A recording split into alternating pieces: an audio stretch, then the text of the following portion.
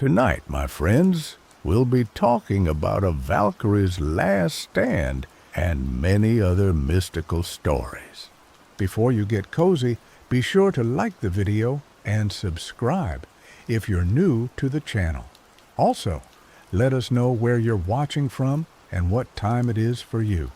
So, get cozy, take a deep breath, and let the journey begin.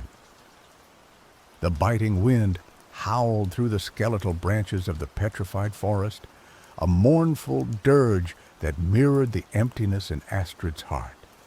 Valhalla, once a beacon of glory shimmering on the horizon, now felt like a hollow echo. The mead halls stood silent, the feasting tables deserted. The warriors, the Einherjar, still trained, still clashed steel, but their laughter lacked its former resonance. Their victories felt thinner because the Valkyries were gone. For generations, the Valkyries, Odin's shield maidens, had descended upon the battlefields, selecting the bravest warriors to join the ranks of the Einherjar in Valhalla. Their winged forms, soaring through the blood-soaked skies, were a symbol of hope and an assurance of eternal glory. But for the last 10 winters, their wings had been silent. No Valkyrie had graced the mortal realm. No fallen hero had been chosen. Valhalla was slowly starving, not for sustenance, but for souls. Astrid, shield maiden of the North Wind tribe, felt the loss acutely. She had trained her entire life for battle, honing her skills with axe and shield, dreaming of the day a Valkyrie would deem her worthy. Now, that dream felt like a cruel jest, a phantom limb aching with a potential it would never realize. One frigid evening, as Astrid sat by the dying embers of the hearth, sharpening her axe, a vision slammed into her. It wasn't the gentle guiding visions of the seers. This was a brutal intrusion, a kaleidoscope of fractured images searing themselves onto the back of her eyelids. She saw a desolate landscape, choked with gray ash and the hollow whispers of despair. Gaunt figures, their faces blurred with anguish, wandered aimlessly. And in the heart of this desolate realm, chained to a jagged precipice of black ice, was a Valkyrie. Astrid gasped, dropping her axe. The vision lingered. The image of the chained Valkyrie burned into her mind. The Valkyrie's wings, usually a dazzling white, were tattered and stained a horrifying crimson. Her face, though obscured by shadows, radiated an unbearable sorrow. A voice, ancient and weary, echoed in Astrid's mind, a desperate plea carried on the wind. Helka.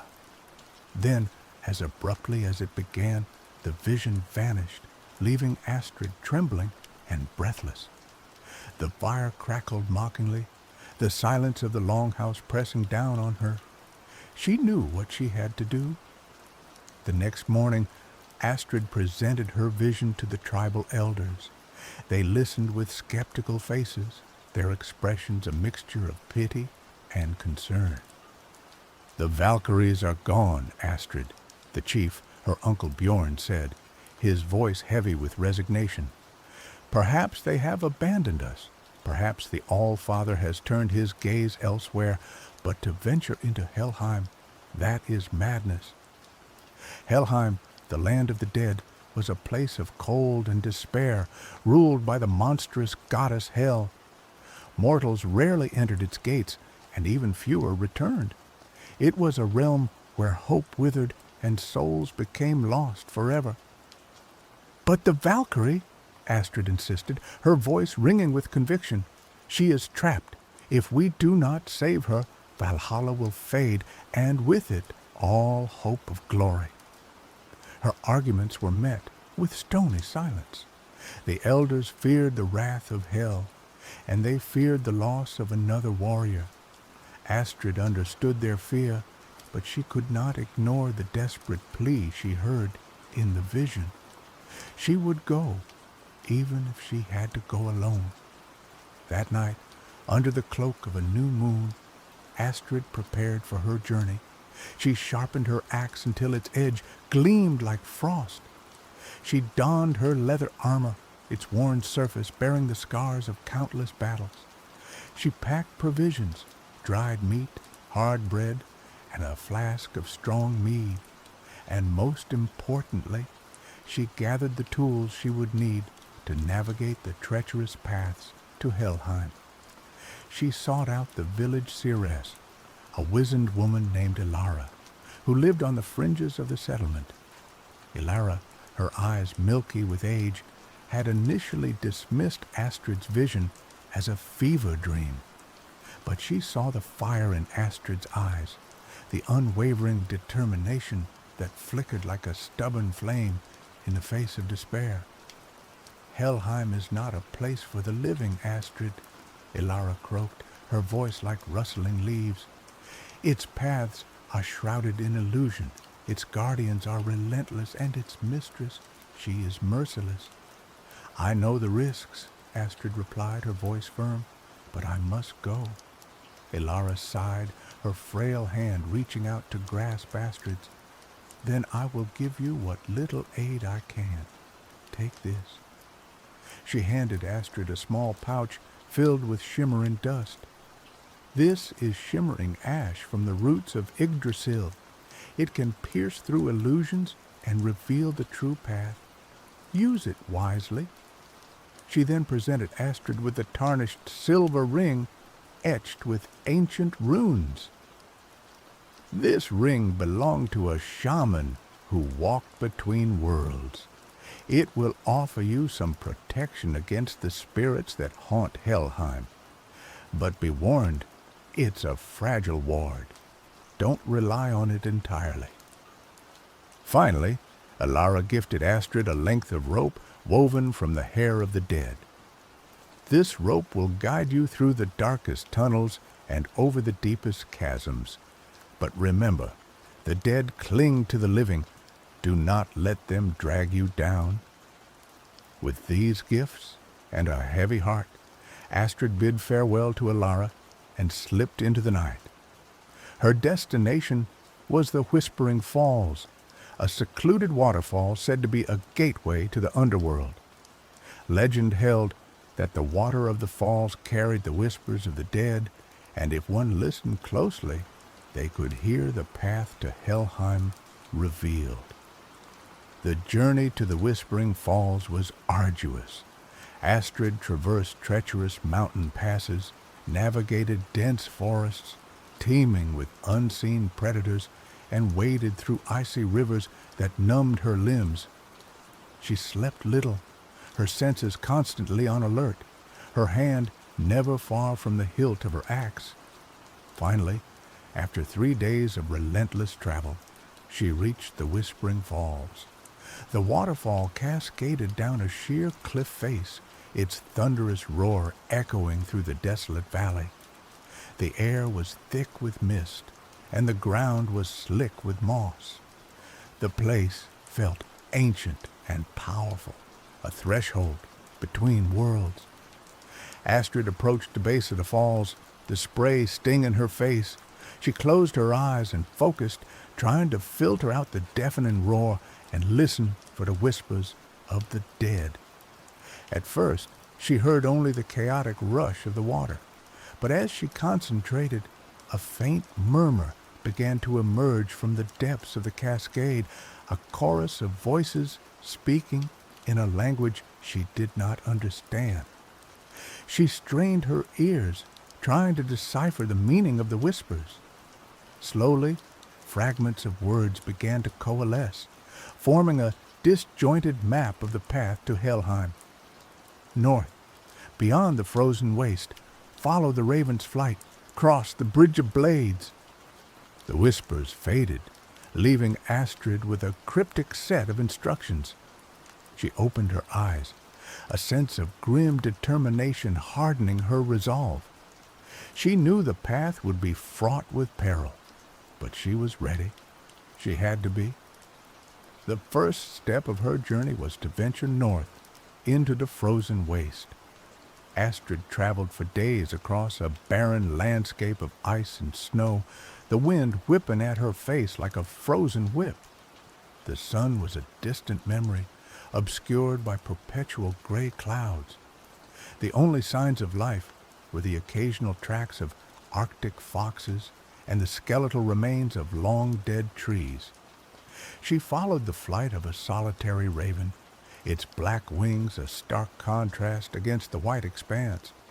The raven led her through treacherous crevasses and over icy ridges, its unwavering flight a constant reminder of her purpose.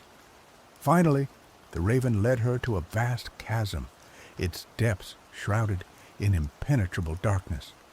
Spanning the chasm was a narrow bridge made of blades, each one sharpened to a razor's edge. This was the Bridge of Blades, the second trial on the path to Helheim. Astrid hesitated, her heart pounding in her chest.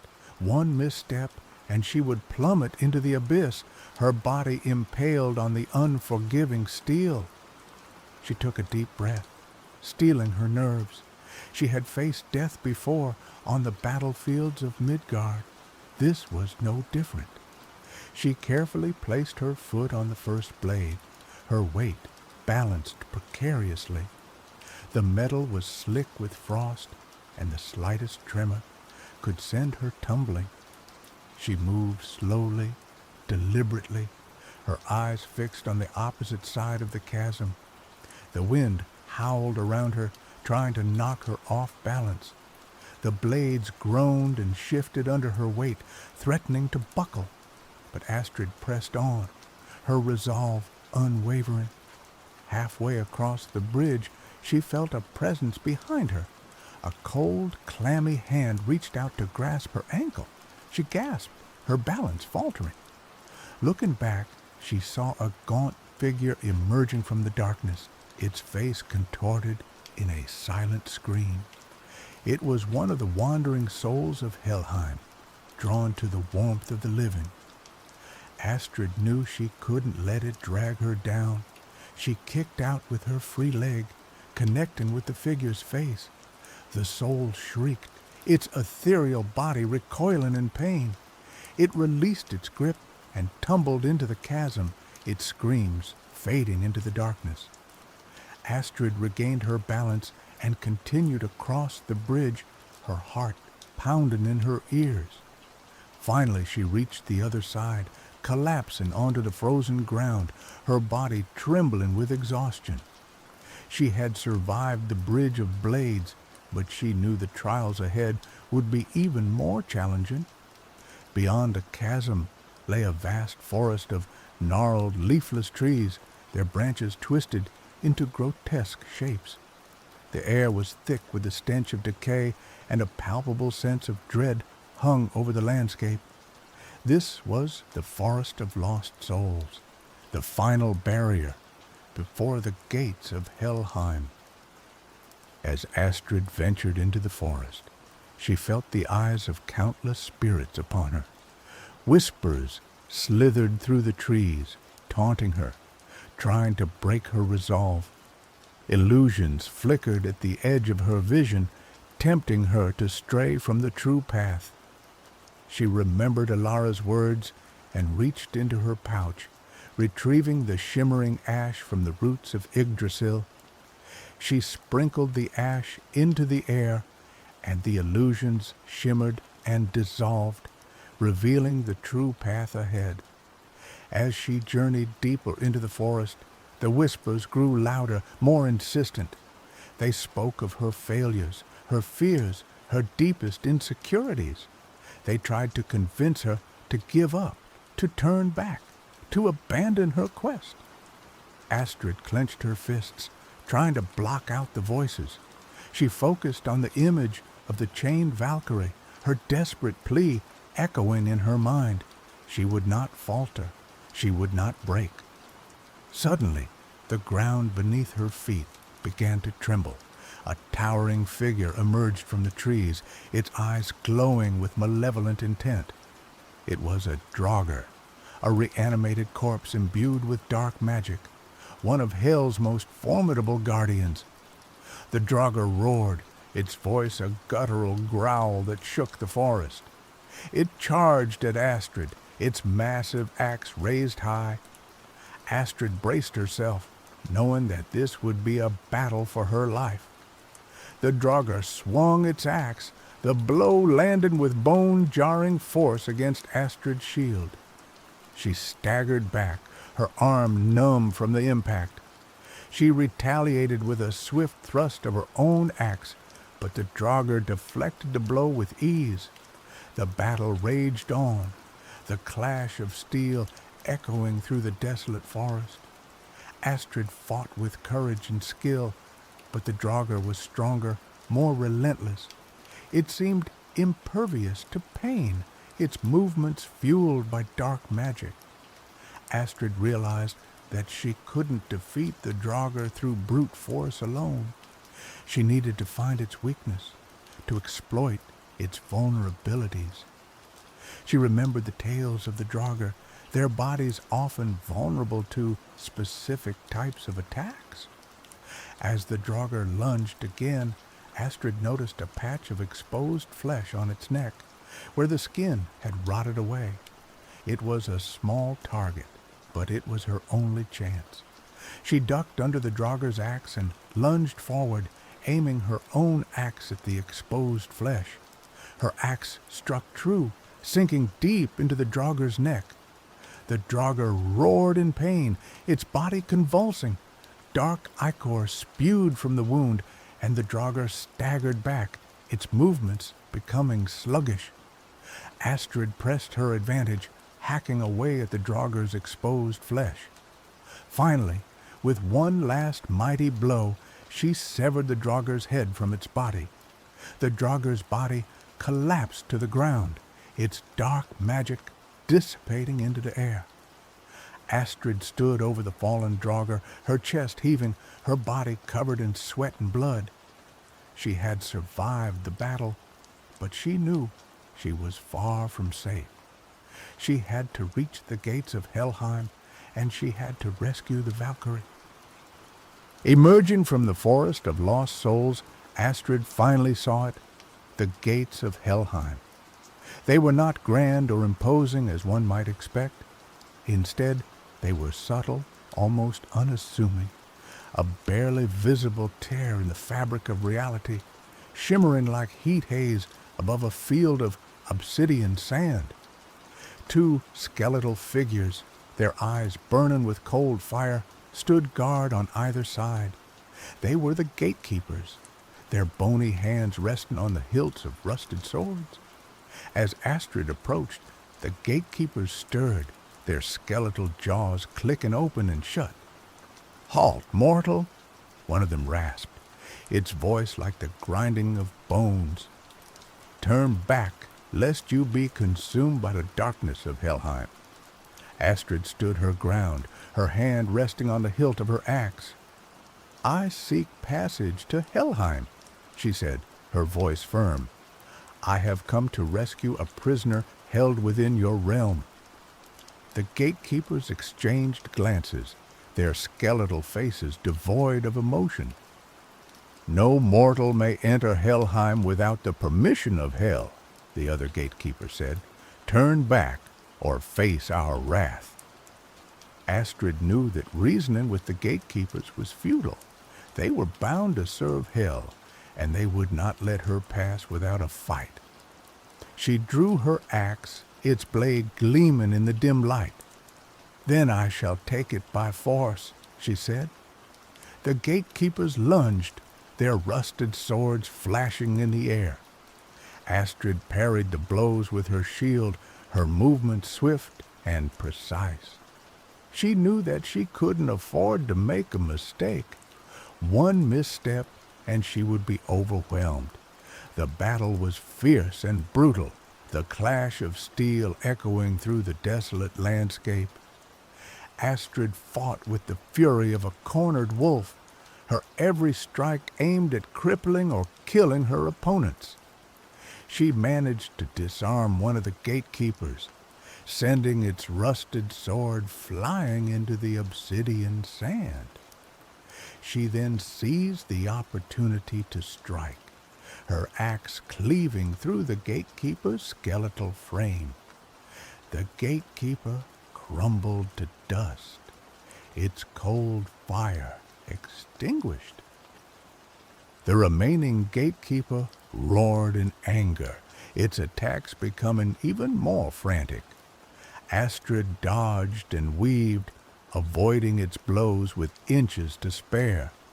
She knew that she couldn't keep this up for long. She needed to end the fight quickly. She remembered the ring that Elara had given her, the tarnished silver ring etched with ancient runes. It was a fragile ward, but it might give her the edge she needed. She slipped the ring onto her finger and focused her will, channeling her energy into the ancient runes. A surge of power coursed through her body, strengthening her muscles, sharpening her senses. She felt a connection to the spirit world, a glimpse of the ethereal realm that lay beyond the veil of mortality. With renewed strength, she parried the gatekeeper's attack and lunged forward, her axe aimed at its skull.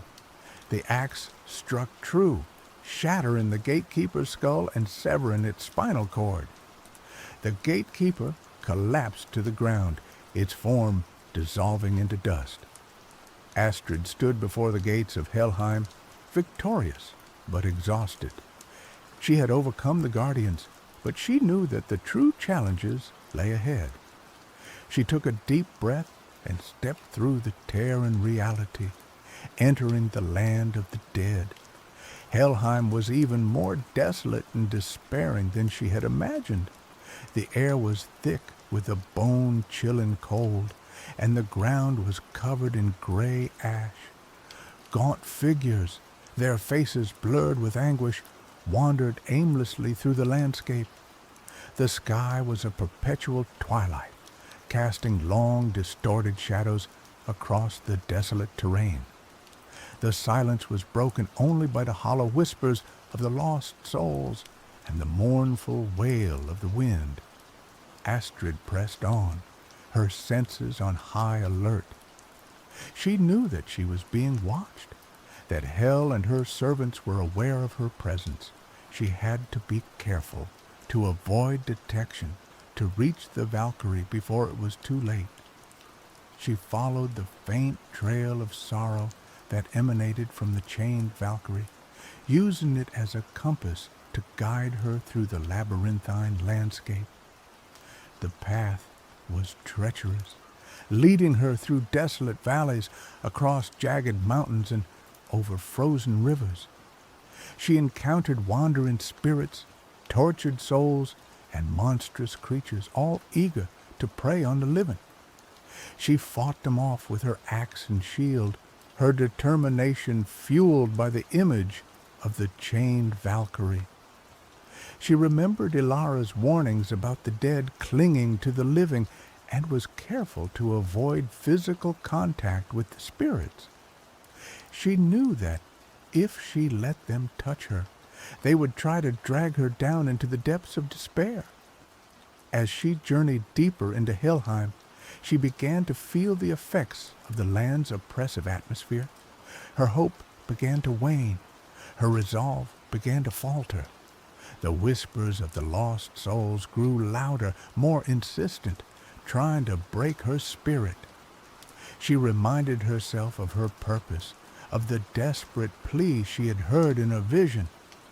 She would not give up. She would not falter. She would rescue the Valkyrie, even if it cost her her life. Finally, after days of relentless travel, she reached her destination, a jagged precipice of black ice towering over a desolate valley, and there, chained to the precipice, was the Valkyrie. Astrid gasped, her heart aching at the sight of her. The Valkyrie was even more broken and battered than she had imagined. Her wings were tattered and stained crimson, her face was gaunt and pale, and her eyes were filled with an unbearable sorrow. The Valkyrie looked up as Astrid approached, her eyes widening in surprise. "A mortal," she croaked, her voice raspy and weak. "What brings you to this forsaken place?" "I have come to rescue you," Astrid said, her voice filled with conviction. "I saw you in a vision. I know that you are trapped here, and I have come to set you free." The Valkyrie shook her head, her expression filled with despair. "It is too late," she said. "I am Helka, last of the Valkyries. Hel has claimed me as her prisoner. She will never let me go." "I will not let you suffer any longer," Astrid declared, stepping forward and attempting to break the chains binding Helka to the ice. They were thick, forged from the blackest metal she had ever seen in her life. "They are enchanted with powerful sorcery," Helka warned. "No mortal blade can cut them."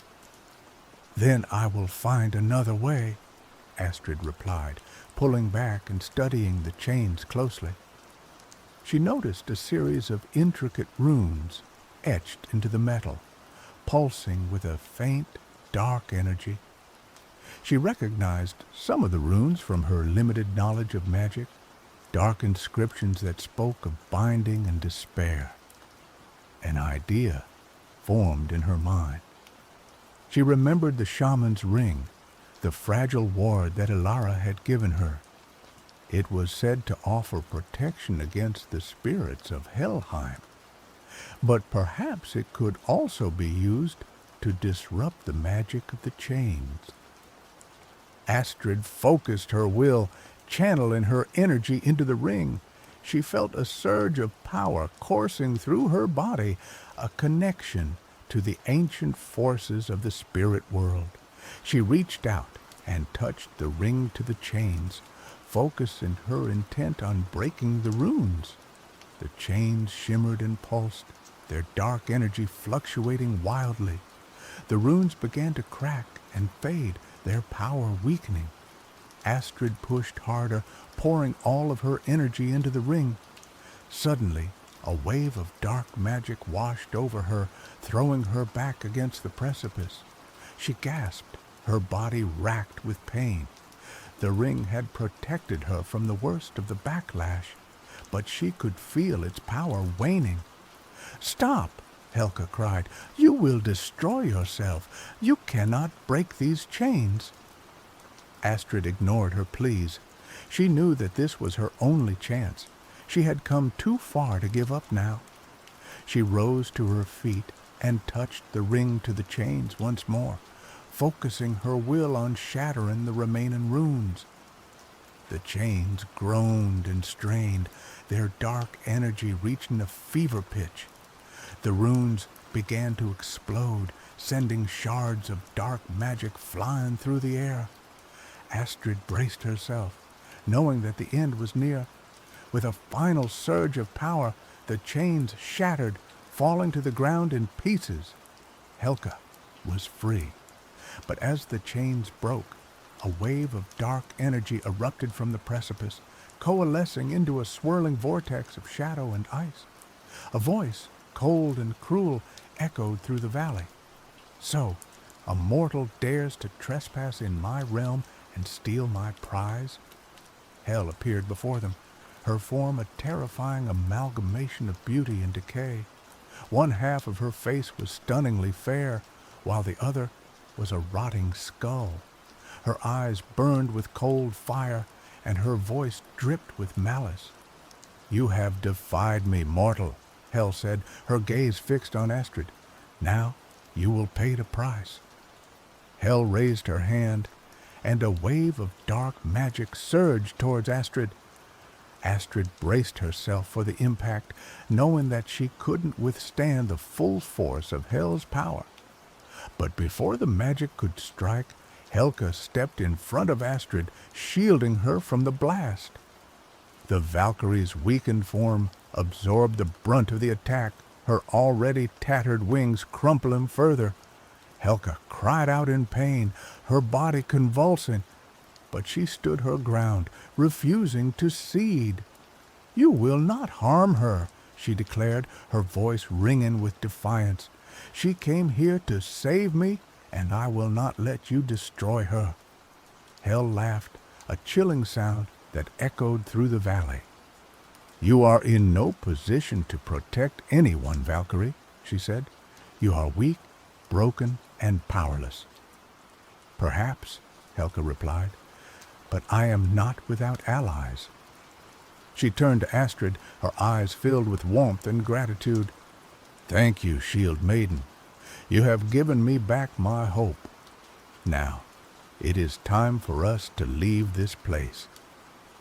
Helka reached out and grasped Astrid's hand, her touch infusing Astrid with a surge of energy. Together, they focused their will on escaping Helheim, on returning to the world of the living. The ground beneath their feet began to tremble, and the air crackled with energy. A portal opened before them, a shimmering gateway leading back to Midgard. Hel screamed in fury, her power oscillous as she tried to close the portal. But it was too late. Helka and Astrid stepped through the gateway, escaping the clutches of the goddess of the dead. They found themselves back at the Whispering Falls, the thunderous roar of the waterfall a welcome sound after the oppressive silence of Helheim. Helka collapsed to the ground, her body exhausted, but her spirit renewed. Astrid knelt beside her, her heart filled with relief. They had done it. They had survived Helheim, and they had rescued the last Valkyrie. "Thank you, Astrid," Helka said, her voice weak. "You have saved me from a fate worse than death. I will never forget your courage and your sacrifice." "It was my honor," Astrid replied, her voice choked with emotion. "The Valkyries are needed. Valhalla needs you." Helka smiled, her eyes regaining their former brilliance. "Then I shall return to Valhalla," she said, "and I shall bring with me the bravest warriors from the mortal realm to join the ranks of the Einherjar." Helka stood up, her wings slowly unfurling, their crimson stains fading to white. She looked at Astrid, her gaze filled with warmth and gratitude. "Come, Shield Maiden," she said. "Let us return to Valhalla together." Astrid grasped Helka's hand, and together they took flight, soaring through the sky towards the shimmering halls of Valhalla. As they flew, Astrid felt a sense of peace and fulfillment she had never known before. She had faced death and despair, and she had emerged victorious. She had saved the last Valkyrie, and she had restored hope to Valhalla. Her name would be etched in legends, sung by skalds for generations to come. As they approached Valhalla, the gates opened wide, welcoming them home. The Einherjar cheered, their voices echoing through the halls. The mead flowed, the laughter resounded, and the feasting tables were once again filled with joy. The Valkyries had returned, and with them a new era of glory had begun. And Astrid, the Shield Maiden who dared to venture into Helheim, would forever be remembered as the hero who saved Valhalla. Her name would be whispered in awe and reverence, a testament to her courage, her determination, and her unwavering belief in the power of hope. The halls of Valhalla rang with tales of her journey, a song of bravery that would echo through eternity. The age of heroes was not over. It had merely been waiting for a Shield Maiden to rekindle the flame.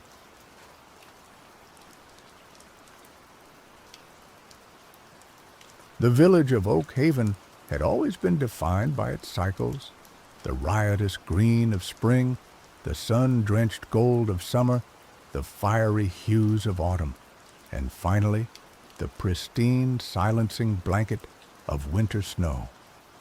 Oak Haven was nestled in a valley carved deep into the Whisperwind Mountains, and the snow, specifically, was their lifeblood. It fed the rivers in the spring, watered the crops, and, in its frozen glory, protected the roots from the harshest of winter winds. But this year, the cycle was broken. The final leaves had long since fallen, painting the ground in shades of rust and ochre. A perpetual twilight clung to the air, a hazy, melancholic amber that seemed to seep into the very bones of the villagers. The air held the crisp bite of late autumn, but the anticipated snowfall never came. Day after day, the gray sky remained stubbornly empty, offering no promise of the white relief they desperately needed.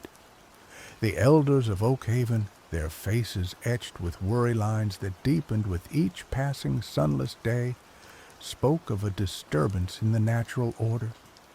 The animals grew restless, migrating erratically. The river, usually a boisterous torrent by now, dwindled to a sluggish stream. Fear, like a creeping vine, began to choke the joy from the village. One crisp morning, Astesius, the village's self-proclaimed historian and keeper of lore, stumbled into the town square, his usually meticulous robes rumpled and his eyes wide with a blend of fear and excitement.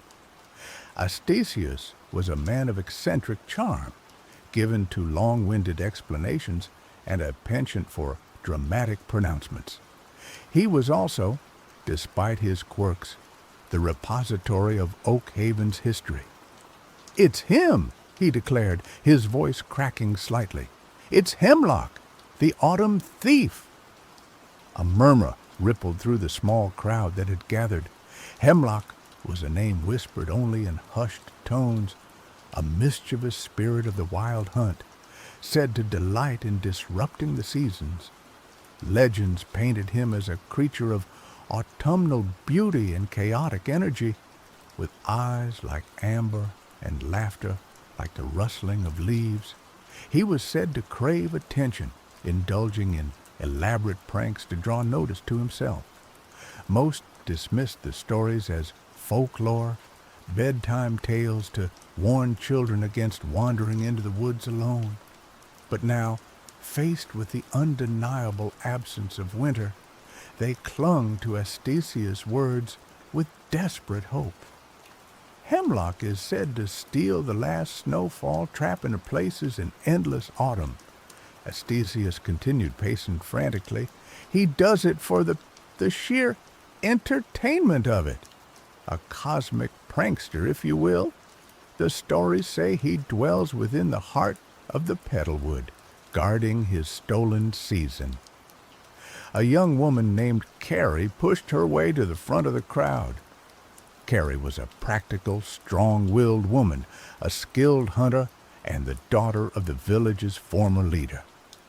She possessed a pragmatic mind and a fiery spirit, rarely swayed by superstition. But even she couldn't deny the unsettling changes that had gripped Oak Haven. "So, what are we supposed to do, Astesius?" she asked, her voice laced with a mixture of skepticism and desperation.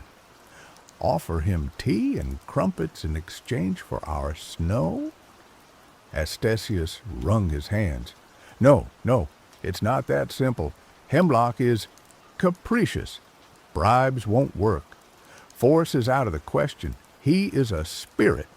The only way to retrieve the snow is to trick him." A collective groan arose from the crowd. Tricking a spirit sounded like a fool's errand, a recipe for disaster. But what other choice did they have? "Trick him how?" Carrie pressed, refusing to back down from the challenge. Astesius paused, his eyes darting around as if searching for inspiration from the very air itself. "Hemlock craves attention, yes, but he also has an immense sense of pride. He believes himself to be unmatchable. We need to find a way to appeal to that arrogance, to make him believe he's winning, when in reality he's being led into a trap." The idea was vague, but it was all they had. Carrie, despite her doubts, knew that inaction was not an option. "All right," she said, squaring her shoulders. "I'll go to the Petalwood." A gasp rippled through the crowd. The Petalwood was a place of ancient gnarled trees and perpetual twilight, a place where reality seemed to thin and the veil between worlds grew fragile. Few dared to venture into its depths. "Carrie, no!" an older woman cried out, her voice filled with concern. "It's too dangerous. The Petalwood is unpredictable." "Someone has to go," Carrie retorted, her gaze unwavering. "We can't just sit here and watch our village wither away." She looked at Astesius. "You'll come with me. You know the lore. You know what we're up against." Astesius paled visibly. "Me? But I'm a scholar, not a—" He trailed off, unable to articulate his fear. "You're our only hope, Astesius," Carrie said, her voice firm but gentle. "We need you." He swallowed hard, his gaze flickering between Carrie's determined face and the anxious faces of the villagers. With a sigh, he relented. "All right," he said, his voice barely a whisper. "I'll go, but I'm warning you, I'm terrible in a fight." Carrie offered a small, reassuring smile. "We're not planning on fighting. We're planning on tricking." As Carrie prepared for her journey, gathering supplies and sharpening her hunting knives, she couldn't shake the feeling that they were embarking on a fool's errand. The legends of Hemlock were unsettling, and the Petalwood was a place steeped in mystery and danger. But the thought of Oak Haven, slowly dying beneath the weight of an endless autumn, fueled her resolve.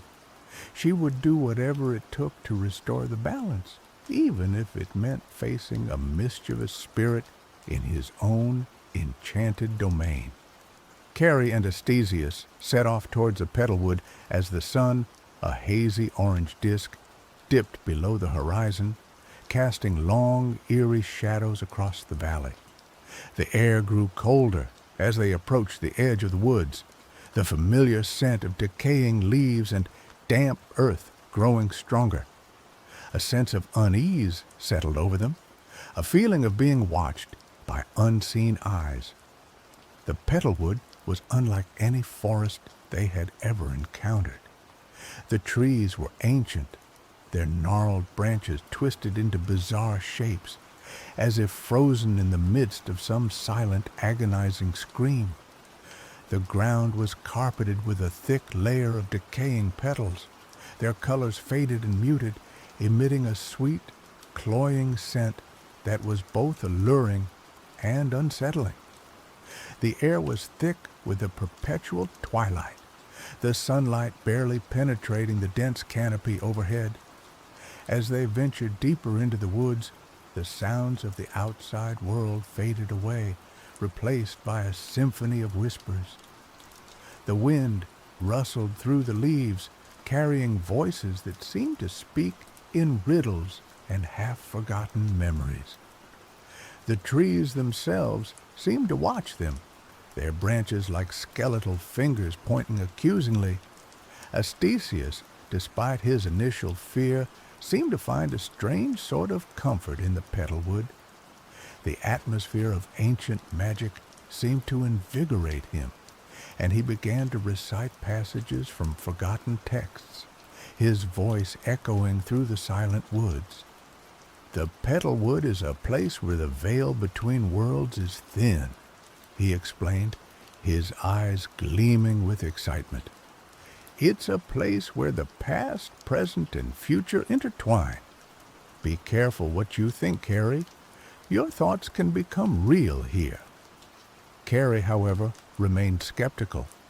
She trusted her senses, and her senses were telling her that they were not alone. She kept her hand on the hilt of her knife, her eyes scanning the shadows for any sign of movement. After hours of walking, they came to a clearing. In the center of the clearing stood a towering oak tree, its branches reaching up towards the sky like supplicating arms. The tree was adorned with hundreds of small, intricately carved wooden masks, each one depicting a different emotion: joy, sorrow, anger, fear. "This is the whispering oak," Astasius said, his voice hushed with reverence. "It's said to be a gateway to the spirit world. Hemlock often uses it to communicate with mortals." As he spoke, a voice echoed from the tree, a melodious, lilting voice that seemed to weave itself into the very fabric of the forest. "Welcome, mortals," the voice said. "I have been expecting you." Carrie stepped forward, her voice clear and strong. "We seek Hemlock, the autumn thief." The voice chuckled, a sound like the rustling of leaves in a gentle breeze. "Hemlock is a busy spirit. What business do you have with him?" "He stole our winter," Carrie said, her voice laced with anger. "He trapped Oak Haven in an endless autumn. We want it back." The voice sighed. "Hemlock does what he does for amusement. He doesn't take requests." "Then tell him this," Carrie said, her eyes fixed on the whispering oak. "We challenge him. We challenge him to a contest. If he wins, he can keep our winter. But if we win, he must return it to us." A long silence followed, broken only by the whisper of the wind through the leaves. Then the voice chuckled again, a sound that sent a shiver down Carrie's spine. "Very well," the voice said. "Hemlock accepts your challenge. Meet him at the sunken glade at dawn. But be warned, mortals. Hemlock is not easily defeated."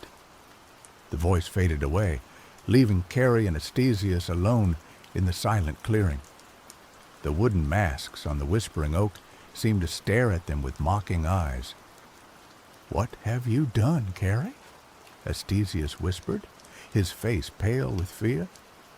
"We're going to face a spirit in his own domain. We don't stand a chance."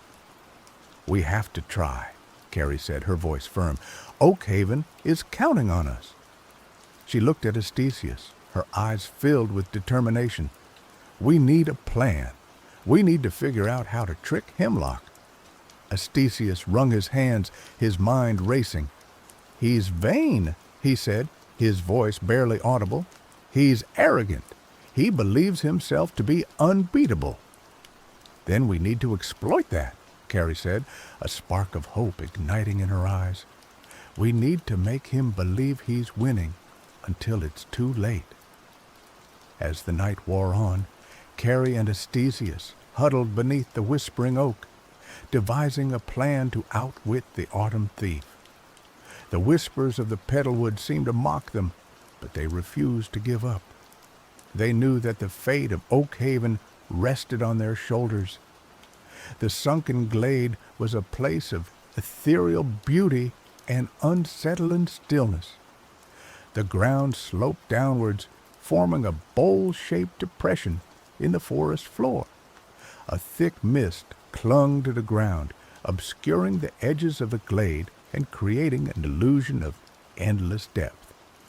In the center of the glade stood a pool of water, its surface as smooth and reflective as a mirror. As Carrie and Astasius entered the glade, they saw Hemlock standing by the edge of the pool. He was everything the legends described, a creature of autumnal beauty, with eyes like amber and hair like the rustling of leaves. He wore a cloak woven from fallen leaves, and his presence radiated an aura of chaotic energy. "Welcome, mortals," Hemlock said, his voice melodious and mocking. "I see you dare to challenge me. I admire your courage, even if it is foolish." "We're not afraid of you, Hemlock," Carrie said, her voice clear and strong. "We're here to reclaim what you stole."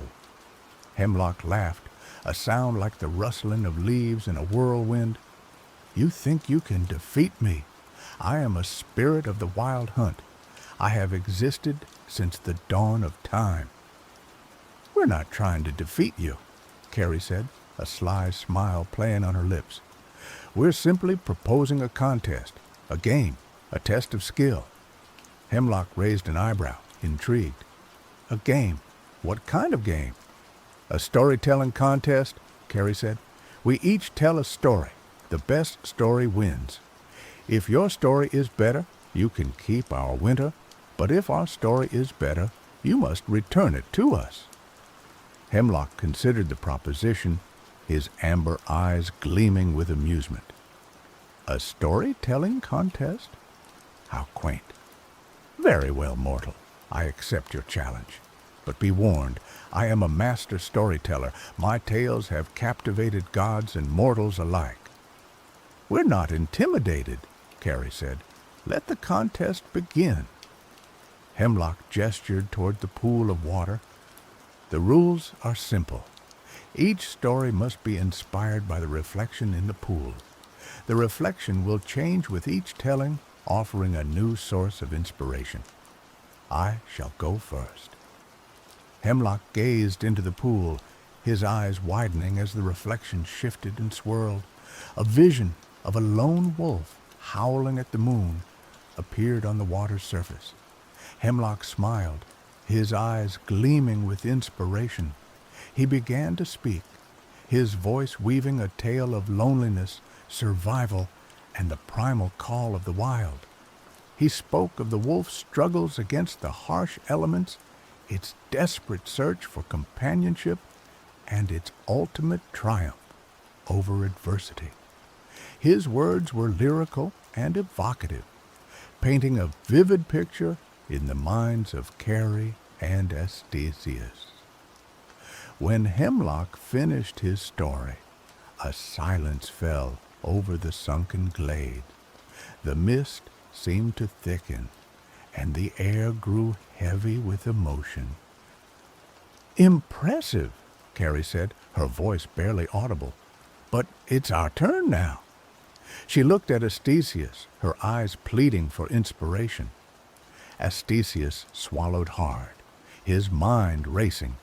He knew that they had to tell a story that was not only captivating, but also strategically crafted to exploit Hemlock's arrogance. He gazed into the pool, his eyes widening as the reflection shifted again. This time, a vision of a withered flower struggling to bloom in the harsh autumn frost appeared on the water's surface. Astesius began to speak, his voice trembling slightly at first, but growing stronger with each word. He told a story of perseverance, hope, and the enduring power of beauty. He spoke of the flower's defiance against the dying season, its unwavering determination to bloom despite the odds. He told of the bee that found the flower and carried its pollen across the land. He spoke of its vibrant color and sweet smell, a beacon of hope in a world consumed by decay. As Astesius spoke, Carrie realized the brilliance of his strategy. He wasn't just telling a story, he was subtly praising Hemlock, comparing him to the flower that dared to defy the natural order. He was appealing to Hemlock's vanity, making him believe that he was the hero of the story. When Astesius finished his story, Hemlock's expression was unreadable. He stared into the pool, his amber eyes narrowed in thought. Well told, he said finally, his voice carefully neutral. But it is my turn again, is it not? The reflection in the pool shifted once more, this time revealing a vision of a mighty oak tree, its branches laden with golden leaves. Hemlock smiled, his eyes gleaming with confidence. He began to speak, his voice filled with pride. He told a story of strength, resilience, and the unwavering power of tradition. The oak was a king, ruling over the forest, wise and strong, a friend to the animals, and a protector of the weak. But as the story went on, the oak's leaves started to fall, one by one, until the mighty tree was bare and withered, a symbol of decaying pompousness. Carrie and Astesius exchanged glances. They knew that they had to deliver the final blow, the final twist that would secure their victory. The reflection shifted again, revealing a vision of a single snowflake falling from the sky. Carrie took a deep breath and began to speak, her voice filled with genuine emotion. She told a story of renewal, change, and the beauty of letting go. She spoke of the snowflake's journey from the heavens to the earth, its fleeting existence a symbol of the ephemeral nature of life. The snowflake falls gently, melting as it touches the ground, feeding the earth with life, preparing it for the next cycle, a small, insignificant droplet of water that ultimately becomes a gushing river once again. As Carrie spoke, she wove a subtle message into her story. She wasn't directly criticizing hemlock, but instead explained how spring always follows winter, how autumn gives way to snow, how one tiny change can have a dramatic and wonderful effect on the world. It's all connected, and it's all a cycle. When Carrie finished her story, a long silence fell over the sunken glade. Hemlock stared into the pool, his expression a mask of fury, as he realizes he was tricked. He has been played. He could almost feel the village of Oakhaven as the air around him grew several degrees colder. "You think you've won?" he said finally, his voice laced with suppressed anger. "You think you've outsmarted me? I am Hemlock. I cannot be defeated." "We didn't defeat you, Hemlock," Carrie said, her voice calm and reassuring. "We simply told a better story, a story of hope, of renewal, of the beauty of balance." Hemlock stared at Carrie, his eyes blazing with fury. Then slowly a wry smile spread across his lips. "Very well, mortals," he said, his voice resigned. "You have earned your victory. I will return your winter to you." He closed his eyes and raised his hands toward the sky. A gust of wind swept through the sunken glade, carrying with it the scent of snow and the promise of winter. The mist began to dissipate, and the first snowflakes began to fall, swirling gently in the air. Hemlock opened his eyes, his amber gaze fixed on Carrie. "I have kept my word," he said, "but do not think that this is the end. I will return, mortals. I will always return. The cycle of the seasons cannot be broken." With a final laugh, Hemlock vanished into the mist, leaving Carrie and Astesius alone in the sunken glade. The snow continued to fall, covering the ground in a blanket of white. As Carrie and Astesius emerged from the petalwood, they were greeted by a sight that made their hearts leap with joy. Oakhaven was transformed. The ground was covered in a pristine layer of snow. The trees were dusted with white, and the air was filled with the crisp, invigorating scent of winter. The villagers rushed to greet them, their faces beaming with relief and gratitude. They cheered and danced in the snow, celebrating the return of the season they had feared they had lost forever. Carrie and Astesius were hailed as heroes, their names forever etched into the annals of Oakhaven's history. But they knew that they were not truly heroes. They had simply done what was necessary to protect their village, to restore the balance of the seasons. As the days turned into weeks, Oakhaven gradually returned to normal. The river began to flow again. The animals returned to their natural migration patterns, and the villagers resumed their winter routines. But something had changed. They had learned a valuable lesson about the importance of respecting the natural world and the power of stories to shape their reality. Carrie, no longer just a hunter, but a respected leader, continued to serve her village with wisdom and compassion. She often ventured into the petalwood not out of fear or obligation, but out of a newfound appreciation for its mysteries. She learned to listen to the whispers of the woods, to understand the language of the spirits, and to respect the delicate balance between the mortal and the magical. Astesios, emboldened by his experience, embraced his role as the village's historian and lore keeper with renewed vigor. He spent his days poring over ancient texts, seeking to expand his knowledge of the spirit world and the secrets of the seasons. He became a mentor to the younger generation, sharing his wisdom and instilling in them a sense of reverence for the natural world. And as the years passed, the legend of the autumn thief and the frozen bloom lived on, a reminder of the day when a mischievous spirit threatened to plunge Oak Haven into eternal autumn, and two unlikely heroes rose to the challenge, using their wits and their words to restore the balance and bring back the beauty of winter. Years later, on a crisp autumn evening, a young girl named Luma sat by the fire, listening intently as Astesius, now an old man with a twinkle in his eye, recounted the tale of Hemlock and the stolen snow. "So, what happened to Hemlock?" Luma asked, her eyes wide with curiosity. "Did he ever come back?"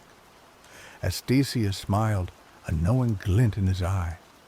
"Oh, he came back, Luma. He always comes back. He is the spirit of autumn, after all. But he never bothered Oak Haven again. He learned that sometimes the best pranks are the ones that aren't played at all." Luma snuggled closer to the fire, her imagination ignited by the tale. She knew that the story of Hemlock was more than just a legend. It was a lesson about the importance of respecting the seasons, the power of stories, and the enduring strength of community. And as she drifted off to sleep, she dreamed of a world where the balance of nature was always protected, and the spirit of mischief was kept in check by the wisdom and courage of those who dared to challenge him. Carrie, now the village elder, watched from the doorway, a smile playing on her lips. She knew that the cycle would continue, that the seasons would always change, and that new challenges would always arise. But she also knew that the spirit of Oak Haven would endure, passed down from generation to generation, a beacon of hope and resilience in a world filled with both beauty and peril. And somewhere in the depths of the petalwood, Hemlock stirred, a mischievous glint in his amber eyes. He knew that his game was far from over. The world was full of stories waiting to be told, and he was always ready to play his part, to challenge the status quo, and to remind mortals that even in the darkest of times, there is always room for a little bit of mischief. After all, what is a life without a bit of chaos? He let out a soft chuckle that sounded like the rustling of leaves, and the petalwood whispered in response. The cycle would continue.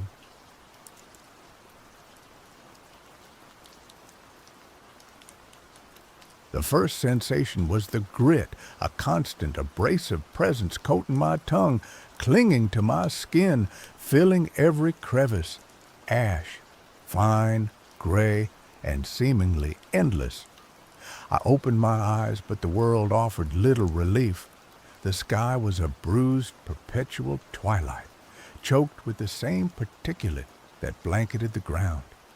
Buildings, or what remained of them, clawed at the dim light like skeletal fingers, their outlines jagged against the oppressive gloom. I sat up, a wave of nausea washing over me. My head throbbed a dull, insistent drumbeat. Memory flickered, fragmented and elusive like moths drawn to a dying flame. Names, faces, they danced just out of reach, leaving me with a profound sense of loss and disorientation. I was alone. My hand instinctively went to my side, finding the familiar weight of a sword. It was long, well balanced, the hilt cool and smooth beneath my fingers, but there was something wrong, something profoundly unsettling about it. The metal, usually gleaming, was dull and stained, as if it had been quenched in something foul. And then I saw it, the weeping. From the fuller, a thin, viscous fluid trickled, black as pitch and smelling faintly of decay. It wasn't water or oil or any substance I recognized. It was wrong. The sword wasn't just a weapon. It was afflicted, burdened with something unspeakable. I recoiled, a primal fear gripping me. What was this thing I held, and why did it feel so intrinsically linked to me? As I pushed myself to my feet, the world swam back into focus. I was in a city, or rather, what had been a city. The scale of the destruction was breathtaking. Buildings were collapsed, reduced to smoldering ruins. Streets were choked with debris, the remnants of a life that had been violently extinguished. This was Ashfold. The name surfaced, unbidden, along with a chilling understanding. Ashfold had burned, but not just burned. Something far more deliberate, far more terrifying had occurred here. The air itself felt heavy, laden with a palpable sense of dread. It was a silence unlike any I had ever experienced, a silence that screamed of absence, of a life force eradicated. It was a silence that pressed down on me, threatening to suffocate me. I began to walk, my boots crunching on the ash-covered ground. Each step was a struggle, my muscles stiff and unresponsive. I followed what was once a main thoroughfare, navigating around collapsed structures and piles of rubble. The devastation was everywhere, a constant reminder of the horror that had unfolded. As I moved deeper into the city, I began to see things, whispers of movement in the periphery, fleeting shadows that darted between the ruins. Sometimes I thought I saw figures, human-like in form, standing motionless in the distance, their faces obscured by the gloom. But whenever I tried to get closer, they vanished, leaving me questioning my sanity. Were they ghosts, illusions born of the oppressive atmosphere, or something else entirely? The sword, still weeping black tears, felt heavier with each passing moment. It was a constant drain, a physical and emotional burden. I considered discarding it, abandoning it to the ashes, but something held me back. A sense of obligation, or perhaps just morbid curiosity. It was a key, I suspected, to understanding what had happened here, to understanding who I was. Days blurred into nights, marked only by the gradual shift in the quality of the twilight. I scavenged for food and water, finding meager supplies in the ruins of what were once homes and shops. Most of it was spoiled or contaminated, but I ate anyway, driven by a primal need to survive. I slept in the hollowed-out shells of buildings, always alert, always listening for any sign of danger. The silence was my constant companion, broken only by the occasional groan of collapsing masonry or the whisper of the wind through the ruins. During one of these meager meals, I found a shield. It was almost completely burned, but some of the metal was still holding it together. I used some of the leather from the sheath of my sword to make a grip handle to hold the shield. The dreams started soon after. Visions of fire, of screams, of faces contorted in terror. I saw Ashfold in its glory, a vibrant city filled with life and laughter. Then the rot came, a creeping darkness that consumed everything in its path. And then the fire, a cleansing inferno that erased the rot, but also the city itself. And in the heart of the fire, I saw him, a figure cloaked in shadow, wearing a crown of burning embers. He sat on a throne of scorched bone, his face hidden from view. But I knew, with a certainty that chilled me to the bone, that he was the one who had ordered the burning. He was the King of Ashfold. The dreams left me shaken and disoriented, blurring the line between reality and nightmare. Were they memories, or just figments of my imagination? One day, while exploring the ruins of what appeared to be a temple, I found something that offered a glimmer of hope. A mural, partially intact, depicting scenes of Ashfold's history. I recognized some of the events from my dreams. The city's founding, its rise to power, its prosperity. But then the mural depicted something new, something I hadn't seen before. A ritual. A group of figures, cloaked and hooded, performing some kind of dark ceremony. In the center of the circle stood a towering, grotesque creature, its form shrouded in shadow. The mural showed a creature corrupting the land, spreading the rot that would eventually consume Ashfold. And then the mural showed a single figure, a warrior, wielding a sword that wept black tears. He was depicted as the savior of Ashfold, the one who would vanquish the rot and restore the city to its former glory. I stared at the mural, my heart pounding in my chest. The warrior, he looked like me. The sword, it was the same one I held in my hand. Could it be true? Was I destined to save Ashfold? Or was it already too late? Driven by a newfound sense of purpose, I continued my journey through the ruins. I sought out any clues, any remnants of the past that could help me understand the rot and how to defeat it. I found fragments of ancient texts detailing the history of the rot and its origins. It was an ancient evil, a parasitic force that fed on life and corrupted everything it touched. It had been banished long ago, but somehow it had returned to Ashfold. The texts spoke of a way to defeat the rot, a ritual that required a sacrifice, a cleansing fire that would burn away the corruption. But the ritual was dangerous, and the price of failure was unimaginable. I also learned more about the King of Ashfold, the one who wore the crown of cinders. His name was Arian, and he was said to be a wise and just ruler. But the rot had twisted him, corrupted his mind and body. He had become a tyrant, consumed by a desire to control the rot, to harness its power for his own ends. In a last-ditch effort to save his kingdom, Arian had ordered the burning of Ashfold. He believed that the fire would cleanse the rot, that it would destroy the source of the corruption. But he was wrong. The fire had only amplified the rot, turning Ashfold into a wasteland of ash and despair, and Arian himself had become something else, a creature of fire and ash, bound to the throne of scorched bone, forever ruling over his ruined kingdom. I knew then what I had to do. I had to confront Arian, the Cinder King. I had to end his reign of terror and find a way to cleanse Ashfold of the rot.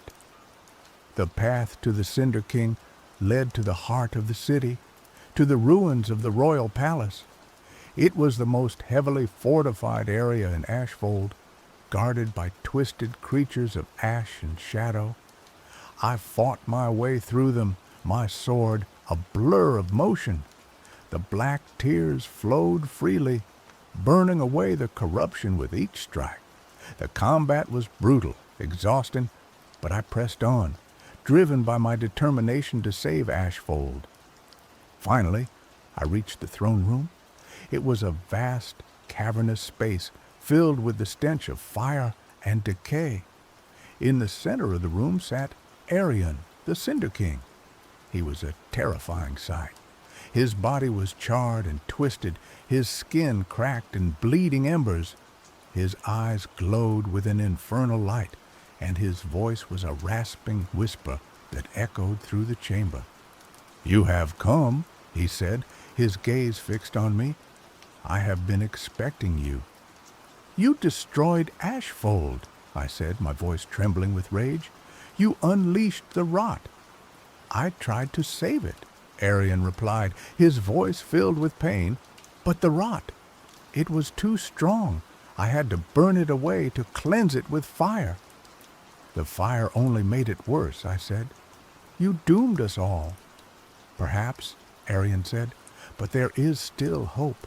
You are the key. The sword you wield, it is the only thing that can truly destroy the rot."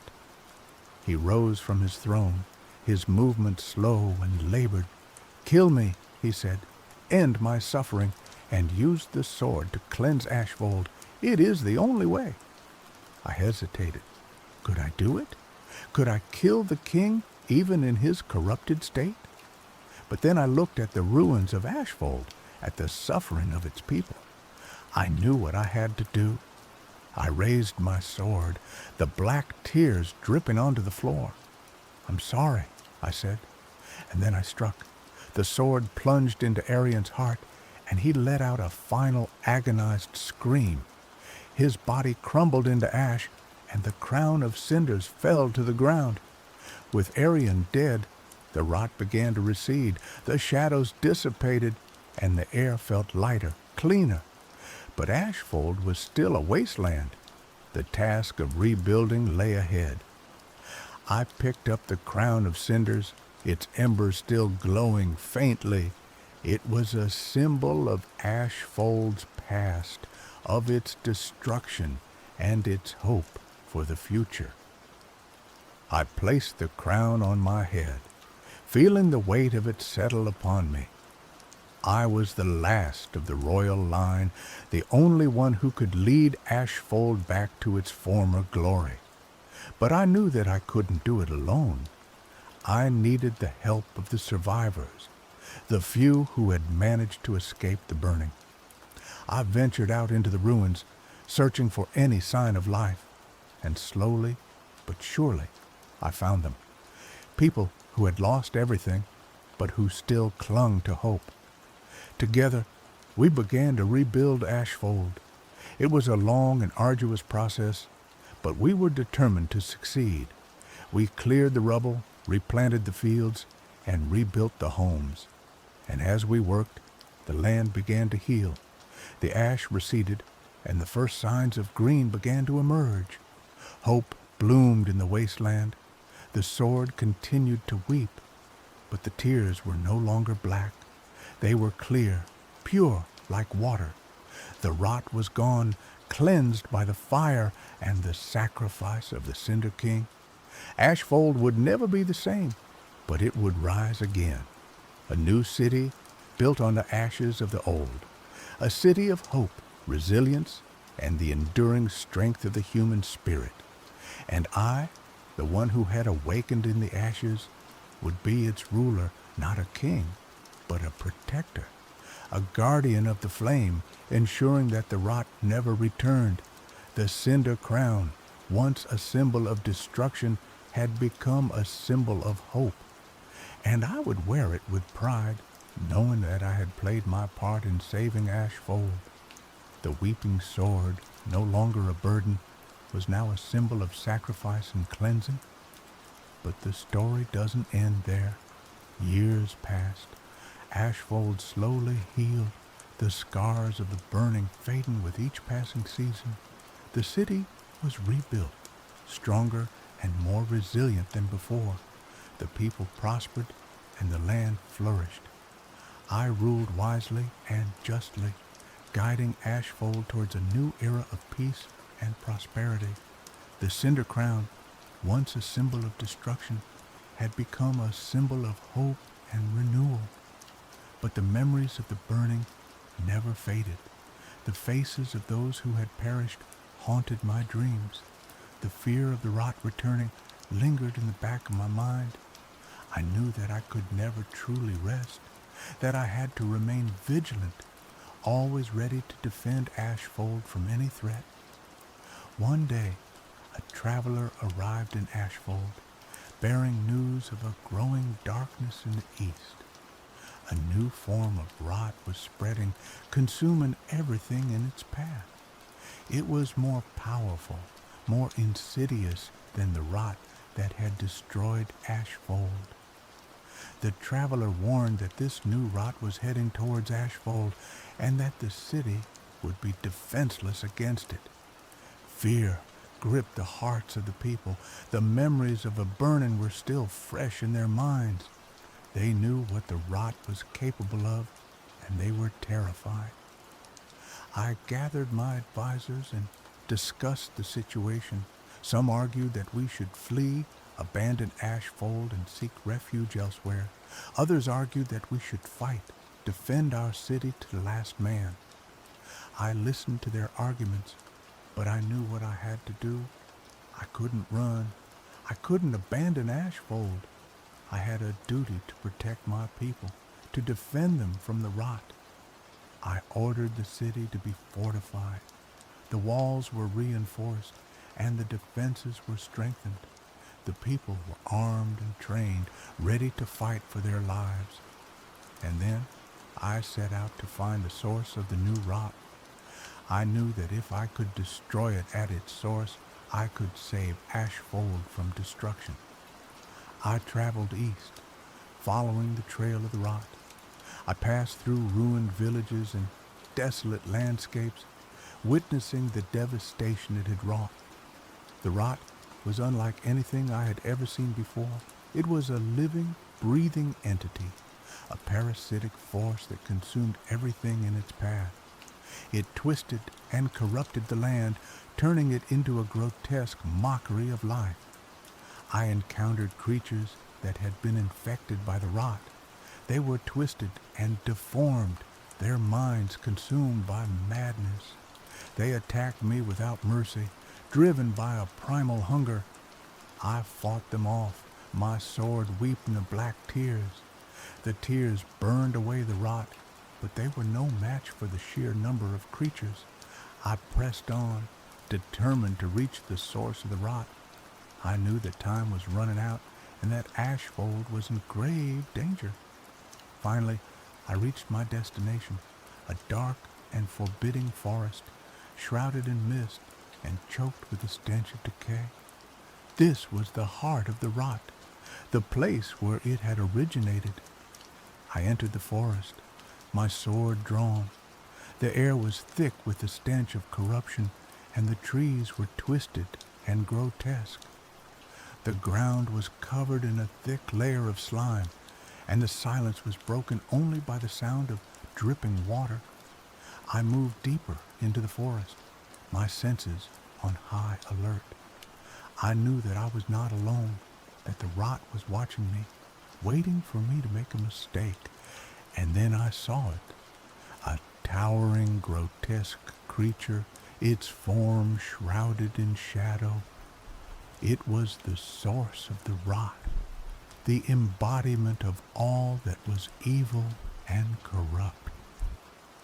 The creature turned its gaze upon me, its eyes glowing with an infernal light. It let out a deafening roar, and the ground began to tremble. I knew that this was it, the final battle. The fate of Ashfold rested on my shoulders. I charged towards the creature, my sword raised high. The black tears flowed freely, burning away the rot that surrounded it. The creature attacked, its claws tearing through the air. I dodged its attacks, my movement swift and precise. I struck back, my sword plunging into the creature's flesh. It roared in pain, and the rot began to recede. But the creature was too powerful. It shrugged off my attacks and retaliated with a vengeance. I was knocked to the ground, my body bruised and battered. The creature loomed over me, its claws dripping with rot. I knew that I was beaten, that I couldn't win, but I refused to give up.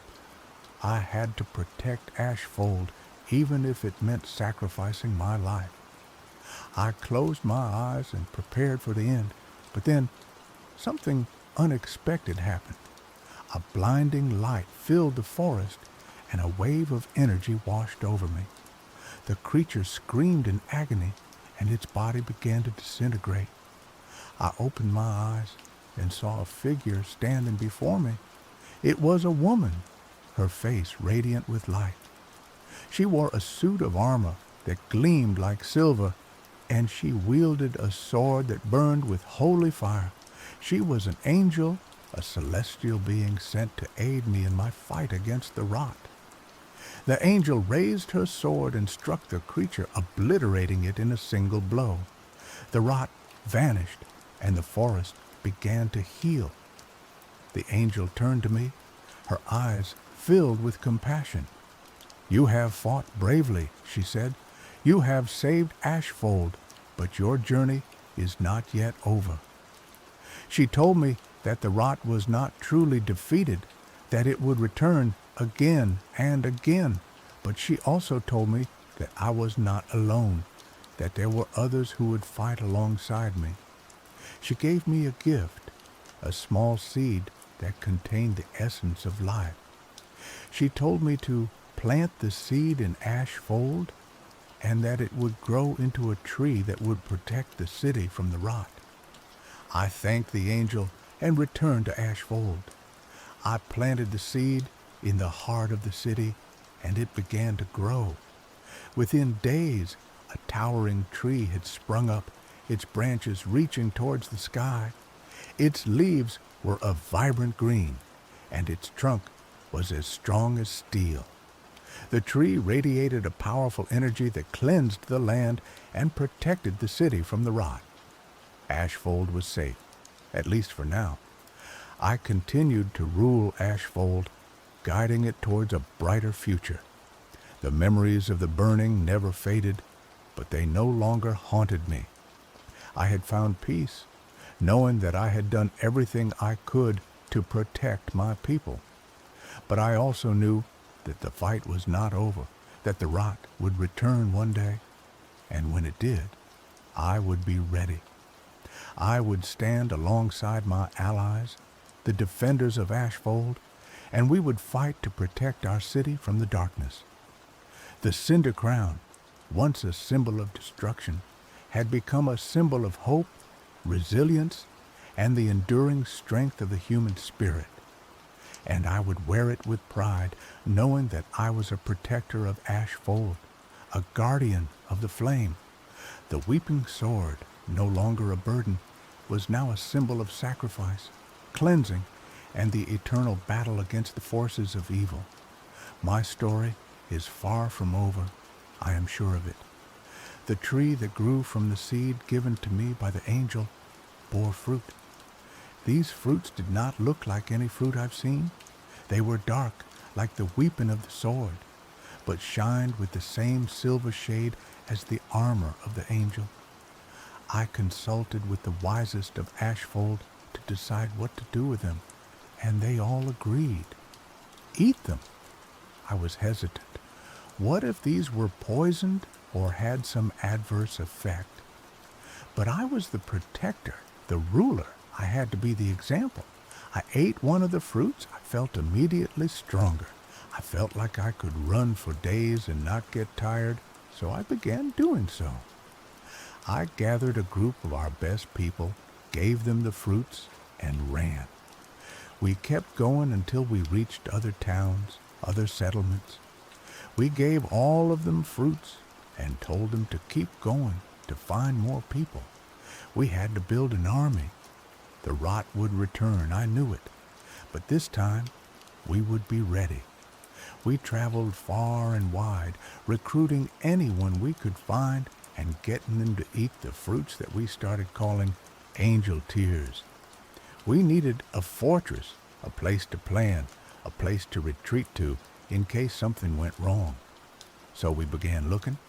We looked for many months, consulting maps, charts, reading old stories, following rumors, until we found it. An old dwarven fortress built into the side of a mountain. It was abandoned for hundreds of years because of a mining accident. But it was perfect. We cleared it out, reinforced the tunnels, and set up shop. I had a vision. I knew what we needed to do. We needed to find the people who could wield the angel tear fruit in the most effective way. I knew who they were. They were the descendants of the people who had originally sealed the rot. They had the blood of angels in their veins. We sent out scouts, and they found them. They were spread out all over the world, living in hiding, afraid of their own power. We brought them to the fortress, and I taught them how to use their powers. We forged weapons of silver, blessed by the angels. We trained for years, preparing for the inevitable return of the rot. And then one day, it came. The rot returned, stronger than ever. It swept across the land, consuming everything in its path. But this time, we were ready. We met the rot head on, our silver weapons gleaming in the sunlight. The battle was fierce, but we were not afraid. We fought with the courage of angels, and we drove the rot back. We pushed it back to the forest where it had originated, and we sealed it away once more. But we knew that it would return, and we would be ready. We would stand guard, always vigilant, always prepared to defend the world from the darkness. And so, my story continues. I am the protector of Ashfold, the guardian of the flame. I am the wielder of the weeping sword, the bearer of the cinder crown. I am the leader of the angel tear army, the champion of light against the darkness. And I will never give up. I will never surrender. I will fight until my very last breath to protect the world from the rot. Because that is my purpose. That is my destiny, and I will not fail. The weeping sword had stopped. It no longer cried. It just bled. It constantly bled black and silver blood, the colors of the rot and the angel. It was pure, it was strong, and it was always ready. The sword had become a part of me, as the cinder crown had, as the fallen kingdom had. I am Ashfold, and Ashfold is me. I am eternal.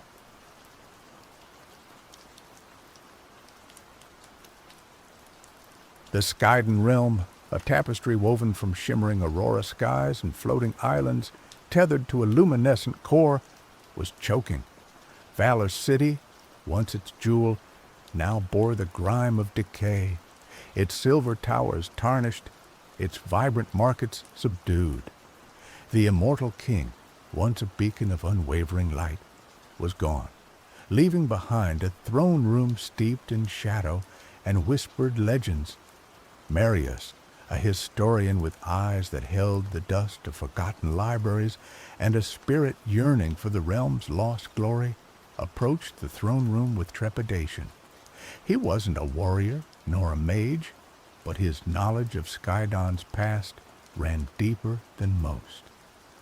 He believed the key to the realm's salvation lay within the ruins of its former grandeur. Alania, a warrior with hair the color of molten gold and a heart forged in the crucible of hardship, stood guard at the entrance. Her armor was scarred, a testament to countless battles fought and won. But her gaze, though sharp, held a weariness that mirrored the city's own. "Marius," she greeted, her voice raspy but firm, "the rumors are true then? You seek the king's memory?" "I seek to understand," Marius corrected, his voice soft but resolute. "To understand what broke him, what broke Skydon. Perhaps within his memories we can find a way to mend it." Alania hesitated, her hand resting on the hilt of her sword. "The throne room is not a place for scholars. It is tainted. Many have entered, seeking power, knowledge, anything to fill the void left by the king. None have returned the same." "I know the risks," Marius said, meeting her gaze. but I believe the risk of inaction is far greater." Alania, after a long, silent moment, stepped aside. "Then go. But be warned, Marius, some doors are best left unopened." The throne room was a cavernous space, the air thick with a palpable sense of sorrow. Fragments of stained glass depicting scenes of Skydon's golden age lay scattered across the floor, reflecting the faint light filtering through the cracked dome above. The throne itself, crafted from a single piece of solidified starlight, dominated the room. It was magnificent, even in its desolation, radiating a faint, ethereal glow. But it was the pool at the foot of the throne that drew Marius's attention, a viscous crimson liquid shimmering unnervingly in the dim light. It was blood, undoubtedly, but not the blood of any mortal creature. It was the blood of an immortal, the blood of the king, imbued with the weight of centuries and the echoes of countless memories. And it spoke.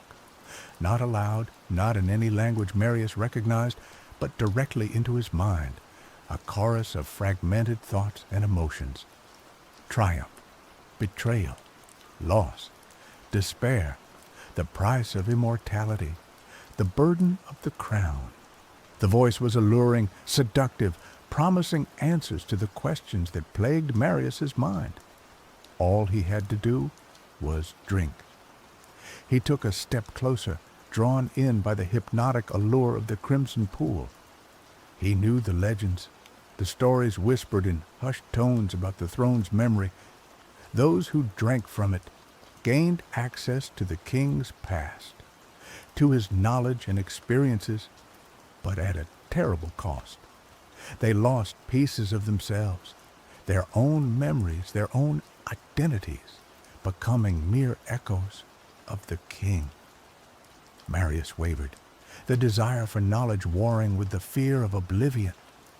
He looked back at Alania, who stood silhouetted in the doorway, her expression unreadable. He knew she wouldn't stop him, that she trusted him to make the right choice. He closed his eyes, took a deep breath, and made his decision. He would not drink, not yet. He needed to understand more, to find a way to access the king's memories without sacrificing his own self. He spent hours in the throne room, studying the pool, examining the throne, searching for any clue, any hint of an alternative. He ran his fingers along the cold, smooth surface of the starlight, feeling the faint thrum of energy that still pulsed within it. He tried to decipher the fragmented whispers he heard in his mind, piecing together the puzzle of the king's downfall. As the first rays of dawn pierced through the cracked dome, painting the throne room in hues of rose and gold, Marius noticed something he had missed before, a faint inscription etched into the base of the throne, almost invisible to the naked eye. He squinted, tracing the symbols with his fingers. They were ancient, a dialect of the Skydon language he had only encountered in the most obscure texts. He spent hours translating, poring over his mental lexicon, until finally the meaning dawned on him. The inscription was a warning, a safeguard, a key. It spoke of a ritual, a way to access the king's memories through a conduit, a vessel capable of holding the immense weight of his past. The inscription mentioned a name, Astasia. Astasia was a legend, a myth whispered among the scholars of Valor City. Said to be a weaver of echoes, she possessed the rare ability to touch the threads of memory, to unravel the past and weave it anew. She was also said to be long dead, lost to the ravages of time. But Marius, driven by his unwavering belief, refused to accept that Astasia was gone. He scoured the ancient texts, the hidden archives, the forgotten libraries, searching for any trace of her existence. He followed rumors, chased whispers, braving the dangers that lurked in the shadows of the decaying city.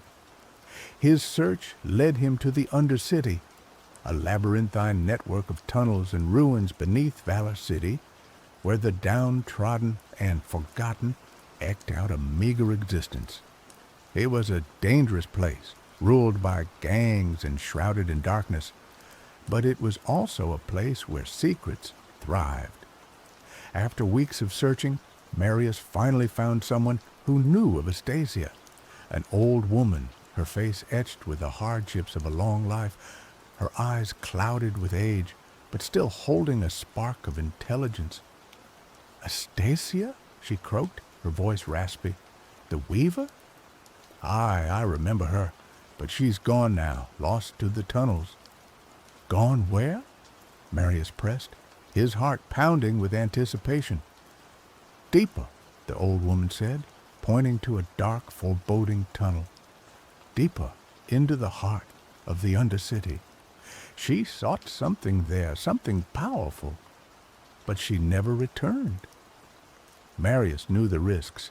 The tunnels were treacherous, riddled with traps and inhabited by creatures warped by the darkness. But he had come too far to turn back now.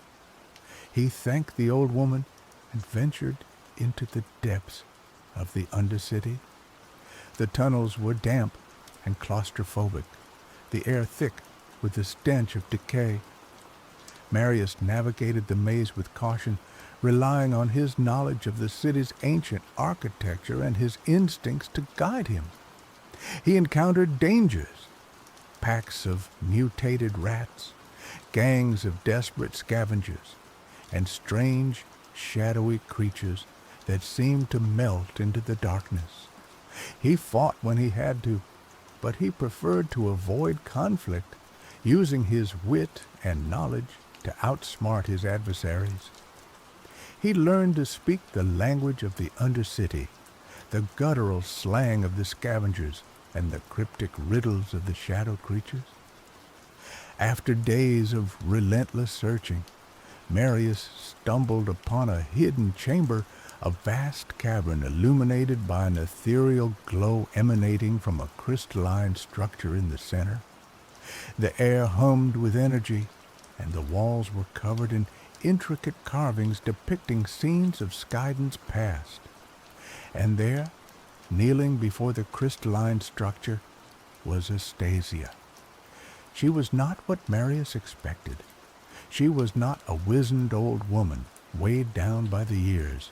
She was young, perhaps no older than himself, with hair the color of moonlight and eyes that shimmered with an otherworldly light. She wore simple robes, but they were adorned with intricate embroidery that seemed to shift and change with the light. She was also in a trance, her mind lost in the echoes of the past. "Astasia!" Marius called out, his voice echoing in the cavern. She didn't respond. He approached her cautiously, reaching out to touch her shoulder. As his fingers brushed against her robe, a jolt of energy surged through him, throwing him back against the wall. "Do not disturb her," a voice echoed in his mind. "She is listening to the echoes." Marius looked around, searching for the source of the voice. He saw no one. "Who's there?" he demanded. The voice chuckled. "I am Tenji, guardian of the echoes. I have watched you, Marius, and I know why you have come."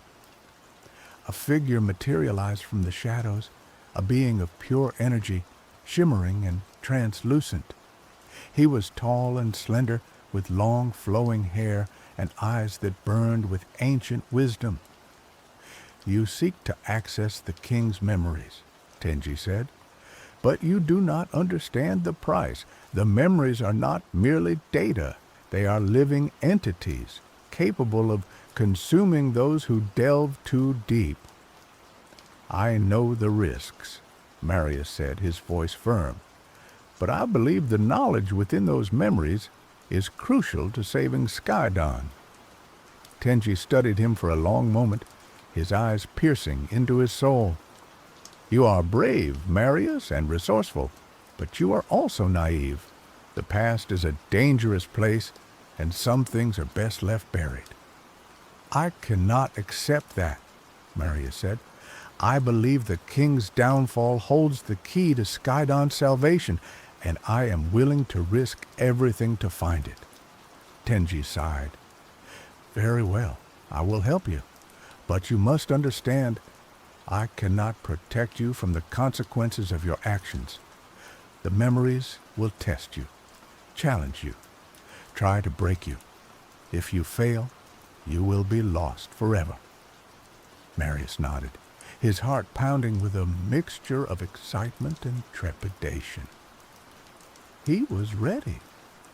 Tenji turned to Astasia, placing his hand on her forehead. Awaken, Weaver. The time has come.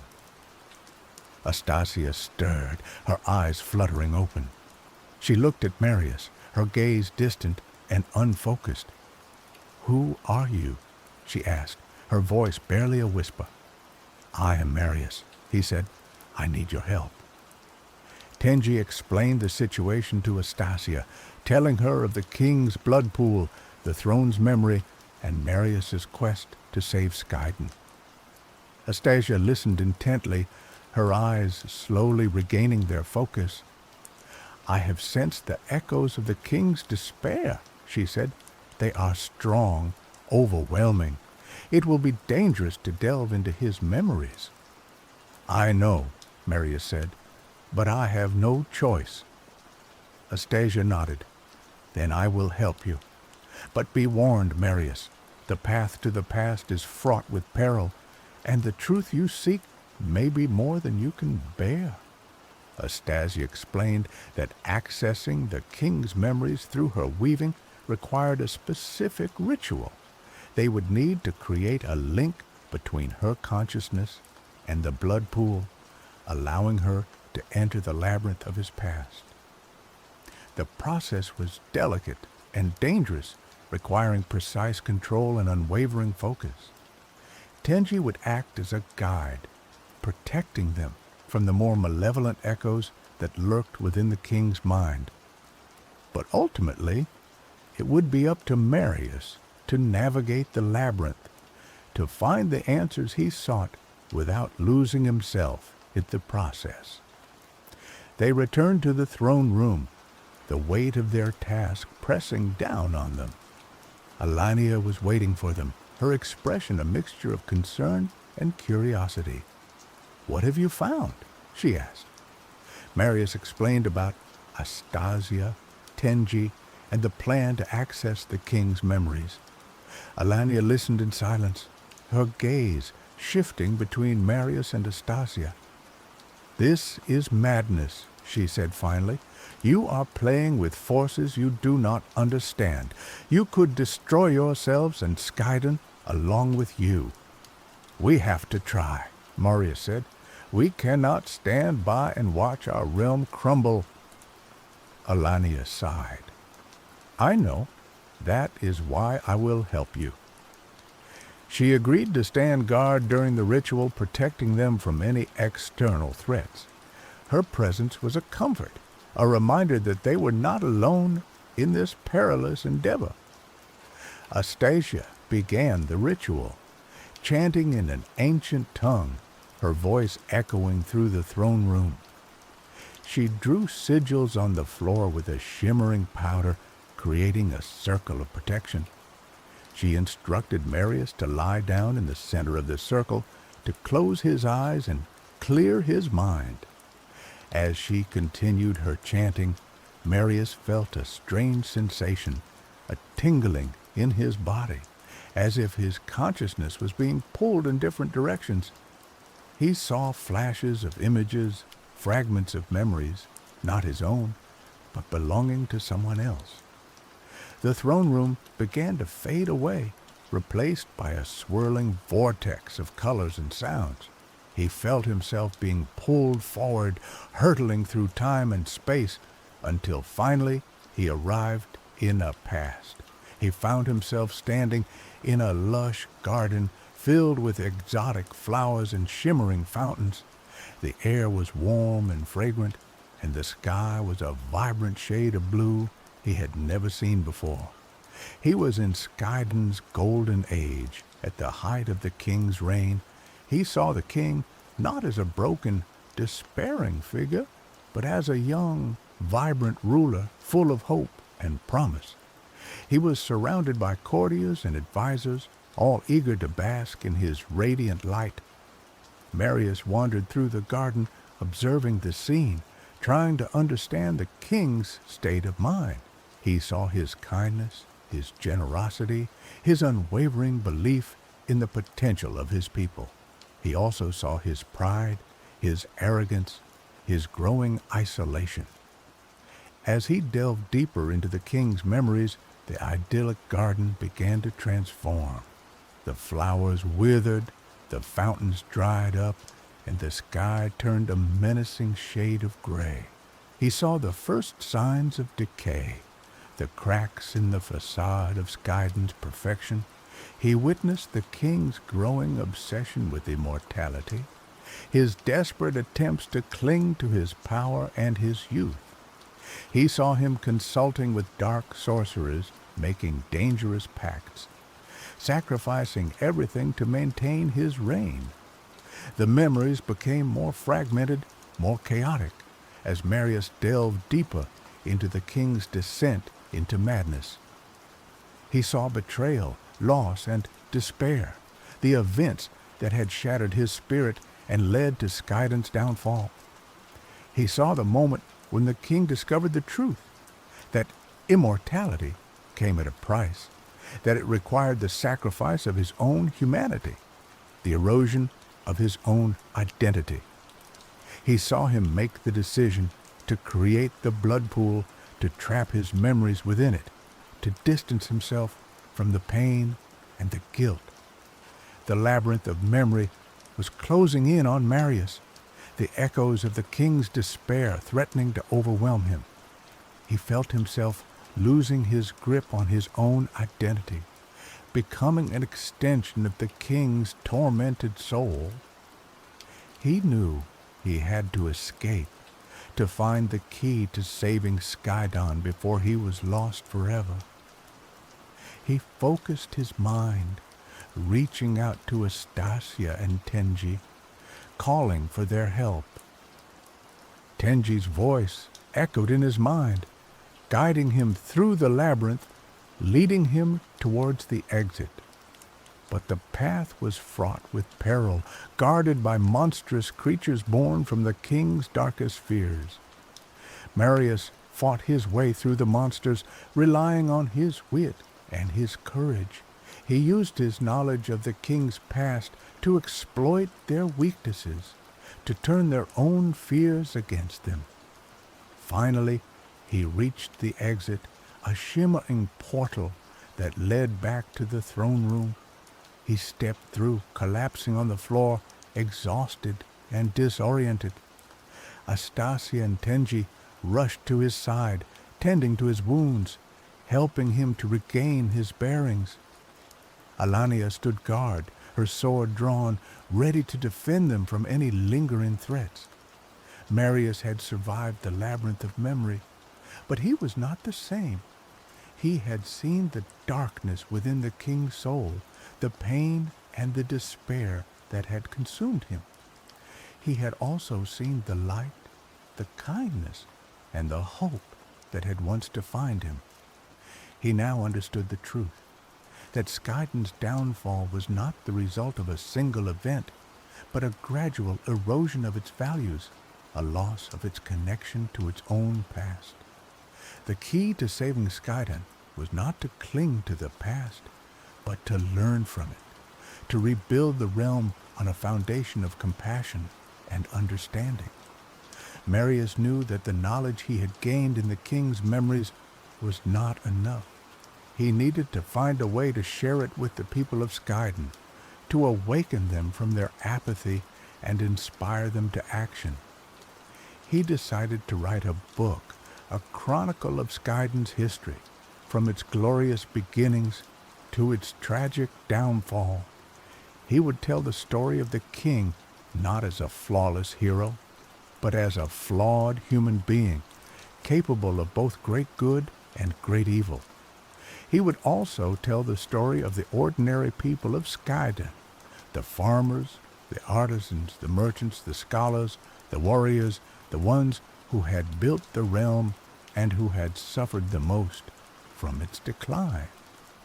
He would tell their stories of resilience, of courage, of hope, reminding them of their own strength and their own potential. He worked tirelessly on his book, pouring all his energy and his knowledge into it. He consulted with Astasia, who helped him to weave the memories together to create a coherent narrative. He sought the advice of Tenji, who guided him in the interpretation of the king's more cryptic pronouncements. Alania supported him in every way she could, providing him with food, shelter, and protection. She also acted as his sounding board, listening to his ideas, challenging his assumptions, and keeping him grounded in reality. As Marius wrote, he began to feel the effects of his journey into the king's memories. He found himself losing his own memories, his own experiences, his own sense of self. He would forget where he was, what he was doing, who he was talking to. He would have moments of clarity, followed by periods of confusion and disorientation. He was paying the price for accessing the king's memories, sacrificing pieces of himself to preserve the truth. He knew that he was becoming less and less of himself, but he believed that it was worth it if it meant saving Skydon. Astasia and Tenji grew increasingly concerned about Marius's condition. They tried to dissuade him from continuing his work, but he refused to listen. He was determined to finish his book, no matter the cost. "You are destroying yourself, Marius," Astasia said, her voice filled with sorrow. "You are becoming a mere echo of the king." "I know," Marius said, his voice weak, "but I have to finish this. Skydon needs this." Tenji warned him that if he continued, he would eventually lose himself completely, becoming a mindless vessel for the king's memories. But Marius was deaf to his warnings. He finished his book, a massive tome filled with the history, the legends, and the secrets of Skydon. He presented it to Alania, entrusting her with its safekeeping. "Take this," he said, his voice barely audible. "Share it with the people. Let them know the truth." Alania took the book, her eyes filled with tears. She knew that this was the end, that Marius was about to lose himself completely. "Thank you, Marius," she said. "You have given us a gift beyond measure." Marius smiled, a faint, flickering smile. "It was my honor," he whispered. He closed his eyes and his mind faded away, replaced by the echoes of the king's memories. He was gone, lost forever in the labyrinth of the past. Alania, heartbroken but resolute, took Marius's book and set out to share it with the people of Skydon.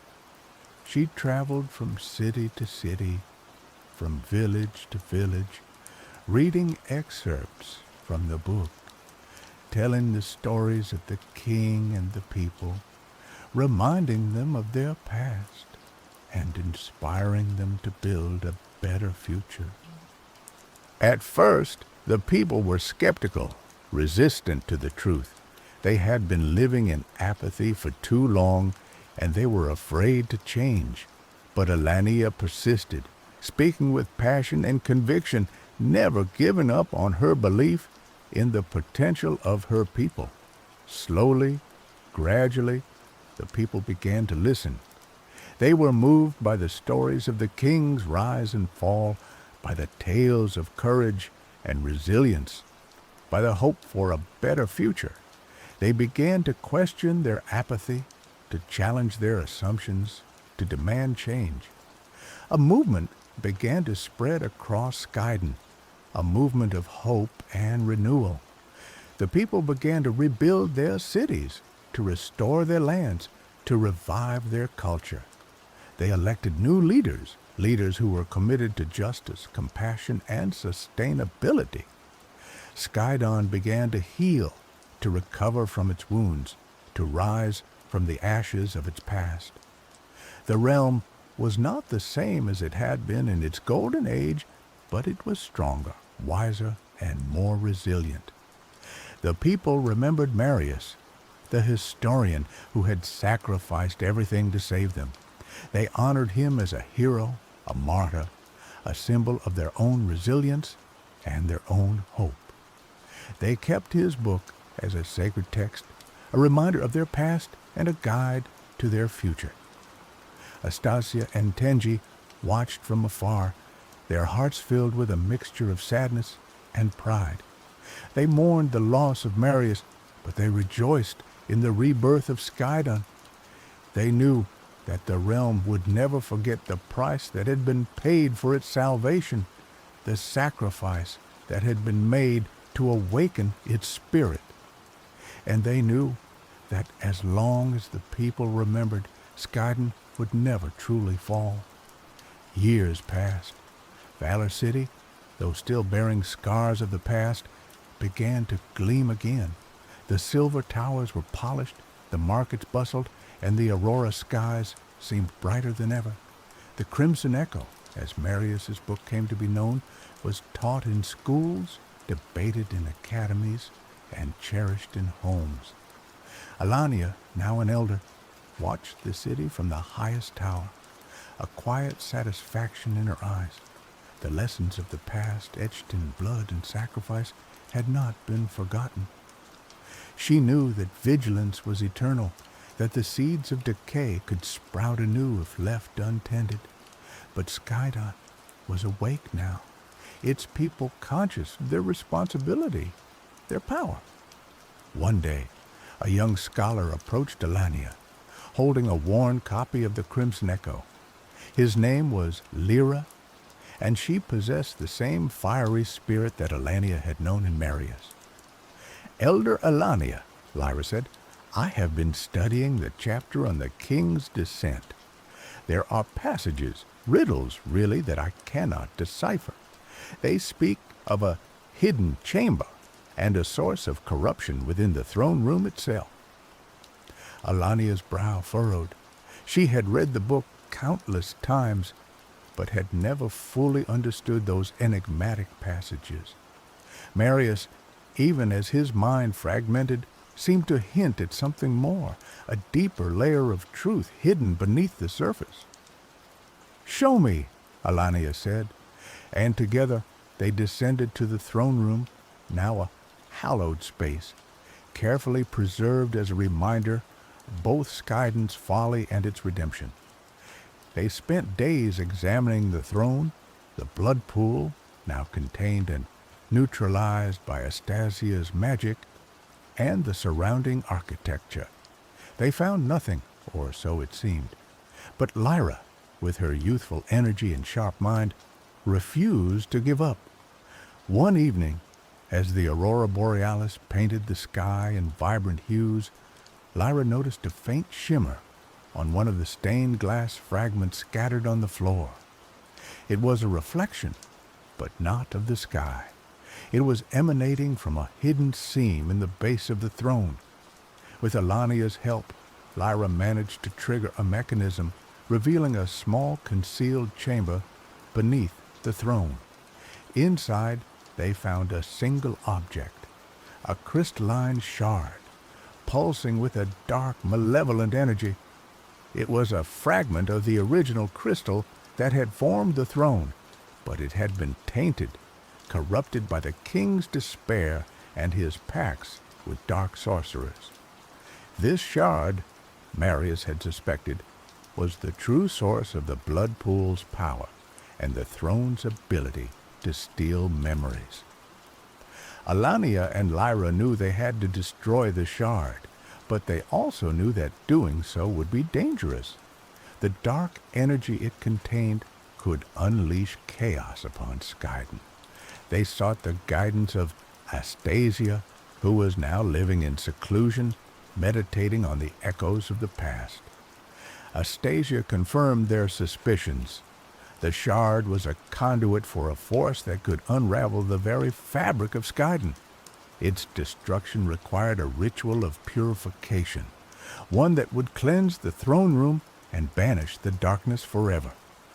The ritual was complex and demanding, requiring the combined power of Astasia, Alania, and Lyra. They gathered at the throne room, chanting ancient incantations, channeling their energy into a protective shield. As they began the purification, the shard pulsed with increasing intensity, unleashing waves of dark energy that threatened to overwhelm them. The throne room shook, the stained glass windows shattered, and the aurora sky turned a stormy shade of purple. Alania, drawing upon her warrior spirit, stood firm, anchoring the shield with her unwavering will. Lyra, channeling her intellectual prowess, deciphered the complex sigils, ensuring the ritual's accuracy. Astasia, guided by the echoes of the past, focused her energy on purifying the shard, banishing the darkness back to its source. The struggle was long and arduous, but finally, after hours of relentless effort, they succeeded. The shard shattered into dust, the dark energy dissipated, and the throne room was bathed in a soft, ethereal light. The aurora sky returned to its vibrant hues, and a sense of peace settled over Skydon. The source of corruption had been destroyed, the throne room cleansed, and the realm secured. But the victory came at a price. Astasia, weakened by the ritual, faded away, her body dissolving into starlight. She had fulfilled her purpose, guiding Skydon towards its new dawn, and now she could finally rest. Alania and Lyra mourned her loss, but they also celebrated her life. They knew that her spirit would live on in the echoes of the past, guiding future generations towards wisdom and compassion. Lyra continued her studies, becoming a renowned scholar and a wise advisor. She used her knowledge to help Skydon navigate the challenges of the future, ensuring that the mistakes of the past were never repeated.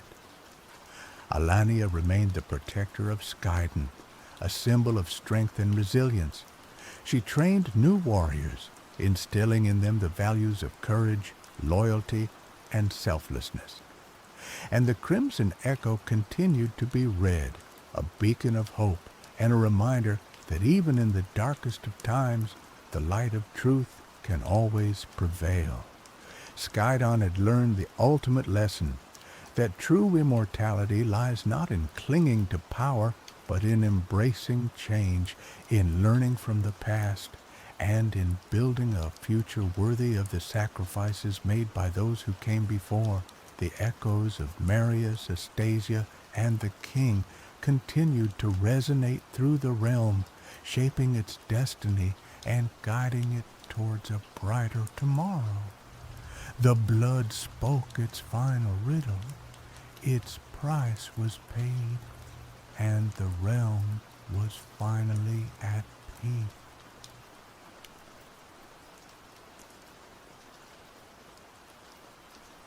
In the fledgling colony of Jamestown, nestled amidst the verdant, untamed wilderness of the New World, lived Walter, a young man of humble origins and boundless curiosity.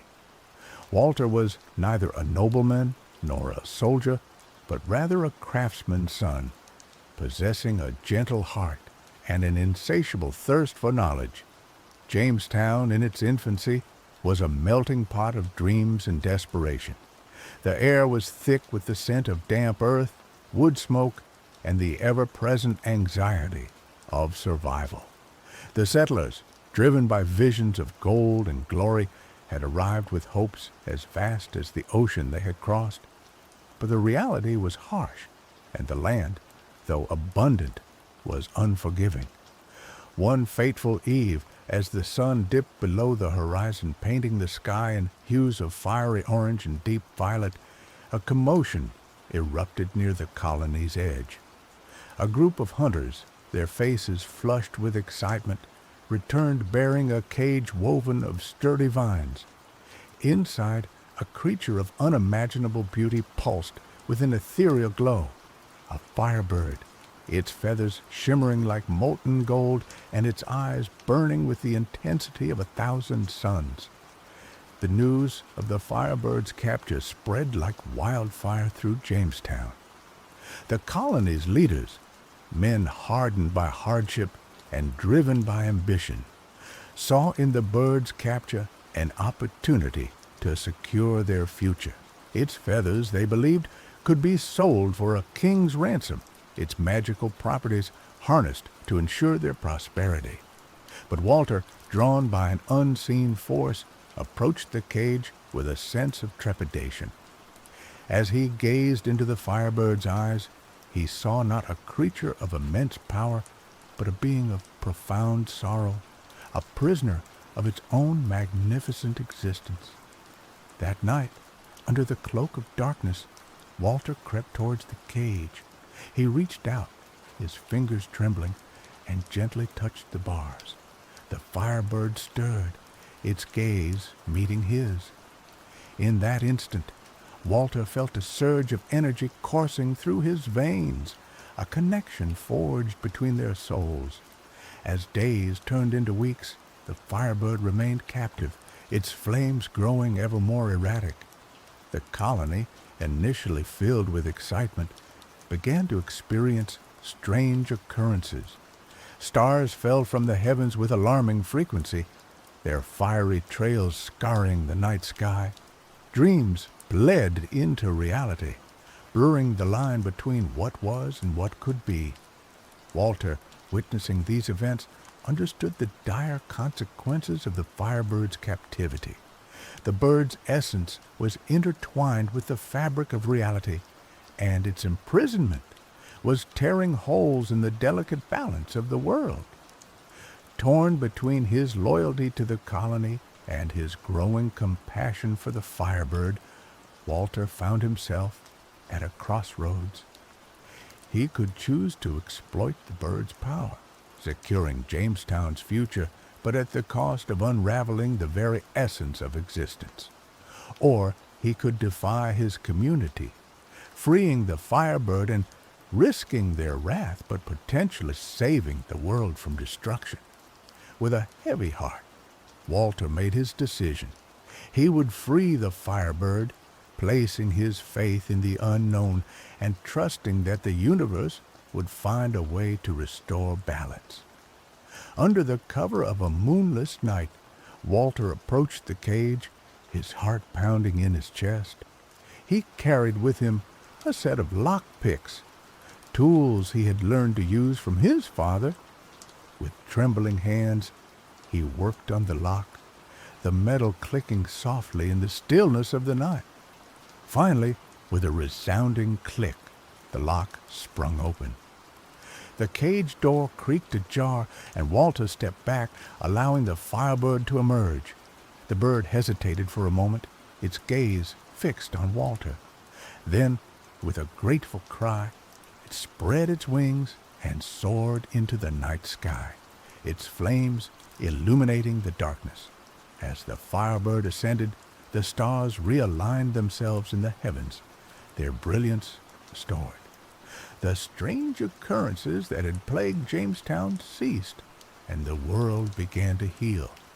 Walter, watching the firebird disappear into the vast expanse of the night sky, felt a sense of both relief and trepidation. He knew that his actions would not go unnoticed, that he would face the consequences of his defiance. The following morning, Walter was summoned before the colony's leaders. He stood before them, his head held high, and confessed to his actions. The leaders, their faces etched with anger and disappointment, condemned Walter for his betrayal. They saw him as a threat to their authority, a rebel who dared to challenge their vision. But as they prepared to pronounce their judgment, a voice spoke out from the crowd. It was the colony's elder, a wise woman who had witnessed the Firebird's capture and the subsequent chaos. "Hold," she said, her voice filled with authority. "Before you condemn this young man, consider the consequences of your actions. You sought to exploit the Firebird's power, but in doing so, you threatened to unravel the very fabric of our world. Walter, in his compassion, chose a different path, a path that has saved us all." The leaders, taken aback by the elder's words, paused to consider her wisdom. They looked at Walter not with anger, but with a newfound respect. In the end, they decided to spare Walter's life, acknowledging the significance of his actions. However, they banished him from Jamestown, fearing that his rebellious spirit would incite further unrest. Walter, accepting his fate, bid farewell to his family and friends. He left Jamestown, not as a criminal, but as a hero, a young man who had dared to defy authority in the name of compassion and balance. As Walter ventured into the wilderness, he carried with him the memory of the Firebird, its radiant beauty, and its profound sorrow. He knew that his journey would be fraught with challenges, but he was determined to live a life guided by the principles he had learned from the Firebird: compassion, courage, and a deep respect for the delicate balance of the world. And so Walter, the craftsman's son, embarked on a new adventure, a journey that would lead him to the far corners of the New World and beyond, a journey that would transform him into a legend, a symbol of hope and resistance in a world teetering on the brink of chaos. Walter's exile from Jamestown led him into the heart of the Virginia wilderness.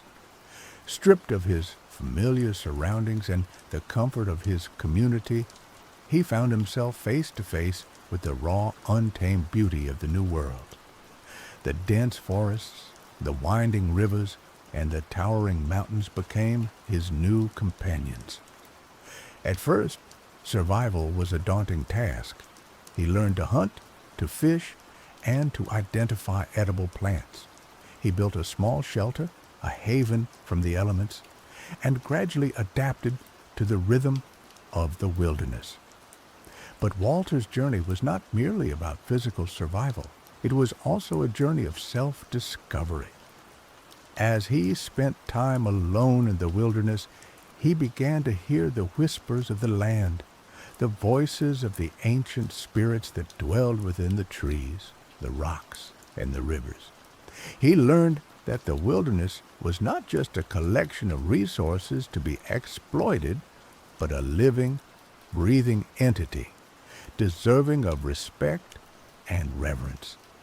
He discovered that the native tribes, the indigenous peoples of the land, possessed a deep understanding of this intricate ecosystem, a knowledge that had been passed down through generations. Driven by a desire to learn more, Walter sought out these tribes, seeking their wisdom and guidance. He approached them with humility and respect, eager to bridge the gap between their cultures. Initially, the native tribes were wary of Walter, viewing him as a representative of the colonists who had encroached upon their land and disrupted their way of life. But Walter's sincerity and genuine interest in their traditions gradually won them over. He learned their language, their customs, and their spiritual beliefs. He participated in their ceremonies, listened to their stories, and shared his own experiences. He discovered that they possessed a profound understanding of the interconnectedness of all things, a wisdom that resonated deeply with his own beliefs. Through his interactions with the native tribes, Walter began to see the world through a different lens. He realized that the colonists' pursuit of wealth and power had blinded them to the true value of the land and its inhabitants. He understood that their arrogance and greed were not only harming the environment, but also destroying the delicate balance of human relationships. Walter became an advocate for the native tribes, speaking out against the injustices they faced and working to bridge the divide between the colonists and the indigenous peoples.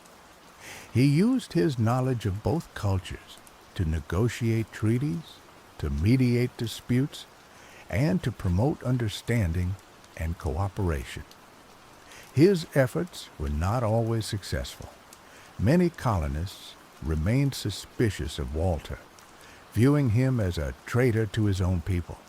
They accused him of siding with the savages and undermining their efforts to colonize the New World. But Walter refused to be deterred.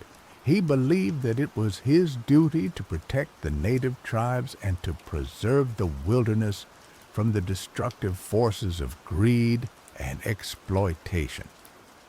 As Walter's reputation grew, he attracted followers from both the colonist and native communities. These individuals, inspired by his vision of a harmonious coexistence, joined him in his efforts to build a better future for the New World.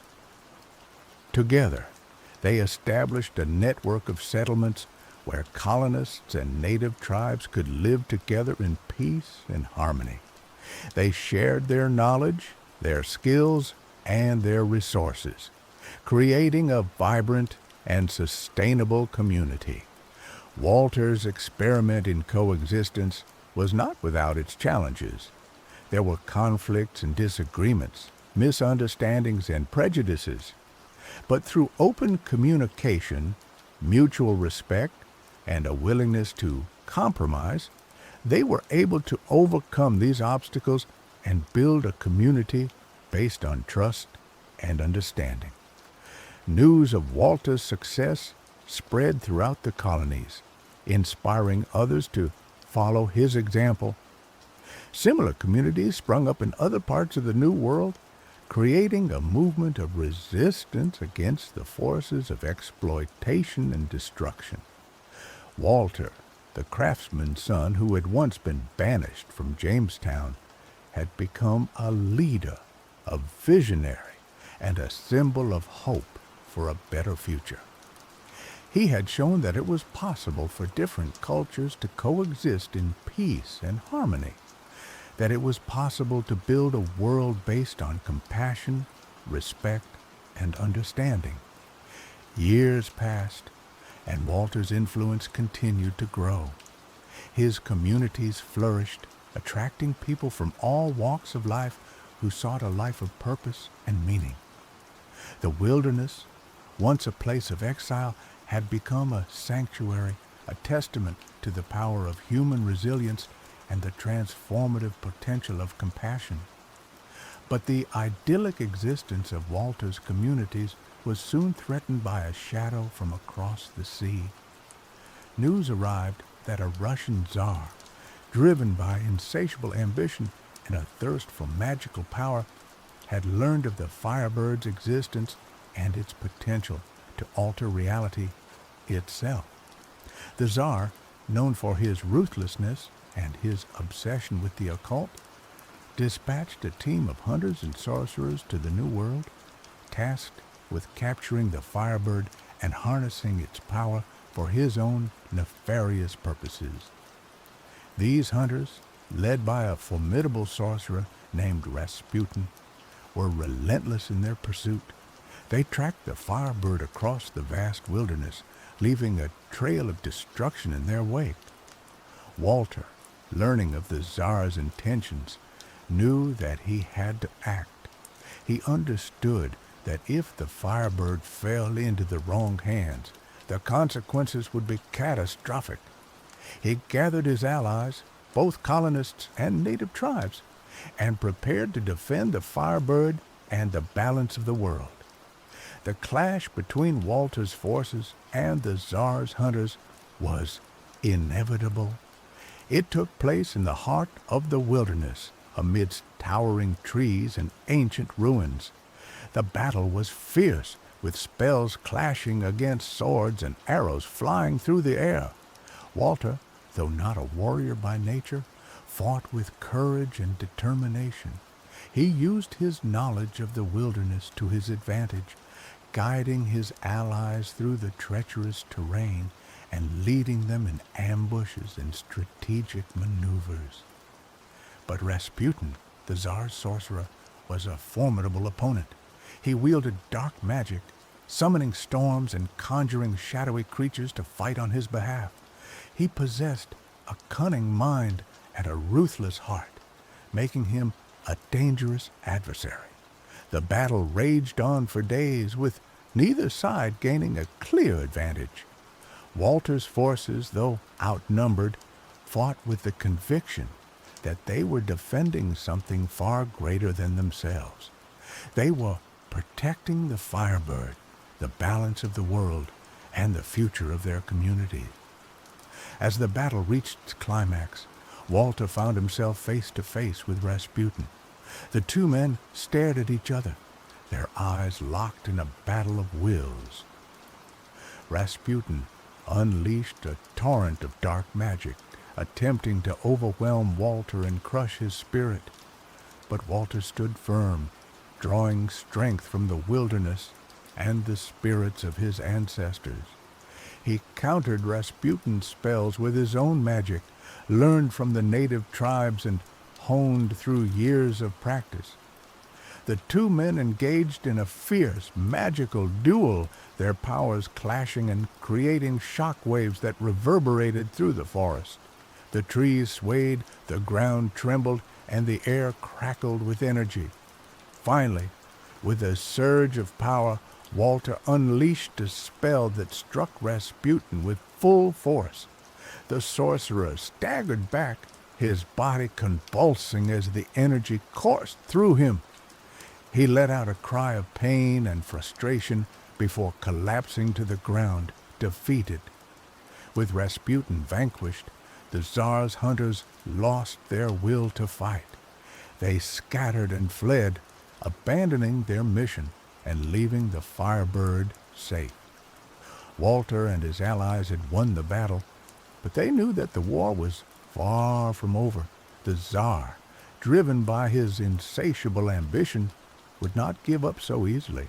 He would send more hunters, more sorcerers, and more forces to capture the Firebird and claim its power.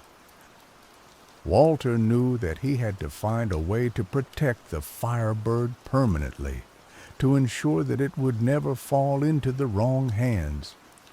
He sought the advice of the native elders, who revealed an ancient prophecy that spoke of a hidden sanctuary, a place where the Firebird could be safe from harm. This sanctuary, according to the prophecy, was located in the heart of the mountains, guarded by ancient spirits and protected by powerful magic. It was a place known only to a select few, a place that could only be reached by those who were pure of heart and possessed a deep connection to the wilderness. Walter, guided by the prophecy and the wisdom of the native elders, embarked on a quest to find this hidden sanctuary. He gathered his most trusted allies and ventured into the uncharted territory of the mountains, facing treacherous terrain and dangerous creatures along the way. Walter's journey into the mountains was a test of endurance, resilience, and faith. The terrain was unforgiving, the weather unpredictable, and the dangers lurking in the shadows were ever present. But Walter and his allies pressed on, driven by their determination to protect the Firebird and ensure its safety. They faced challenges that tested their limits, both physically and mentally. They climbed treacherous cliffs, navigated through dense forests, and crossed raging rivers. They battled wild animals, avoided hidden traps, and outsmarted cunning foes. But the greatest challenges they faced were not external, but internal. They had to confront their own fears, doubts, and prejudices. They had to learn to trust each other, to rely on each other, and to work together as a team. As they journeyed deeper into the mountains, they began to experience strange occurrences. They saw visions, heard voices, and felt the presence of ancient spirits. They realized that they were entering a sacred place, a realm where the veil between the physical and spiritual worlds was thin.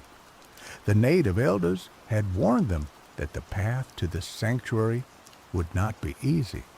They had told them that they would have to prove their worthiness, that they would have to demonstrate their purity of heart and their deep connection to the wilderness. Walter and his allies understood that they were being tested, that they were being judged by the ancient spirits who guarded the sanctuary. They resolved to remain true to their values, to act with compassion and integrity, and to respect the sacredness of the land. After weeks of arduous travel, they finally reached the entrance to the sanctuary. It was a hidden cave concealed behind a waterfall and guarded by two towering stone statues. The statues, animated by ancient magic, challenged Walter and his allies, demanding to know their intentions and their worthiness to enter the sanctuary. Walter stepped forward, his voice filled with sincerity and humility. He explained his quest, his desire to protect the Firebird, and his commitment to preserving the balance of the world. The statues listened intently, their eyes glowing with an ethereal light.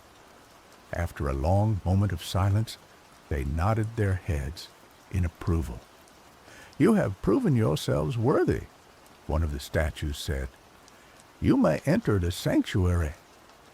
The statues stepped aside, allowing Walter and his allies to pass through the entrance. They entered the cave, their hearts filled with anticipation and awe.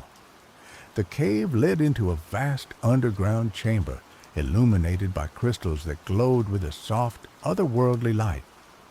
In the center of the chamber, perched on a pedestal of pure white stone, was the Firebird. The bird, sensing their presence, turned its gaze towards them. Its eyes glowed with warmth and welcome. It spread its wings and let out a melodic cry, as if greeting old friends. Walter and his allies approached the Firebird with reverence and respect. They knelt before it, offering their gratitude and their commitment to protecting it. The Firebird responded by showering them with its radiant energy, filling them with a sense of peace and well-being. It communicated with them telepathically, sharing its wisdom and its knowledge of the universe. It revealed that the sanctuary was a place of healing and renewal, a place where the Firebird could rest and rejuvenate itself. It explained that the sanctuary was protected by ancient magic, making it impossible for anyone with malicious intent to enter. Walter and his allies understood that they had found the perfect place to protect the Firebird from the Tsar and his forces. They resolved to remain in the sanctuary, guarding the Firebird and ensuring its safety for generations to come. They established a community within the sanctuary, living in harmony with the Firebird and the ancient spirits who guarded it. They learned to cultivate the land, to heal the sick, and to harness the power of the crystals for their own benefit. The sanctuary became a beacon of hope, a testament to the power of compassion, courage, and the interconnectedness of all things.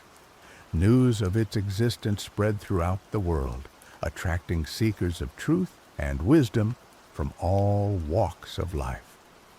Walter, the craftsman's son who had once been banished from Jamestown, had become a guardian of the Firebird, a protector of the balance of the world, and a leader of a community dedicated to peace, harmony, and sustainability.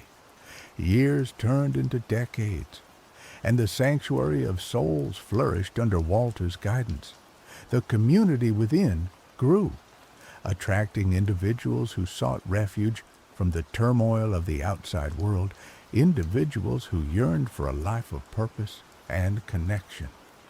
But the shadow of the Tsar still loomed large, a constant reminder of the threat that lurked on the horizon. Despite the sanctuary's protective magic, Walter knew that the Tsar would never truly give up his pursuit of the Firebird. And he was right. One day, a scout returned to the sanctuary with alarming news. The Tsar, fueled by years of birth and obsession, had gathered a vast army, the largest and most formidable force he had ever assembled. He was marching toward the mountains, intent on breaching the sanctuary and claiming the Firebird for himself. Walter knew that this was the final stand, the ultimate test of their resolve. He gathered his community, both human and spirit, and prepared to defend the sanctuary against the Tsar's onslaught. He fortified the entrance to the cave, setting traps and reinforcing the stone statues. He trained his community in combat, teaching them the skills he had learned from the native tribes and from his own experiences in the wilderness. He also sought the counsel of the ancient spirits, who revealed that the key to defeating the Tsar lay not in brute force, but in understanding the source of his power. They explained that the Tsar's strength came from his fear, his greed, and his disconnection from the natural world. To defeat him, Walter would have to confront him with his own darkness, to expose his weaknesses, and to sever his connection to the forces that fueled his ambition. As the Tsar's army approached the mountains, Walter led his community out to meet them. They stood before the entrance to the sanctuary, a small but determined force facing an overwhelming enemy. The Tsar, mounted on a black steed and clad in ornate armor, rode to the front of his army. His eyes burned with a feverish intensity, his face etched with lines of ambition and desperation. "Walter!" he roared, his voice filled with hatred and contempt. "I have come to claim what is rightfully mine. Surrender the Firebird, and I will spare your lives. Resist me, and you will all be crushed." Walter stepped forward, his voice calm and steady. "Tsar," he replied, "you seek to possess the Firebird for your own selfish gain. You believe that its power will make you invincible, but you are wrong. The Firebird's power is not meant to be controlled.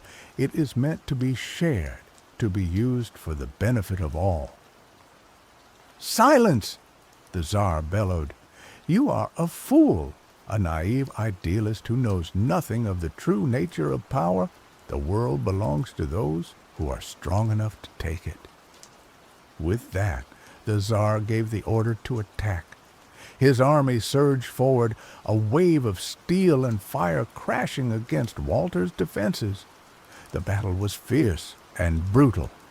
Walter's community fought with courage and determination, but they were outnumbered and outgunned. The Tsar's soldiers breached the outer defenses, pushing their way towards the entrance to the cave. As the battle raged, Walter confronted the Tsar in single combat. The two men clashed, their weapons meeting in a shower of sparks. The Tsar, fueled by his dark magic, fought with incredible strength and ferocity. But Walter, guided by the wisdom of the ancient spirits, fought with a calm focus and a deep understanding of his opponent's weaknesses. He parried the Tsar's attacks, dodged his blows, and waited for the opportune moment to strike. Finally, with a swift and decisive move, Walter disarmed the Tsar, knocking his sword from his hand. He held his own weapon to the Tsar's throat, his eyes filled with compassion. "Tsar," Walter said, "I do not wish to kill you. I only want you to understand the error of your ways.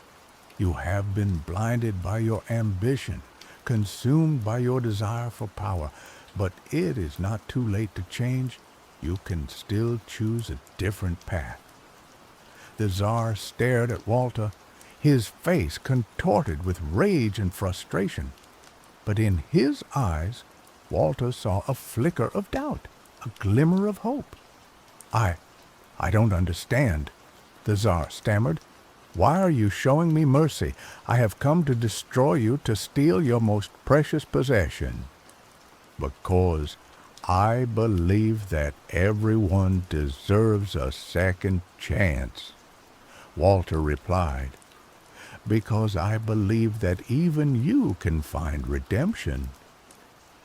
Walter lowered his weapon, offering the Tsar his hand. "Come," he said, "join us in the sanctuary, learn from us, and we will learn from you. Together we can build a better world, a world based on peace, harmony, and understanding." The Tsar hesitated for a moment, his face a mask of conflicting emotions. Then, slowly, he reached out and took Walter's hand. In that instant, a wave of energy surged through the Tsar's body, cleansing him of his dark magic and filling him with a sense of peace and clarity. He fell to his knees, weeping with remorse. The Tsar's army, witnessing this transformation, laid down their weapons and surrendered. The battle was over. Walter had won not by Sila, but by compassion, not by destruction, but by understanding. He had shown that even the most hardened heart could be touched by kindness, that even the most ambitious soul could find redemption. The Tsar, now a changed man, joined Walter's community in the sanctuary. He devoted his life to serving others, to promoting peace, and to preserving the balance of the world. The sanctuary of souls continued to flourish, a beacon of hope for all who sought a better future. Walter, the craftsman's son, had become a legend, a symbol of the power of compassion, courage, and the interconnectedness of all things. And the Firebird, safe and protected, continued to radiate its light, illuminating the world with its boundless love and its infinite wisdom. And Jamestown was never forgotten. Centuries passed, and the memory of Walter and the Firebird faded into legend, a tale whispered around campfires and passed down through generations. The sanctuary of souls, hidden deep within the mountains, remained a secret, a place of refuge for those who sought solace and connection. But the legacy of Walter lived on, not only in the sanctuary, but also in the hearts of those who dared to dream of a better world. His example inspired countless others to stand up for what they believed in, to fight for justice, and to promote peace and understanding. And so, the story of Walter and the Firebird became a timeless reminder that even in the darkest of times, hope remains, that even the smallest act of compassion can have a profound impact, and that the power to change the world lies within each and every one of us.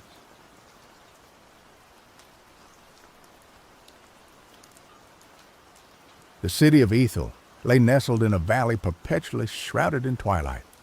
Above, the moon, a cold, lifeless disk, cast a pallid glow upon the cobblestone streets and towering structures.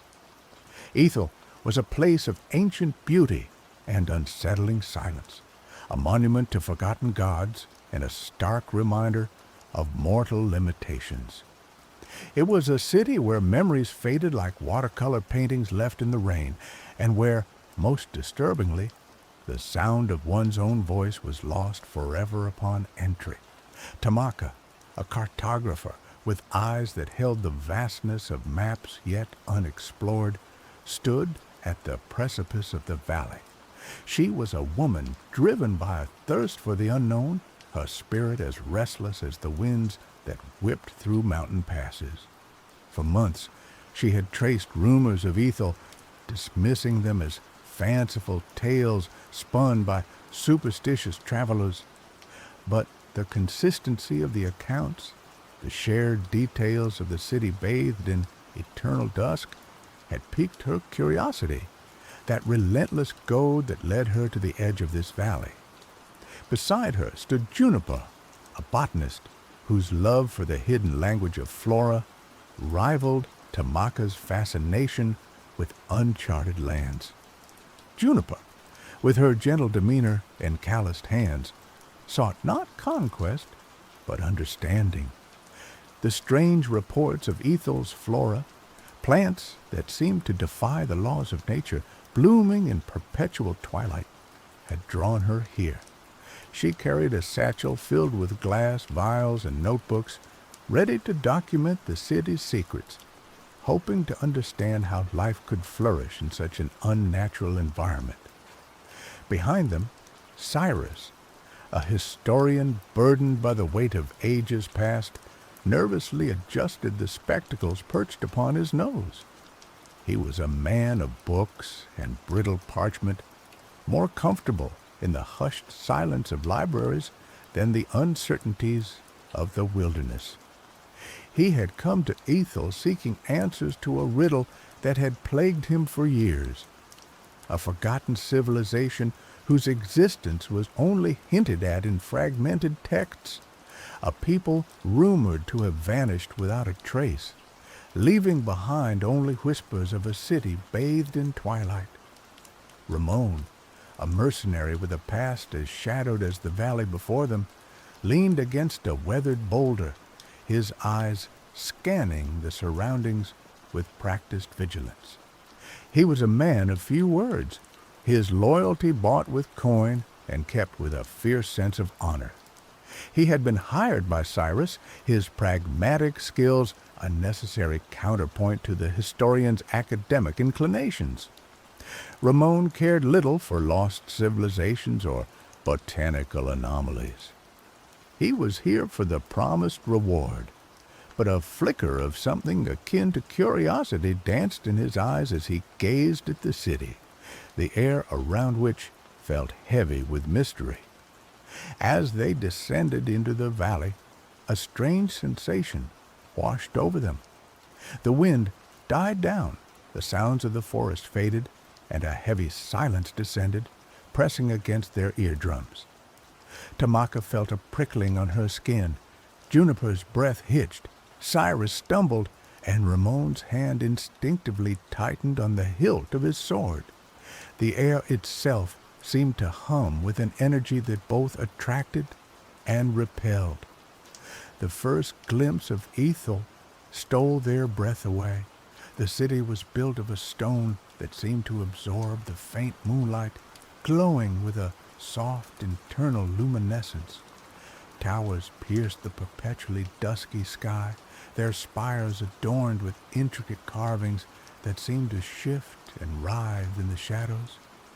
Buildings leaned against each other like weary travelers, their windows like vacant eyes staring out into the twilight. It was a city of profound beauty, but a beauty tinged with melancholy, a silent testament to a grandeur long past. They approached the city gates, massive arches crafted from the same luminous stone. They were open, inviting, yet also strangely forbidding. Tamaka hesitated, a rare moment of doubt clouding her usually resolute expression. "Are we sure about this?" she asked.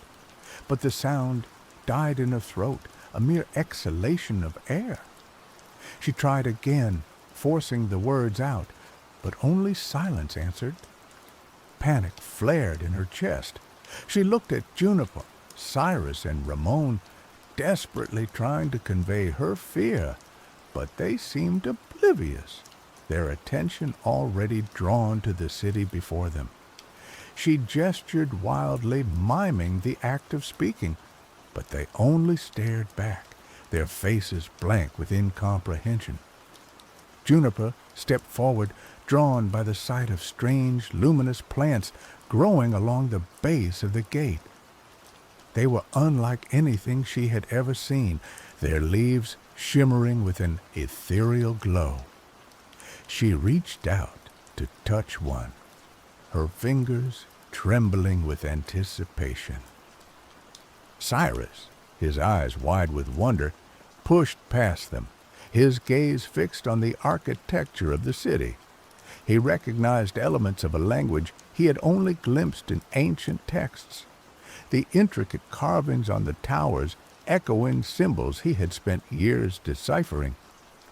"This is it," he whispered, his voice also lost to the city's strange enchantment. "This is the city of the Silent Ones." Ramon, ever pragmatic, drew his sword, his eyes darting from shadow to shadow. He didn't trust this silence, this eerie perfection. He knew that danger often lurked beneath the surface of beauty, and Ethel radiated unsettling aura. He signed to the others, pointing to the rooftops, then to the darkened alleyways, warning them to be vigilant. They stepped through the gates entering the city of Ethel. The silence deepened, becoming almost tangible, a heavy blanket that stifled thought and choked the soul. Tamaka felt a growing sense of dread, a primal fear that resonated deep within her bones.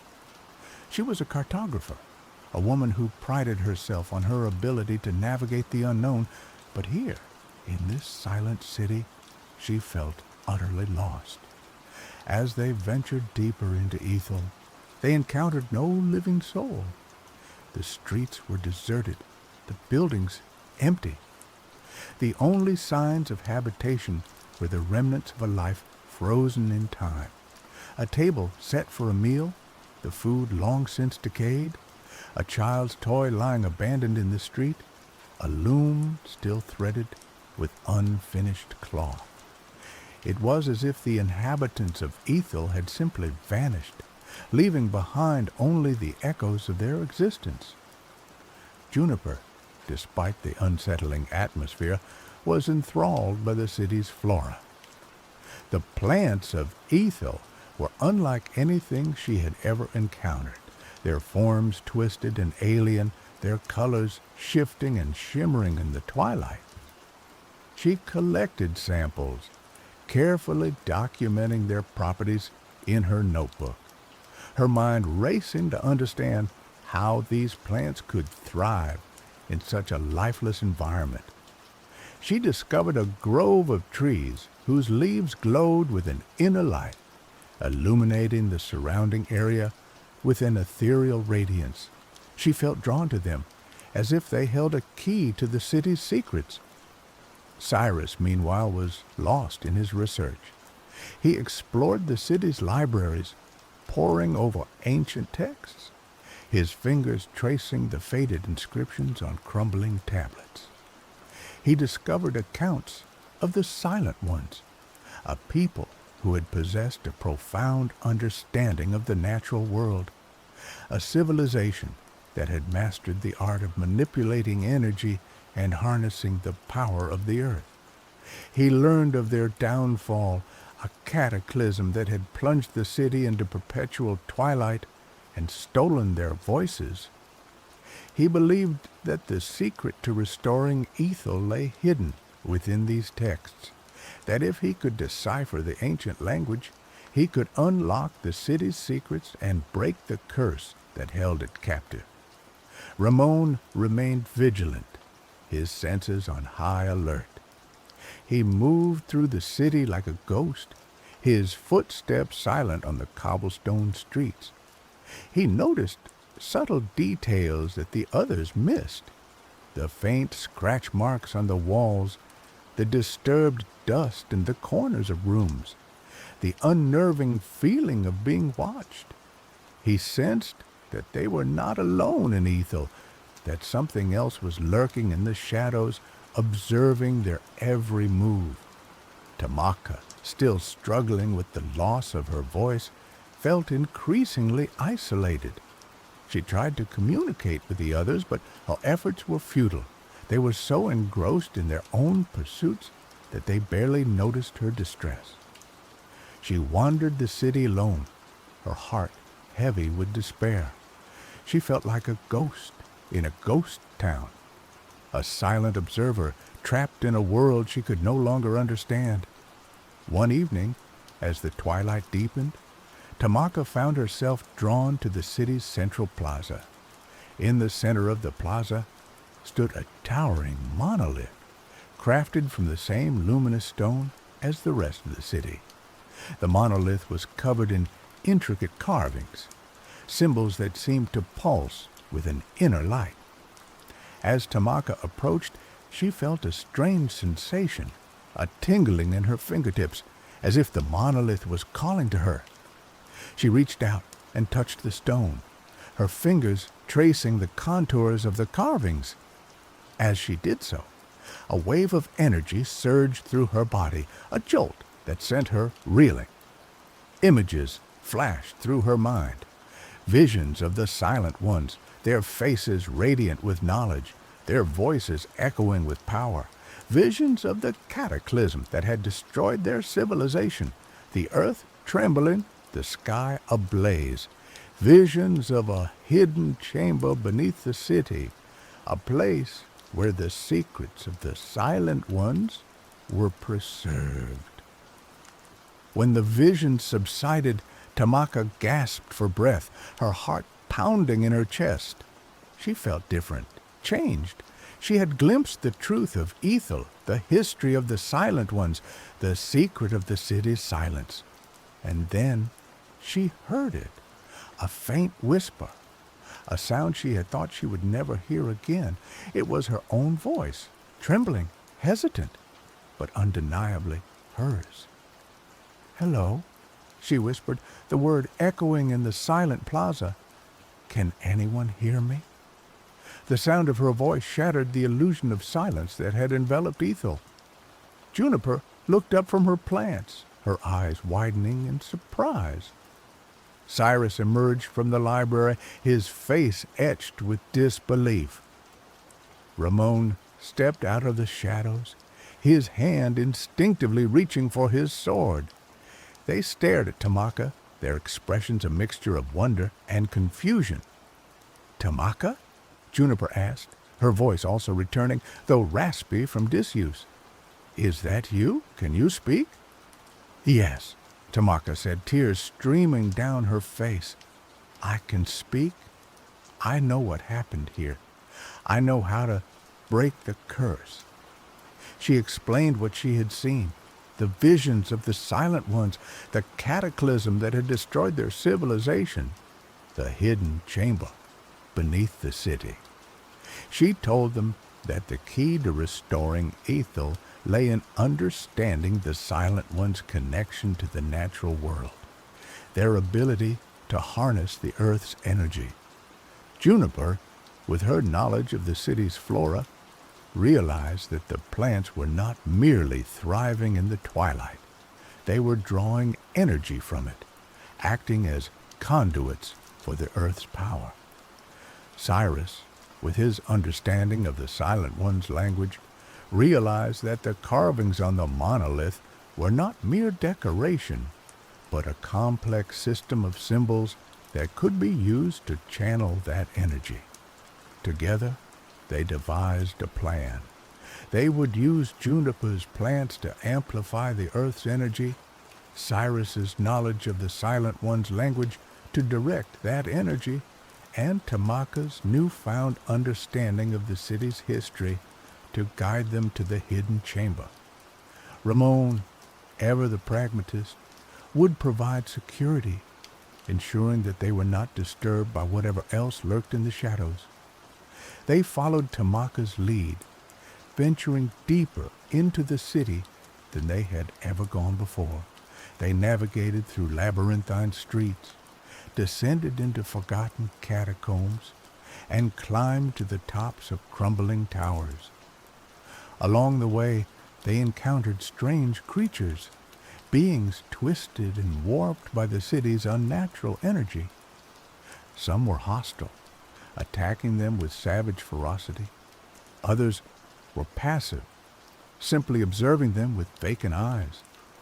Ramon, with his skill and his sword, protected them from the hostile creatures, while Juniper and Cyrus used their respective knowledge to understand and appease the passive ones.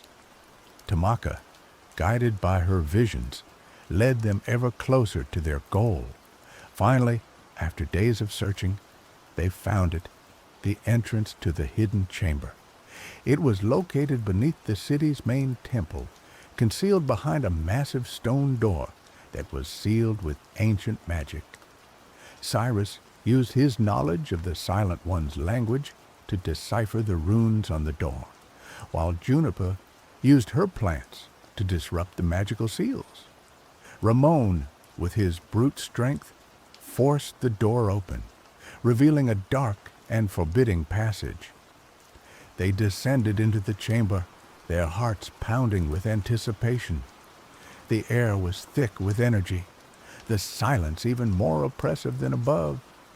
The chamber was vast and cavernous, its walls lined with shelves filled with ancient artifacts. In the center of the chamber stood a crystal, pulsating with a soft inner light. It was the source of the city's energy, the heart of the Silent One's power. As they approached the crystal, they were confronted by a figure, a being of pure energy, a guardian of the chamber. It was a remnant of the Silent Ones, a consciousness that had been preserved within the crystal, tasked with protecting its secrets. The guardian warned them to turn back, to leave Ethel and never return. It told them that the city was cursed, that its fate was sealed. Tamaka refused to be deterred. She told the guardian that they had come not to steal the Silent One's secrets, but to restore their legacy. She told it that they understood the Silent One's connection to the natural world, their desire to live in harmony with the earth. She pleaded with the guardian to trust them, to give them a chance to break the curse that held Ethel captive. The guardian listened to her words, its energy flickering with uncertainty. It sensed the sincerity in her voice, the genuine desire in her heart. After a long moment of silence, it relented. It told them that it would give them a chance, but that the task would not be easy. They would have to prove themselves worthy of the Silent One's legacy. The guardian revealed the source of the curse. It was not a malevolent force, but an imbalance in the earth's energy, a wound that had been inflicted upon the land during the cataclysm. The Silent Ones had tried to heal the wound, but they had failed, and their efforts had only worsened the situation, trapping the city in perpetual twilight and silencing its inhabitants. To break the curse, they would have to restore the balance of energy, to heal the wound in the earth. The guardian showed them how to do it, teaching them the ancient techniques of the Silent Ones, guiding them through a complex ritual that would channel the earth's energy and redirect it to the point of imbalance. Together, Tamaka, Juniper, Cyrus, and Ramon performed the ritual. Juniper used her plants to create a network of energy conduits. Cyrus used his knowledge of the Silent One's language to chant the ancient incantations. Ramon used his strength to maintain the flow of energy. Tamaka, guided by the guardian, acted as the focal point, channeling the energy through her body and directing it to the crystal. As they performed the ritual, The chamber began to tremble. The crystal pulsed with increasing intensity, the air crackling with energy. The guardian watched with bated breath, its energy shimmering with hope. Finally, after what seemed like an eternity, the ritual reached its climax. A surge of energy erupted from the crystal, flooding the chamber with light. The wound in the earth began to heal. The imbalance of energy began to dissipate. The twilight that had enveloped Ethel began to fade, replaced by the soft glow of dawn. The silence that had haunted the city was broken by the sound of birds singing, the rustling of leaves, the murmur of voices. The inhabitants of Ethel, who had been trapped in a state of limbo, began to awaken, their memories returning, their voices restored. Ethel was reborn. The city of Whispering Stone was no more. Ethel was now a city of light and sound, a beacon of hope in a world shrouded in darkness.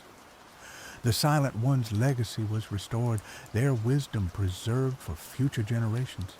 Tamaka, Juniper, Cyrus, and Ramon had accomplished the impossible. They had broken the curse of Ethel, restoring balance to the earth and bringing life back to a dying city. They had proven themselves worthy of the Silent One's legacy. As the sun rose over Ethel, casting its golden rays upon the city's luminous stone, Tamaka looked at her companions, her heart filled with gratitude. They had faced adversity, overcome obstacles, and emerged victorious.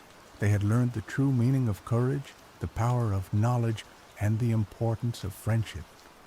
They had found their voices in the city of silence, and in doing so, they had found themselves. They stayed in Ethel for a time, helping the city rebuild and sharing their knowledge with its inhabitants. But eventually, the call of the unknown beckoned them once more. Tamaka yearned to explore new lands. Juniper sought to discover new species of plants.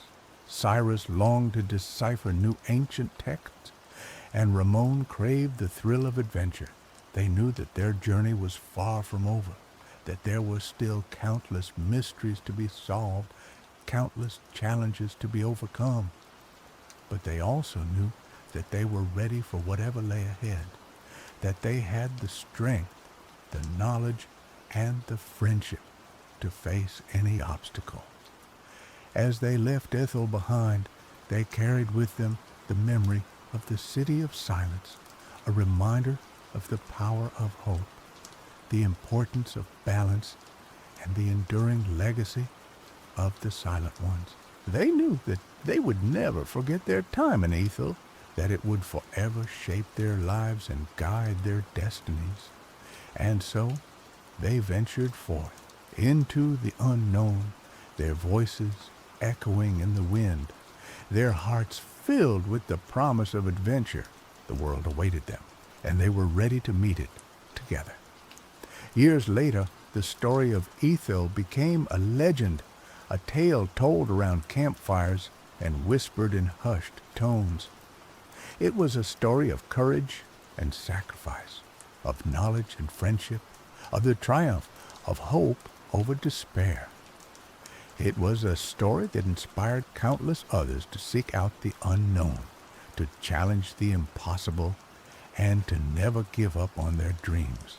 And somewhere, in a hidden corner of the world, the city of Ethel continued to shine, a beacon of light in the darkness, a testament to the enduring power of the human spirit.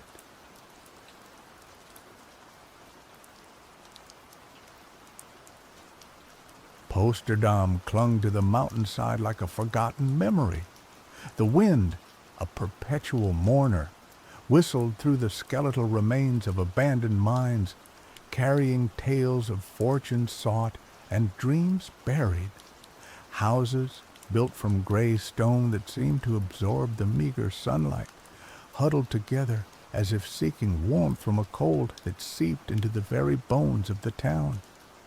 The air hung heavy with a stillness that spoke of resignation, a collective sigh held for generations.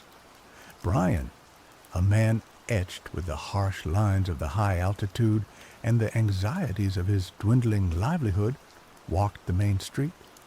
The cobblestones under his worn boots were slick with a perpetual dampness, reflecting the overcast sky like a distorted mirror.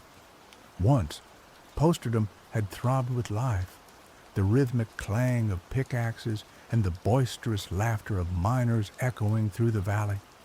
Now, silence reigned, broken only by the mournful cry of a hawk circling overhead and the creak of dilapidated signs promising long-gone pleasures. He was on his way to Edith's general store, the last bastion of commerce in Posterdom. The store was a cluttered sanctuary smelling of dust, dried herbs, and the faint sweetness of forgotten candies. Edith, a woman whose face was a road map of wrinkles earned through hardship and resilience, stood behind the counter, her eyes the color of faded denim, watching him with an unnerving knowingness. "Brian," she greeted him, her voice a low rumble that seemed to echo the mountains themselves. "What brings you out on a day like this, expecting miracles?" Brian managed a weary smile. "Just need some flour, Edith, and some candles. The nights are getting longer." Edith shuffled behind the counter, her movements slow but deliberate. Longer nights, shorter days. Time marches on, Brian, whether we like it or not. "Some say time is marching us towards something terrible," Brian murmured, thinking of the whispers that had been circulating in Posterdom for years. Whispers of an ancient prophecy predicting a doom that would swallow the town whole. Edith paused, her gaze sharpening. "You've been listening to Luca again, haven't you?" Luca was Posterdom's resident eccentric, a recluse who lived in a crumbling observatory on the outskirts of town. He was a scholar of forgotten lore, obsessed with ancient texts and astronomical charts, and the self-proclaimed prophet of Posterdom's imminent demise. Most dismissed him as a harmless madman, but Brian couldn't shake the feeling that there was a kernel of truth in Luca's frantic pronouncements. "He says the signs are all there, Edith," Brian said, accepting the flour and candles. "The tremors, the strange weather. He says it's all leading to the end." Edith sighed, her wrinkles deepening. "Luca's been saying that for 20 years, Brian. Posterdom's been dying a slow death for longer than that, but the end hasn't come yet." "Maybe he's right this time," Brian insisted. "Maybe we should be listening." Edith shook her head. "Listening to Luca won't put food on the table or warm our houses. We need to focus on the present, Brian, not on some far-off doom." Brian paid for his supplies and left the store, the weight of his worries heavier than the flour sack he carried. As he walked home, he couldn't help but glance towards the observatory perched high on the hill, a dark silhouette against the gray sky. He wondered what Luca was seeing up there, what horrors he was divining from the stars. That night, Brian dreamt of clocks, giant, monstrous clocks with gears that ground and gnashed, their hands spinning wildly out of control. He woke up in a cold sweat. The image of the distorted clock faces burned into his mind. He knew then that he couldn't ignore Luca's warnings any longer. He had to find out what the old man knew, even if it meant confronting the darkness that lurked in the heart of Posterdom's despair. Luca's observatory was a testament to both brilliance and decay. The building once a proud beacon of scientific observation, now sagged under the weight of neglect.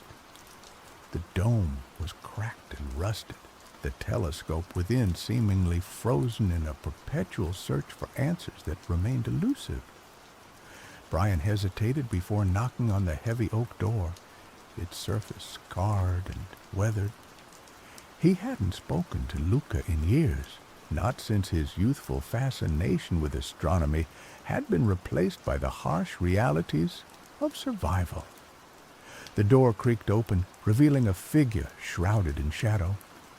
Luca stood before him, his eyes magnified by thick spectacles, burning with an unsettling intensity.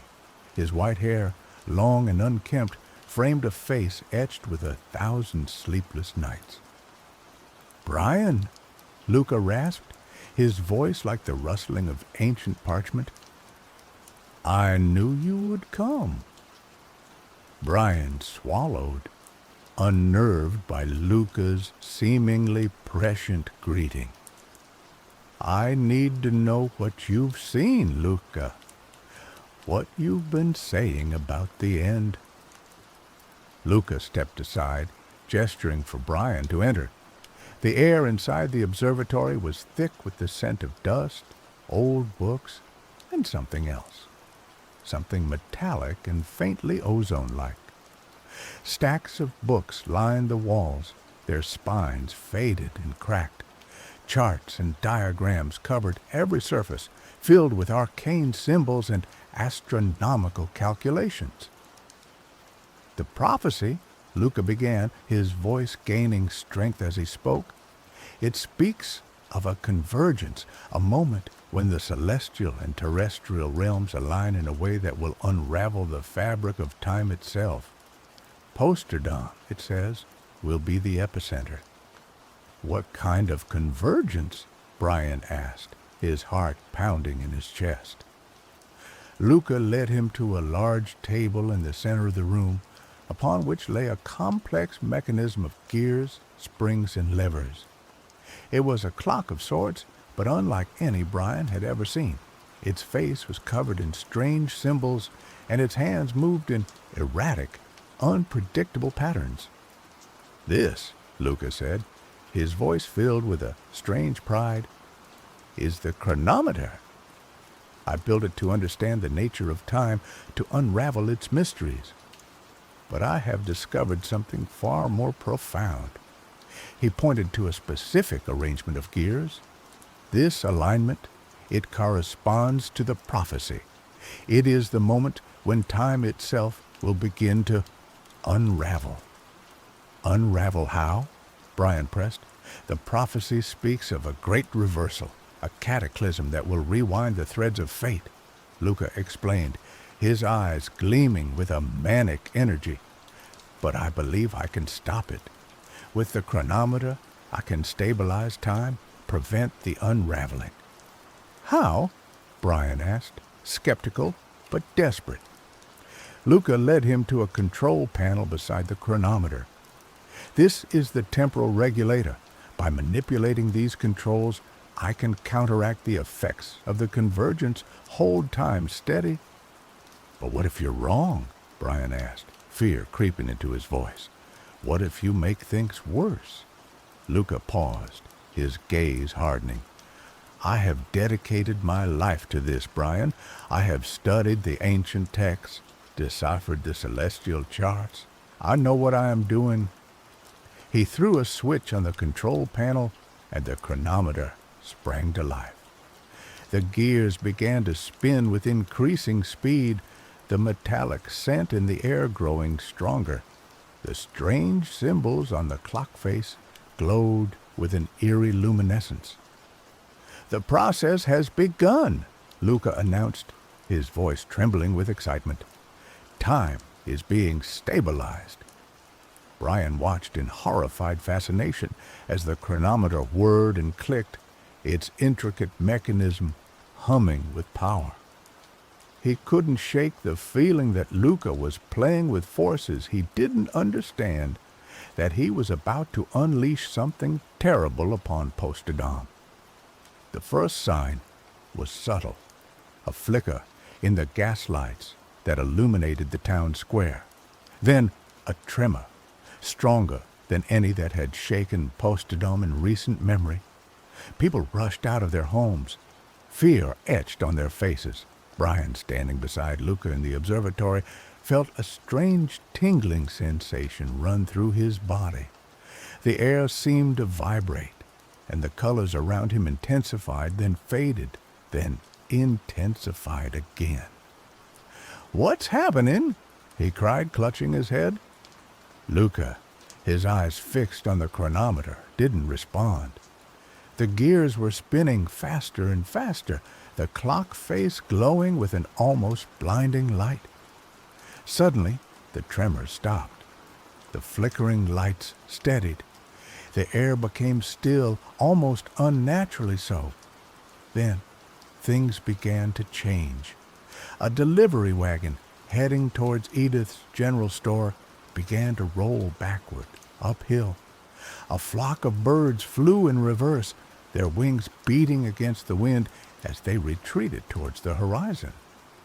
A conversation Brian had overheard between two miners earlier that day replayed itself in his mind, word for word, but in reverse order. He looked at Luca, his face a mask of horror. "You didn't stabilize time, Luca. You reversed it." Luca stared at the chronometer in disbelief, his hands trembling. "It can't be. The calculations were precise." "Look around you," Brian shouted. "Everything is going backwards." They rushed outside the observatory. The town was in chaos. People were walking backward, their movements jerky and unnatural. Buildings were crumbling in reverse, stones reassembling themselves in mid-air. The river that flowed through Posterdom was flowing upstream, its waters churning and frothing as they defied gravity.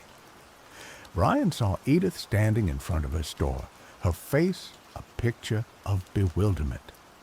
He ran towards her, dodging people who were moving in reverse. "Edith, get inside," he yelled. "It's not safe." But Edith didn't seem to hear him. She was staring at something behind him, her eyes wide with shock. Brian turned around. He saw a younger version of himself, a boy of 10, walking towards him. The boy was carrying a fishing rod and whistling a carefree tune. Brian staggered backward, his mind reeling. He was seeing his past self walking towards his present. "What have you done, Luca?" he whispered, his voice filled with despair. "What have you unleashed?" The chronometer's influence spread like a virus, infecting every aspect of Posterdom's existence. Time wasn't just flowing backward. It was unraveling, fragmenting, replaying itself in disjointed, chaotic loops. People encountered younger versions of themselves, reliving past traumas and joys, forced to confront the echoes of their former selves. The dead walked again, resurrected from their graves, only to fade back into oblivion as the temporal currents shifted. Brian found himself trapped in a nightmare of his own making. He relived the death of his parents in a mining accident, experiencing the grief and despair of his childhood all over again. He watched his younger self make choices he now regretted, powerless to intervene. Luca, consumed by guilt and terror, retreated into the observatory, desperately trying to recalibrate the chronometer. But the machine was beyond his control, its gears spinning wildly, its power surging unchecked. Brian knew that if he didn't do something, Posterdom would be lost, trapped in an endless loop of temporal chaos. He had to find a way to stop the chronometer, even if it meant sacrificing himself. He sought out Nova, a young woman who had always possessed a sharp intellect and a keen understanding of mechanics. Nova had worked in the mines, tinkering with the machines, and she possessed a natural aptitude for understanding complex systems. He found her in her workshop, surrounded by tools and discarded parts. She was trying to repair a broken clock, her brow furrowed in concentration. "Nova," Brian said, his voice urgent, "I need your help." Nova looked up, her eyes filled with apprehension. "I know what's happening, Brian. Everyone does. It's like something out of a nightmare." "Luca's chronometer is responsible," Brian explained. "It's reversing time, unraveling everything. We have to stop it." Nova hesitated. "The chronometer is incredibly complex, Brian. I don't know if I can fix it." "You're the only one who can," Brian insisted. "You're the only one who understands machines like that. Posterdome is counting on you." Nova looked at him, her expression determined. "All right," she said, "I'll help you, but we need a plan." Together, they devised a plan to infiltrate the observatory and disable the chronometer. They knew it would be dangerous. Luca, in his desperation, might be irrational, even violent. But they had no choice. That night, under the flickering light of the reversed stars, they set out towards the observatory, determined to save Posterdom from its temporal doom. The observatory loomed before them, a dark and ominous silhouette against the chaotic sky. The chronometer's power pulsed from within, casting strange shadows that danced and writhed like living things. Brian and Nova approached the observatory cautiously, their hearts pounding in their chests. They knew that Luca was inside, and they had no idea what to expect. They slipped through a back window, the glass shattering in reverse as they entered. The interior of the observatory was even more chaotic than they remembered. Books were flying through the air, pages tearing themselves apart and reassembling in nonsensical patterns. Charts peeled themselves off the walls, their ink running backward across the parchment. They found Luca in the main chamber, standing before the chronometer, his eyes wild and unfocused. He was frantically adjusting the controls, his movements jerky and erratic. "Luca," Brian said, his voice firm but gentle, "we need to stop this. The chronometer is out of control." Luca spun around, his face contorted with rage. "You don't understand," he screamed. "I'm trying to fix it. I'm trying to save us all." "You're making things worse, Luca," Nova said, stepping forward. "Let us help you." Luca waved his hand dismissively. "Stay away from me. You'll ruin everything." He lunged towards the control panel, his fingers flying across the switches. The chronometer's gears spun faster and faster, the clock face glowing with an almost blinding light. Suddenly, a surge of temporal energy erupted from the chronometer, throwing Brian and Nova backward. They crashed against the wall, dazed and disoriented. Luca, caught in the full force of the blast, screamed in agony. His body flickered and shimmered, his form dissolving and reforming in rapid succession. Brian and Nova scrambled to their feet, horrified by what they were witnessing. Luca was being torn apart by the chronometer's power, his timeline fragmenting into a million pieces. "We have to stop it now," Nova cried, rushing towards the chronometer. But as she reached the machine, a younger version of Luca appeared before her, a boy of 10, his eyes filled with innocence and wonder. He was holding a small telescope, gazing up at the stars. Nova froze, her hand hovering over the control panel. She couldn't bring herself to harm a child, even if it meant saving Posterdom. Brian, seeing her hesitation, knew he had to act. He lunged forward, pushing Nova out of the way, He grabbed hold of a large lever on the chronometer, the temporal regulator, and pulled it with all his might. The chronometer shuddered, its gears grinding to a halt. The light faded. The pulsing energy dissipated. The chaotic movement ceased. The fragmented timelines began to coalesce. Silence descended upon the observatory, broken only by the sound of Brian's ragged breathing. He looked around. The younger Luca was gone. The books and charts lay still. The air was clear and steady. He had stopped the chronometer. The effects of the chronometer's reversal began to subside. The river flowed in its proper direction. The buildings stopped crumbling in reverse. The people of Posterdom returned to their normal states, their memories returning to them in a jumbled, fragmented mess. Luca was gone, his fate uncertain. Some said he had been erased from existence, his timeline collapsing upon itself. Others claimed that he had been cast adrift in the temporal currents, lost in the eddies of time.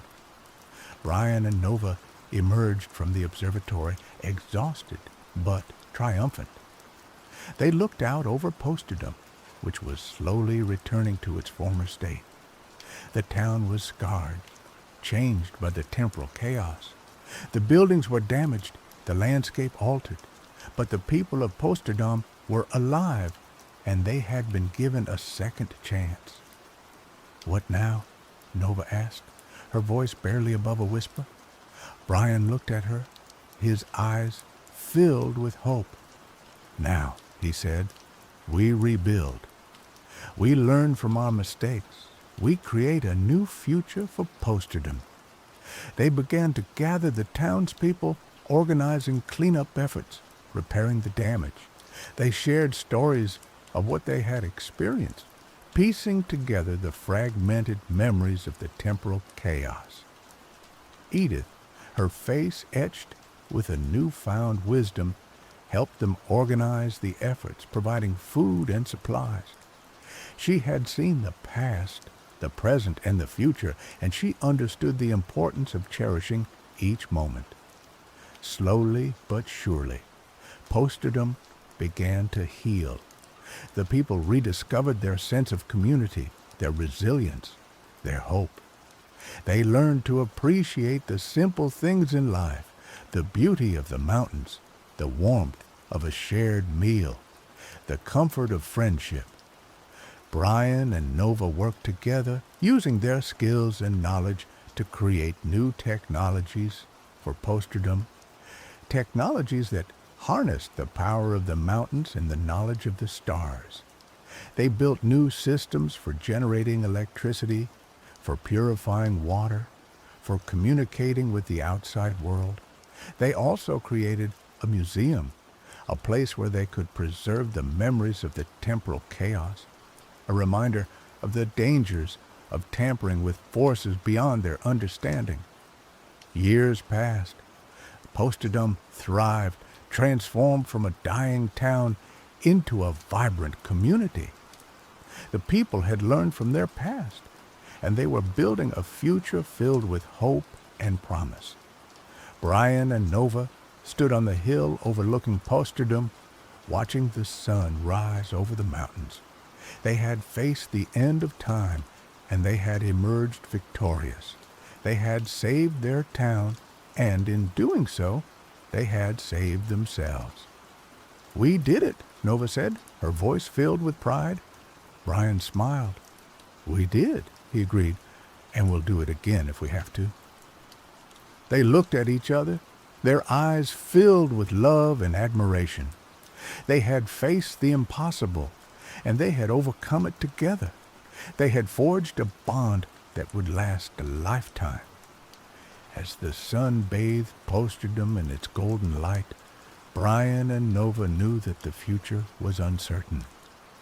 But they were ready for whatever challenges lay ahead, for they had learned the most important lesson of all, that even in the face of unimaginable chaos, hope can still prevail. The chronometer was silent, but the echoes of its temporal disruption served as a constant reminder. Time, like life, was precious and not to be trifled with. The doom that Luca had foreseen had been averted, not by stopping time, but by understanding its flow and embracing the possibilities of a future built not on fear, but on resilience and hope. The town of Posterdom, once a desolate echo of the past, was now a testament to the enduring power of the human spirit.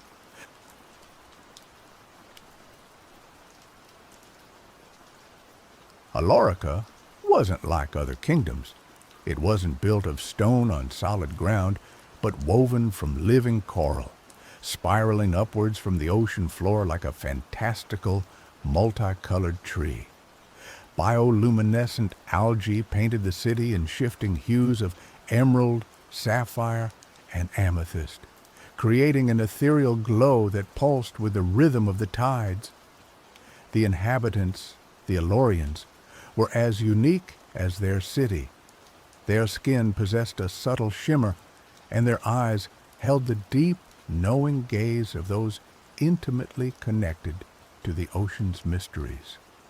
James, a young cartographer with a restless spirit, often found himself drawn to the edges of Alarica, where the city met the inky blackness of the deep sea. He dreamed of charting the uncharted, of discovering new currents and underwater mountains. He felt stifled by the predictable beauty of Alarica, a beauty that had become, in his eyes, a gilded cage. One evening, as the twin moons of Alorica cast long dancing shadows across the coral streets, James found himself near the workshop of Keaton, the master puppeteer. Keaton was a recluse, a figure shrouded in whispers and rumors. He lived in a secluded cove, his dwelling a chaotic jumble of driftwood shells and half-finished puppets. The Alorians regarded him with a mixture of awe and unease. His creations were legendary, dolls so exquisitely crafted that they seemed to breathe, to possess a spark of life. It was said that on still nights one could hear them whispering secrets in the dark. Drawn by curiosity, James cautiously approached the workshop. The air hung heavy with the scent of salt, varnish, and something else, something indefinably strange, like petrified wood and dried kelp. A crack of light spilled from the doorway, illuminating a scene that sent a shiver down James's spine. Keaton, a gaunt figure with eyes as dark and fathomless as the abyss, stood hunched over a workbench, his long skeletal fingers deftly carving a piece of driftwood. The wood resembled a human face, and as James watched, a startlingly lifelike expression began to emerge, a look of serene contemplation, almost sadness. The workshop was filled with puppets, hundreds of them. Some were suspended from the ceiling, their empty eyes staring blankly ahead. Others lay scattered on shelves, their limbs tangled in a macabre embrace. Each puppet was unique, a miniature representation of an Alorian, their features captured with uncanny accuracy. James recognized the likenesses of several villagers, the baker, the fisherman, even the high priestess. As James watched, Keaton picked up a small, ornate music box. He wound it, and a haunting melody filled the air. As the music swirled around the room, James noticed something extraordinary. The puppets seemed to stir.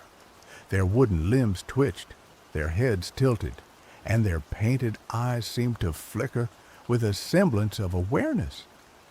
James stumbled back in astonishment, his heart pounding in his chest. He wanted to run, to escape the unsettling atmosphere of the workshop, but he was frozen in place, mesmerized by the scene unfolding before him. Suddenly, Keaton looked up, his dark eyes meeting James's. A slow, unsettling smile spread across his face. "Intrigued, young cartographer?" he rasped, his voice like the rustling of dried leaves. "You have a keen eye. Few are privileged enough to witness my creations." James found his voice, though it trembled slightly. "They're incredible. But how?" Keaton chuckled, a dry, humorless sound. "Magic, my boy. Pure, unadulterated magic. The lifeblood of Alarica, distilled into art." He gestured towards the puppets. "Each one is a vessel, a conduit. They hold the essence of their counterparts, their memories, their dreams." James felt a wave of unease wash over him. "You mean you've taken something from them?" Keaton's smile widened. "Taken? No, my boy. I've merely borrowed it. I've given them immortality, a place in my grand design."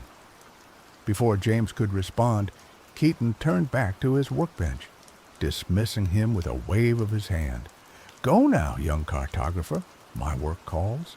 And remember, silence is golden in Alorica." James didn't need to be told twice. He fled from the workshop. The image of the puppets and Keaton's unsettling smile burned into his mind. He returned to his small apartment overlooking the coral gardens. He tried to dismiss what he had seen as a product of his overactive imagination, but the feeling of unease lingered. He couldn't shake the feeling that something was terribly wrong in Alorica, something that threatened the very fabric of their existence. The next morning, Alorica was silent, unnaturally silent.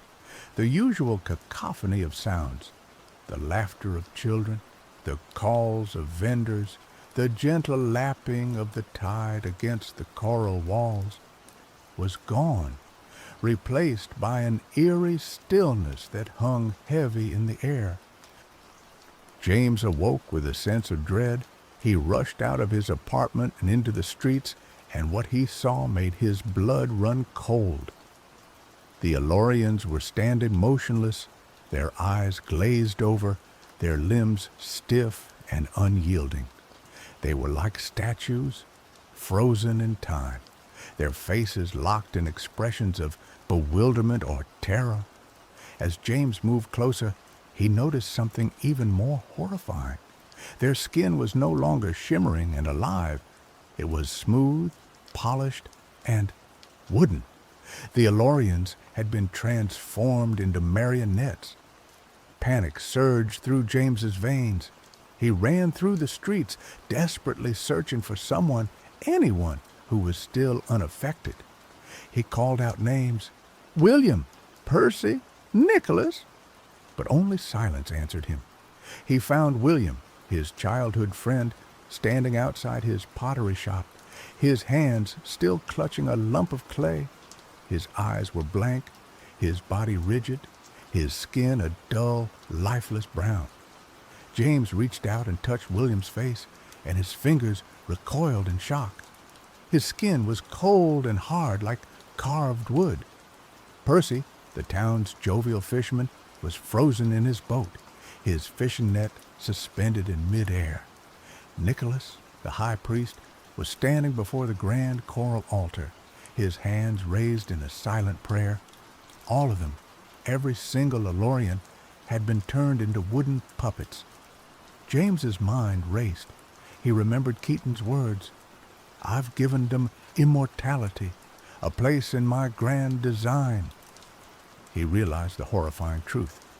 Keaton had somehow used his magic, his puppets, to transform the entire population of Alorica into marionettes. But why? What was his motive? Was he mad? Or was there something more sinister at play? James knew that he was the only one who could save Alorica.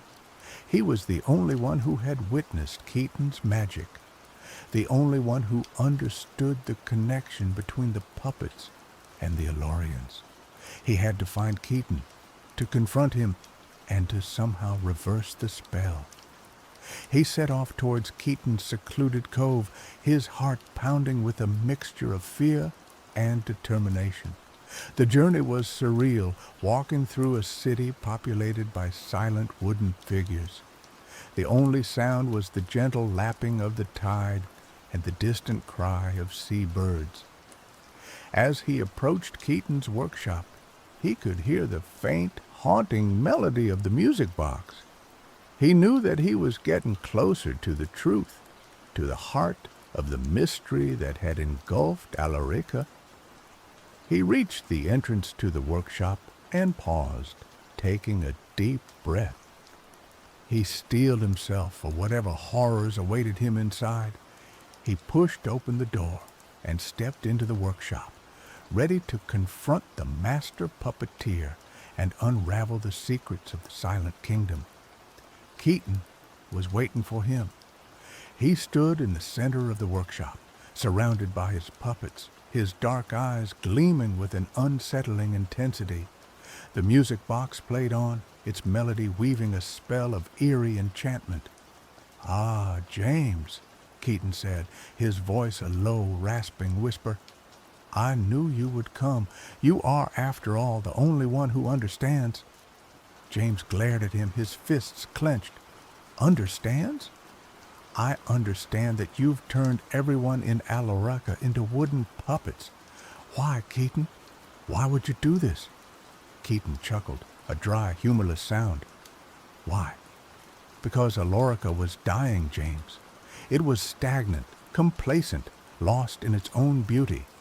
The Alorians had forgotten the true meaning of life, the true power of art." He gestured towards the puppets. "Now, they are perfect. They are immortal. They are art. They will never suffer, never age, never die. They will exist forever in my grand design." James shook his head in disbelief. "This isn't art, Keaton. This is madness. You've robbed them of their lives, their emotions, their very souls." Keaton's eyes flashed with anger. "Souls? What are souls but fleeting illusions? I have given them something more enduring, something more meaningful. I have given them a purpose." He pointed to a large, intricately carved puppet that stood apart from the others. It was dressed in regal robes and bore a striking resemblance to the Queen of Alarica. "This," Keaton said, his voice filled with pride, "is my masterpiece, the Queen Marionette. She will rule Alarica forever, guided by my hand, ensuring that the kingdom remains pure, untouched by the corruption of the outside world." James realized the full extent of Keaton's madness. He wasn't just a puppeteer. He was a megalomaniac, a delusional artist who believed that he had the right to control the lives of others. "You can't do this, Keaton," James said, his voice trembling with emotion. "You can't control people like puppets. They have their own free will, their own destinies." Keaton laughed. "Free will? A childish fantasy. We are all puppets, James, dancing to the tune of fate. I have simply taken control of the strings." He raised his hand, and the Queen Marionette stepped forward, its wooden limbs moving with eerie precision. It raised its hand and pointed a finger at James. "Join us, James," Keaton said, his voice hypnotic. "Become a part of my grand design. You are an artist, a visionary. You understand the power of creation. Together, we can transform the world into a masterpiece." James felt a powerful urge to obey, to succumb to Keaton's will. The music box seemed to be amplifying his influence, weaving a spell of obedience and submission. But deep down, a spark of resistance remained. He remembered the faces of his friends, their laughter, their dreams. He remembered the beauty of Alarica, the vibrant coral gardens, the shimmering light of the twin moons. He couldn't let Keaton destroy all of that. He focused all of his will, all of his anger, all of his love for Alarica, and broke free from Keaton's spell. "Never," he said, his voice filled with defiance. "I will never be your puppet." Keaton's face twisted with rage. "Then you are a fool, James. A fool who will be silenced." He snapped his fingers, and the puppets sprang to life, their wooden limbs moving with unnatural speed and strength. They surrounded James, their empty eyes filled with a chilling emptiness. James knew he was outnumbered, outmatched. He was just a cartographer, not a warrior. But he refused to surrender. He had to find a way to stop Keaton, to break the spell, to save Alorica. He dodged and weaved through the advancing puppets, his mind racing, searching for a weakness, a way to turn the tide. He noticed that the puppets seemed to be controlled by the music box. The melody was their life force, their connection to Keaton's will. If he could destroy the music box, he might be able to break the spell. He fought his way towards Keaton, dodging the grasping limbs of the puppets. He grabbed a driftwood carving from a nearby shelf and used it as a makeshift weapon, smashing it against the puppets' wooden faces. Keaton watched him with a mixture of anger and amusement. "You can't win, James. My magic is too powerful." James ignored him and continued to fight his way closer to the music box. He leapt onto the workbench and grabbed the music box, raising it above his head. Keaton screamed, his voice filled with rage. "No, don't do it!" James hesitated for a moment, knowing that destroying the music box might have unforeseen consequences. But he had no choice. He had to take the risk. He smashed the music box against the workbench, shattering it into pieces. The melody abruptly stopped, and the puppets froze in place, their wooden limbs twitching. A wave of energy surged through the workshop, knocking James off his feet. He landed hard on the floor, his head spinning. When he looked up, he saw that the puppets were no longer moving. Their eyes were still glazed over, but their expressions seemed to have softened. Keaton was on his knees, his face buried in his hands, his body shaking with sobs. "What have I done?" he whispered, his voice filled with despair. "What have I done?" James slowly stood up, his body aching, his mind reeling. He looked around the workshop, at the hundreds of wooden puppets, at the shattered remains of the music box, at the broken figure of Keaton. He had stopped Keaton, but the Alorians were still trapped in their wooden shells. The spell was broken, but its effects lingered. He knew that he couldn't leave them like this. He had to find a way to restore them, to bring them back to life. He approached Keaton, his heart filled with a mixture of pity and disgust. "How do I fix this, Keaton?" he asked, his voice pleading. "How do I bring them back?" Keaton looked up, his eyes filled with tears. "I don't know," he said, his voice barely audible. "I don't know how to reverse the spell. I only know how to create." James felt a surge of anger. "You're lying. You must know. You created this mess. You have to fix it." Keaton shook his head.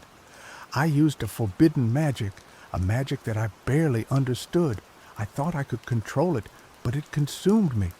I am lost, James. I am lost." James realized that Keaton was telling the truth. He was a broken man, consumed by his own madness, unable to undo the damage he had caused. James turned away from Keaton and looked at the silent puppets. He knew that he was on his own. He had to find a way to save Alorica, even if it meant venturing into the unknown, even if it meant facing dangers beyond his imagination. He left the workshop, leaving the Keaton to his despair. He stepped out into the silent city, the city of wooden puppets, the city that he had sworn to save.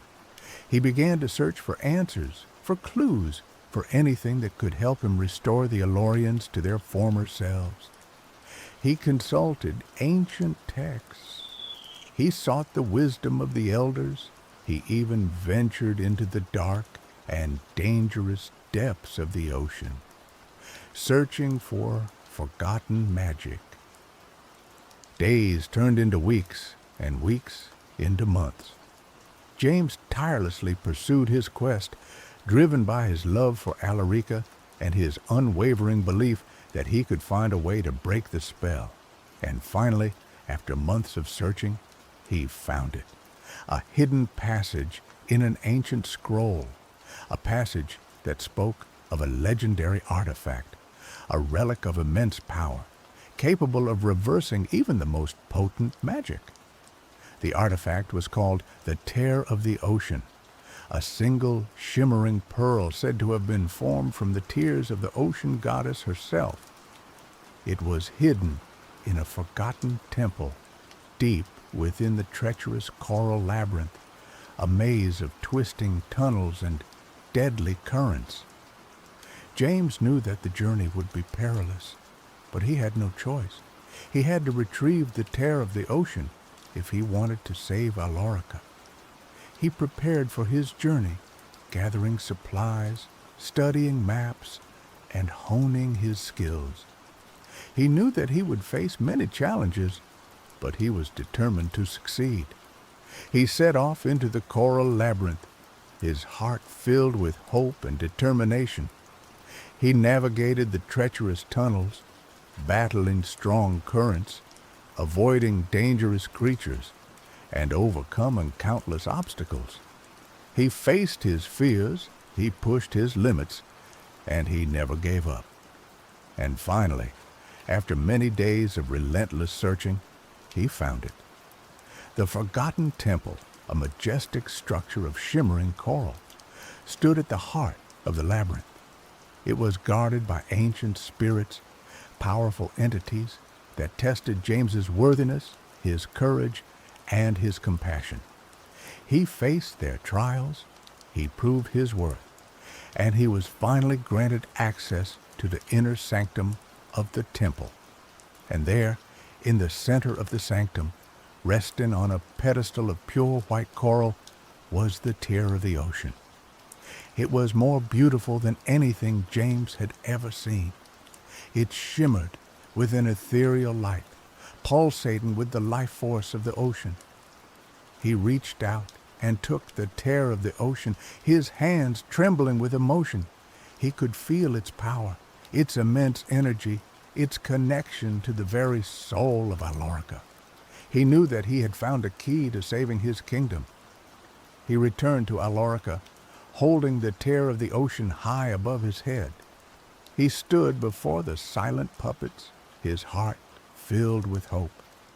He closed his eyes and focused all of his will, all of his love, all of his energy into the Tear of the Ocean. He whispered an ancient incantation, a prayer to the ocean goddess, asking for her forgiveness, her guidance, and her blessing. And then he unleashed the power of the Tear of the Ocean.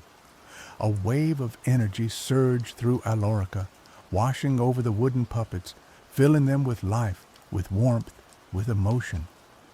The wooden skin began to fade, replaced by the shimmering flesh of the Elorians. The glazed eyes began to clear, filled with awareness, with recognition, with gratitude. The silent city began to awaken, filled with the sounds of laughter, of joy, of reunion. The Elorians were back. They were free. They were alive. The celebration in Alarica was unlike anything James had ever witnessed. The Elorians danced and sang, their hearts overflowing with joy and gratitude. They showered James with praise, hailing him as a hero, a savior, the one who had brought them back from the brink of oblivion. But James didn't feel like a hero. He felt exhausted, drained, and haunted by what he had seen, by what he had done. He knew that he had saved Alarica, but he also knew that the kingdom would never be the same. The memory of the silent puppets, the image of Keaton's despair, the knowledge of the forbidden magic that lurked beneath the surface of their world, these were things that would forever haunt his dreams. He also knew that he couldn't stay in Alorica. He had changed too much. He had seen too much. He needed to escape, to find a new purpose, a new direction for his life. He approached the queen, the real queen, the one who had been restored to her throne, the one who had witnessed the horrors of Keaton's reign. "Your Majesty," he said, his voice filled with respect, "I have come to say goodbye." The queen looked at him with understanding in her eyes. "I know, James," she said. "You have done so much for Alorica. You deserve to find your own peace, your own happiness." She paused, then added, "But before you go, I have a request, a final task for you, if you are willing." James nodded. "Anything, Your Majesty." The Queen smiled. "I want you to chart the uncharted, to explore the unknown, to map the deepest depths of the ocean. I want you to use your skills, your courage, your compassion, to discover new worlds, to forge new alliances, to bring new hope to the people of the sea." She handed him a scroll, a blank map of the ocean, waiting to be filled with his discoveries. "Alorica will always be your home, James," she said, "but the ocean is your destiny." James accepted the scroll, his heart filled with a mixture of sadness and excitement. He knew that the queen was right. His destiny lay beyond the familiar shores of Alorica, in the vast, mysterious depths of the ocean.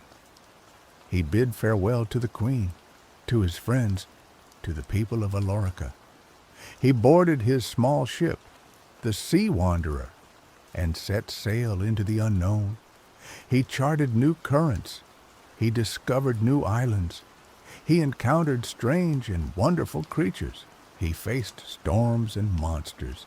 He navigated treacherous reefs and hidden whirlpools. He learned to trust his instincts, to rely on his skills, to embrace the unknown. He discovered the true meaning of freedom, the true power of exploration, the true beauty of the ocean. He filled the blank map with his discoveries, creating a legacy that would inspire generations of Alorians to explore the depths of the sea. And as he sailed into the sunset, he knew that he had found his purpose, his destiny, his place in the grand tapestry of the ocean. He was James, the cartographer, the savior of Alorica, the explorer of the unknown, and he was finally free. Years later, a young Alorian girl stood on the shores of Alorica, gazing out at the vast ocean. She held a scroll in her hands, a map of the ocean, filled with the discoveries of James, the legendary cartographer. She dreamed of following in his footsteps, of exploring the unknown, of discovering new worlds. She knew that the ocean was full of dangers, but she also knew that it was full of possibilities. She looked up at the twin moons of Alorica, their light shimmering on the surface of the water. She whispered a prayer to the ocean goddess, asking for her guidance, her protection, and her blessing. And then she set sail into the unknown, ready to face whatever challenges lay ahead, ready to embrace her destiny, ready to become the next legend of the sea. The silent kingdom of Alorica had been saved, and its spirit of exploration lived on, inspiring new generations to venture into the depths of the ocean, to discover the secrets that lay hidden beneath the waves, and to never forget the lessons of the past. The tale of the puppeteer served as a constant reminder. Beauty could mask darkness, and the pursuit of perfection could lead to devastating consequences. The Alorians, forever changed, learned to cherish their freedom, their individuality, and the vibrant tapestry of life that made their underwater kingdom so unique. And so, Alorica continued to thrive, a beacon of hope and resilience in the vast and mysterious ocean, its story echoing through the ages, a testament to the power of courage, compassion, and the enduring spirit of the sea.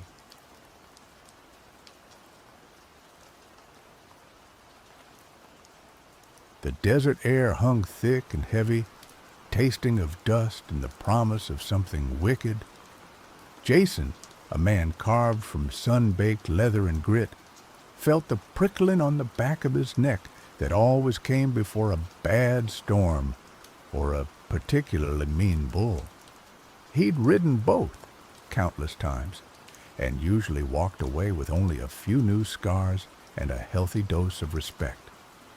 But tonight felt different.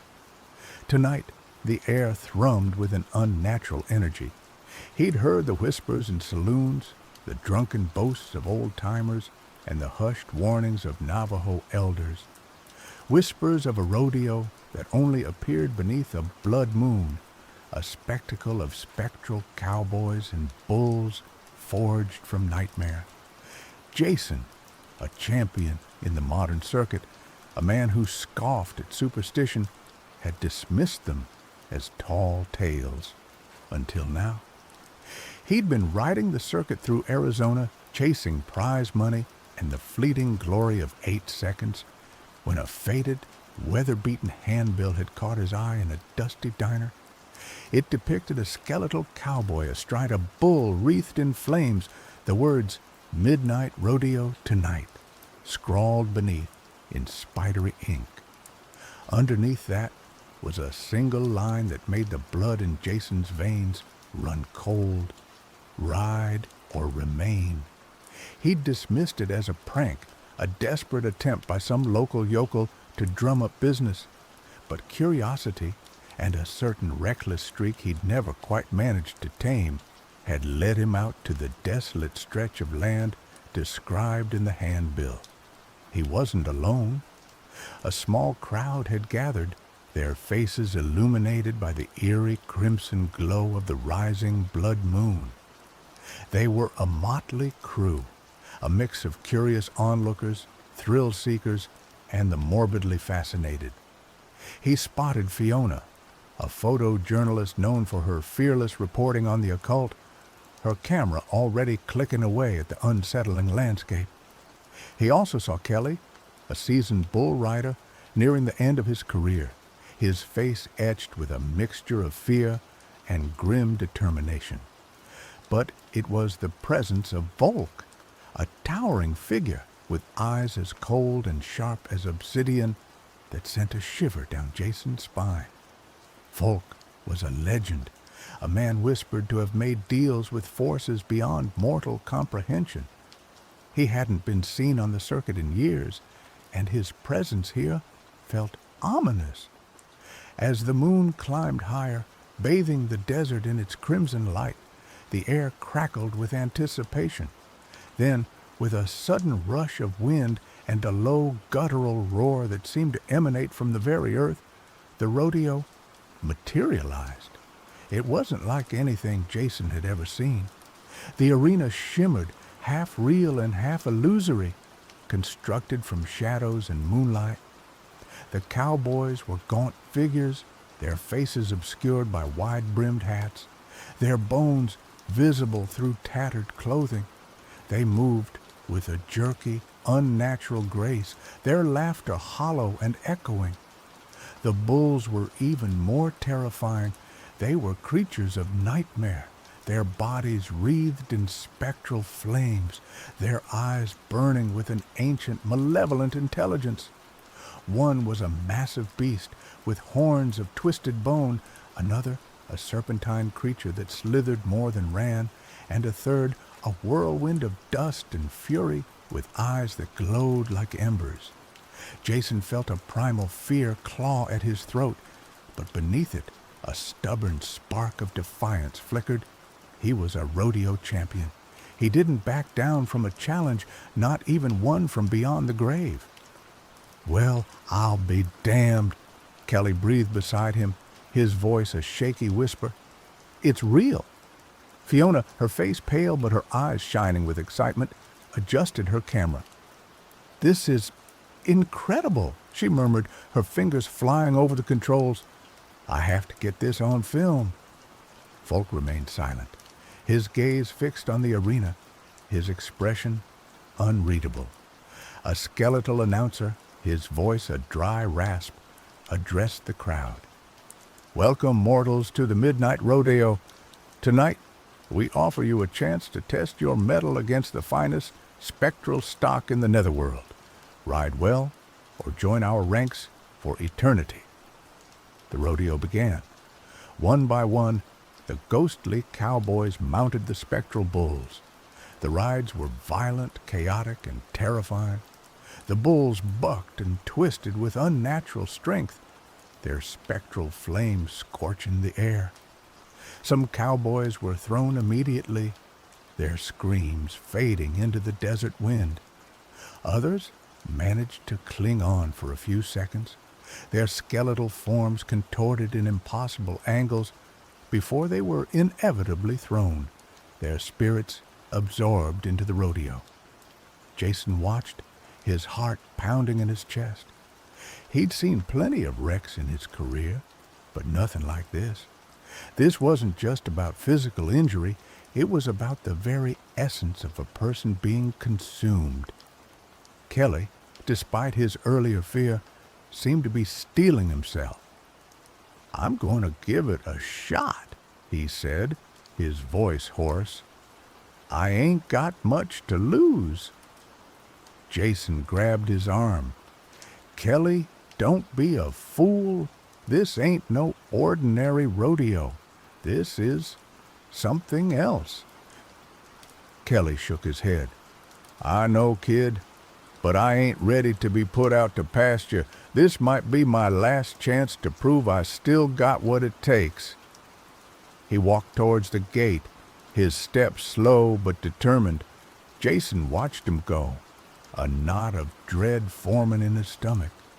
Kelly climbed onto a bull that resembled a living storm cloud, its body crackling with lightning.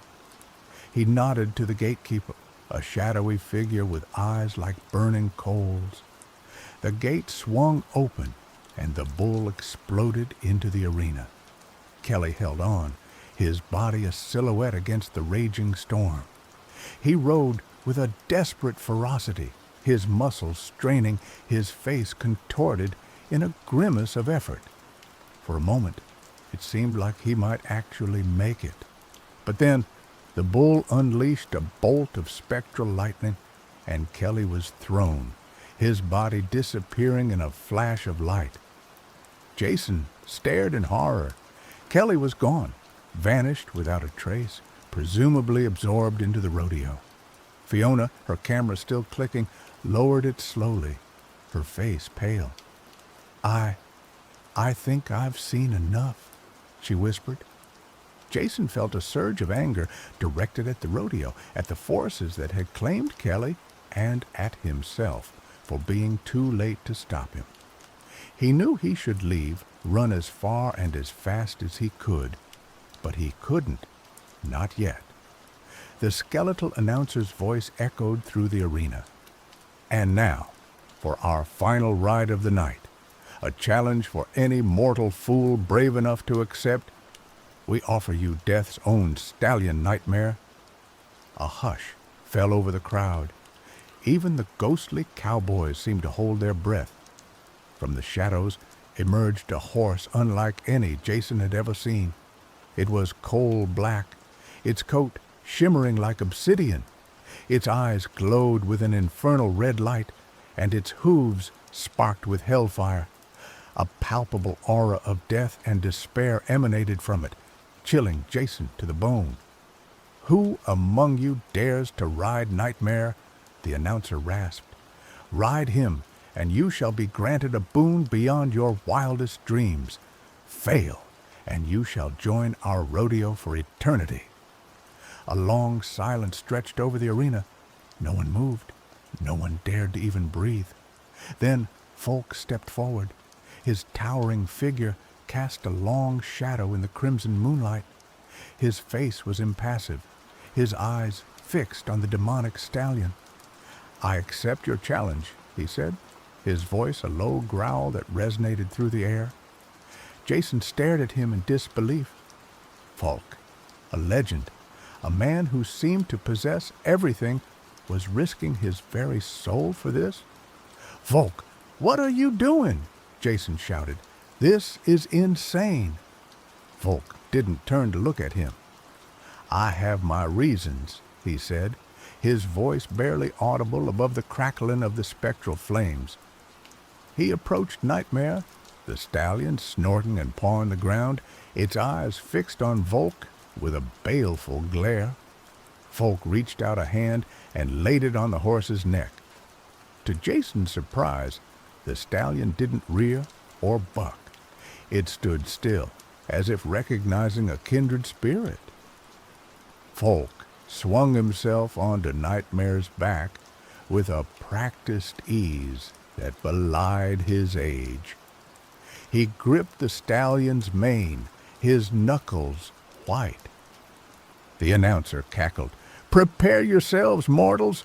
Behold the ride of Death's own stallion!" The gate swung open, and Nightmare exploded into the arena. The ride was unlike anything Jason had ever witnessed. Nightmare moved with impossible speed and agility, bucking and twisting in ways that defied the laws of physics. Spectral flames erupted from its hooves, scorching the ground. The air crackled with energy, and the very fabric of reality seemed to distort around them. Volk held on, his body a statue of grim determination. He rode with a skill and ferocity that surpassed even his legendary reputation. He seemed to anticipate Nightmare's every move, countering its every attempt to throw him. Jason watched, mesmerized, his fear replaced by a sense of awe. He didn't know why Volk was doing this, but he knew that he was witnessing something truly extraordinary. Fiona, her camera forgotten, stared at the scene with wide eyes, her face a mixture of terror and wonder. The ride went on, longer than any ride Jason had ever seen. It was as if time itself had stopped. The crowd of ghostly cowboys watched in silence, their skeletal faces unreadable. Then, just when it seemed like Volk might actually succeed, Nightmare unleashed its ultimate weapon. A wave of pure darkness emanated from the stallion, engulfing Volk in its suffocating embrace. Jason felt the darkness wash over him, filling him with a sense of despair and hopelessness so profound that he almost collapsed. Volk cried out, a sound of pure agony that echoed through the arena. His grip on Nightmare loosened, and he began to slip. Jason knew that if Volk was thrown, he would be lost forever. He had to do something. He didn't know what he could do, but he couldn't just stand by and watch Volk be consumed by the darkness. He ran towards the arena, ignoring the screams of Fiona and the warnings of the ghostly cowboys. He had to get to Volk. As he reached the edge of the arena, he saw Volk falling, his body enveloped in the darkness. Without thinking, Jason leaped into the arena, reaching out for Volk. His fingers brushed against Volk's hand, and he felt a surge of energy pass through him. He grabbed hold of Volk's arm, pulling him close. The darkness tried to pull them apart, but Jason held on tight, his muscles straining. He wouldn't let go. He looked into Volk's eyes, and he saw a flicker of hope, a spark of defiance in the face of overwhelming despair. "Hold on, Volk!" Jason shouted, his voice hoarse. "I'm not going to let you fall." Together, they fought against the darkness, their combined will a force to be reckoned with. Slowly, painstakingly, they began to push back the shadows. The crowd of ghostly cowboys watched in stunned silence. They had never seen anything like this before, a mortal intervening in the affairs of the netherworld. Then something remarkable happened. One of the ghostly cowboys, a figure with a tattered Confederate uniform and a face etched with sorrow, stepped forward. He reached out a hand and touched Jason's shoulder. "I'll help you, son," he said, his voice a low whisper. "I know what it's like to be trapped in this place." Another ghostly cowboy stepped forward, and then another, and another. Soon, the entire crowd of spectral riders was surrounding Jason and Volk, their hands outstretched, their faces filled with a newfound hope. Together, they formed a circle of light, pushing back the darkness and shielding Jason and Volk from Nightmare's influence. Nightmare reared and bucked, its eyes blazing with fury, but it couldn't break through the circle of light. With the help of the ghostly cowboys, Jason managed to pull Volk free from Nightmare's grasp. They stumbled to the ground, exhausted but alive. The darkness receded, and Nightmare stood panting in the center of the arena, its infernal flames dimmed. The skeletal announcer, his voice filled with disbelief, addressed the crowd. This is impossible. No mortal has ever resisted Nightmare's power." He turned to Jason and Volk, his skeletal face contorted in a snarl. "You may have won this battle, mortals, but the war is far from over. We will meet again." With a final roar, the rodeo began to fade, the arena dissolving into shadows and moonlight. The ghostly cowboys vanished, their faces filled with gratitude. Nightmare disappeared, its demonic laughter echoing in the desert wind. Jason and Volk were left standing alone in the desolate stretch of land, the blood moon casting a long, ominous shadow. Fiona ran towards them, her face flushed with excitement. "I can't believe what I just saw," she exclaimed. "It was incredible." She snapped a few quick photos of Jason and Volk, their faces etched with exhaustion and awe. "What was that all about, Volk?" Jason asked, his voice still shaking. "Why did you risk your life like that?" Volk remained silent for a moment, his eyes fixed on the horizon. Then he turned to Jason, his expression unreadable. "I had a debt to pay," he said, his voice low. "A debt to someone who saved my life a long time ago." He didn't elaborate, and Jason didn't press him. He knew that Volk was a man of secrets, a man who carried a heavy burden on his shoulders. "Well, whatever it was, I'm glad you're okay," Jason said, "and I'm glad I was there to help." Volk nodded, a rare smile gracing his lips. "Thank you, Jason," he said. "You have proven yourself to be a true friend." As the blood moon began to set, casting a long crimson shadow over the desert, Jason, Fiona, and Volk walked away from the desolate stretch of land, leaving the midnight rodeo behind them. They had witnessed something extraordinary, something that would stay with them for the rest of their lives. They had faced death, defied the forces of the netherworld, and emerged victorious, not through strength or skill, but through courage, friendship, and a willingness to believe in the impossible. The next morning, Jason found a small leather-bound book tucked into his saddlebag. It was a collection of Navajo legends, detailing the history of the land and the spirits that dwelled within it. On the first page, a single word was written in elegant script: "Gracias." He knew it was from Volk. He smiled, a genuine smile that reached his eyes. He might not understand everything that had happened at the midnight rodeo, but he knew that he had made a difference. He had saved a life, and in doing so, he had perhaps saved a part of himself as well. He closed the book and tucked it safely into his shirt pocket. He had a rodeo circuit to get back to, prize money to win, and a reputation to uphold.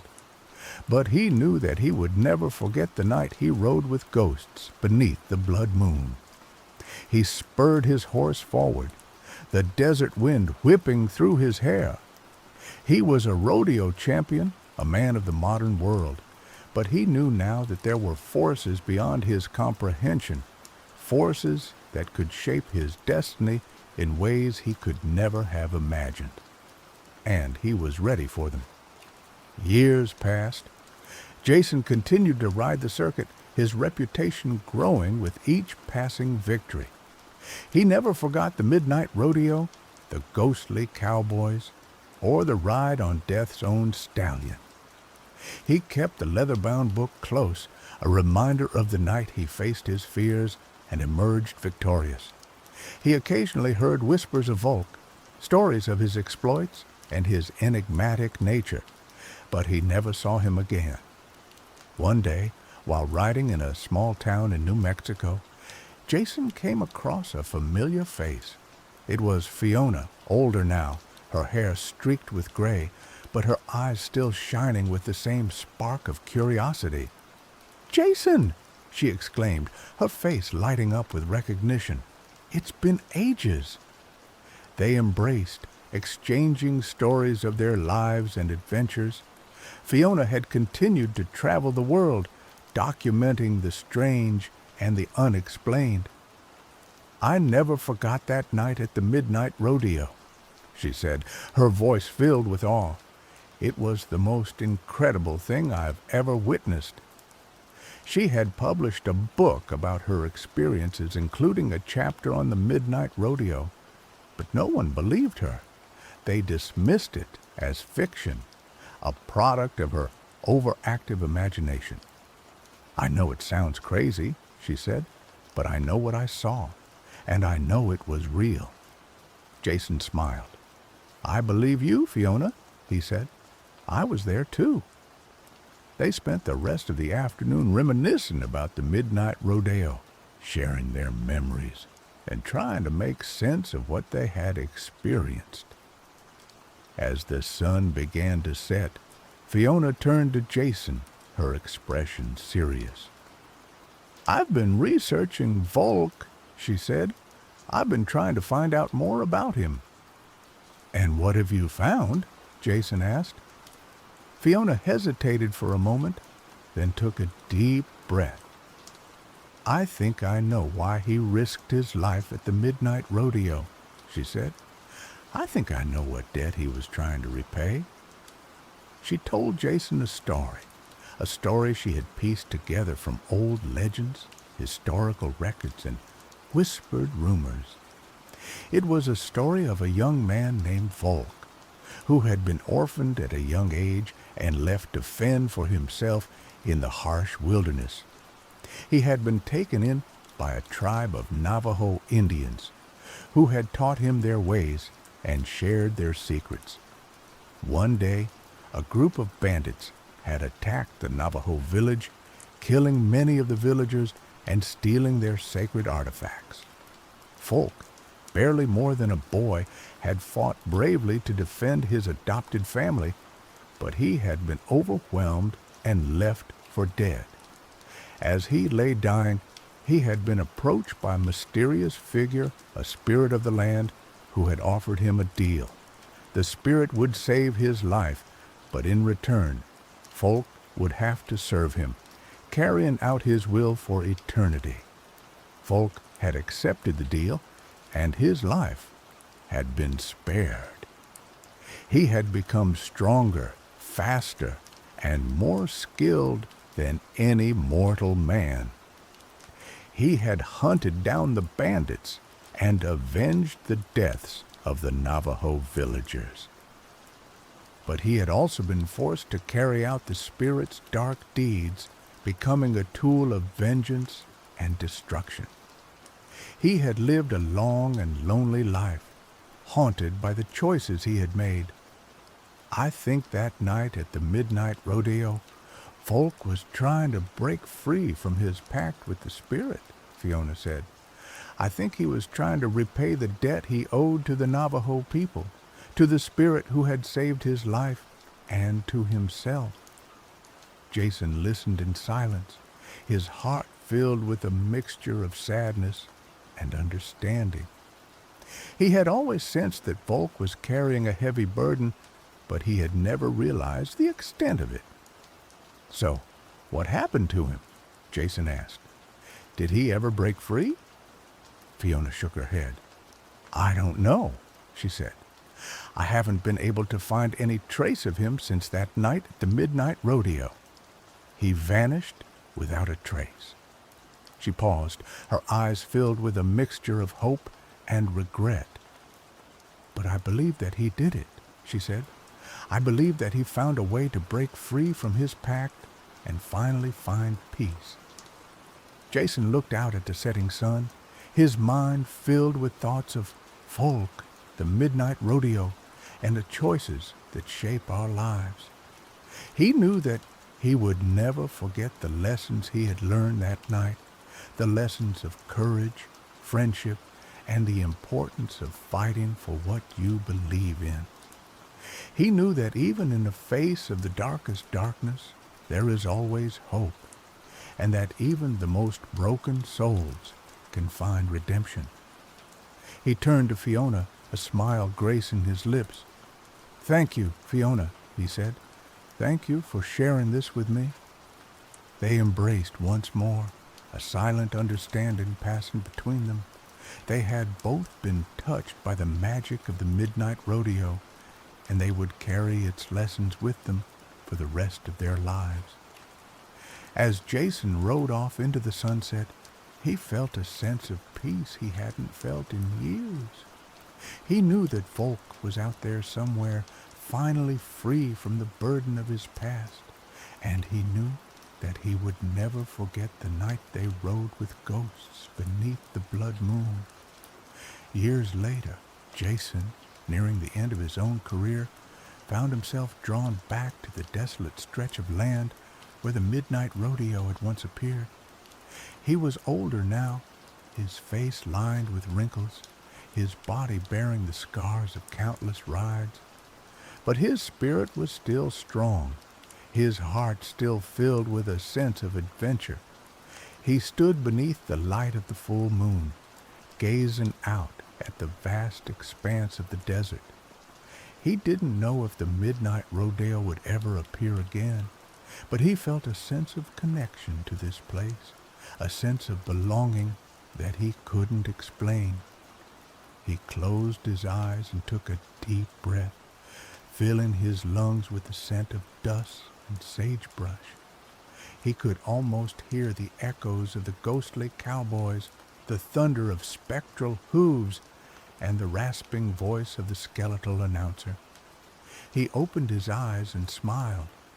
He was a rodeo champion, a man of the modern world, but he was also a part of something ancient and mysterious, something that transcended time and space.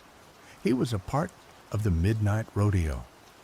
Suddenly, a figure emerged from the shadows, a figure that was both familiar and yet somehow different. It was Folk, older now, his face even more weathered, but his eyes still shining with the same intensity. Jason stared at him in disbelief. Folk, he exclaimed, is that really you? Folk nodded, a rare smile gracing his lips. It is, Jason, he said. It's been a long time.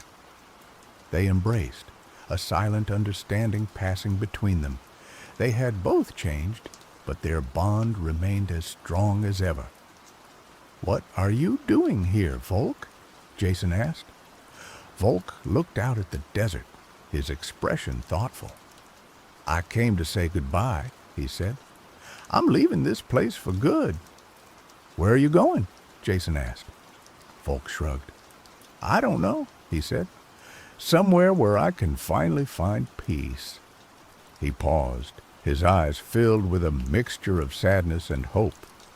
"I wanted to thank you, Jason," he said. "You saved my life that night at the midnight rodeo.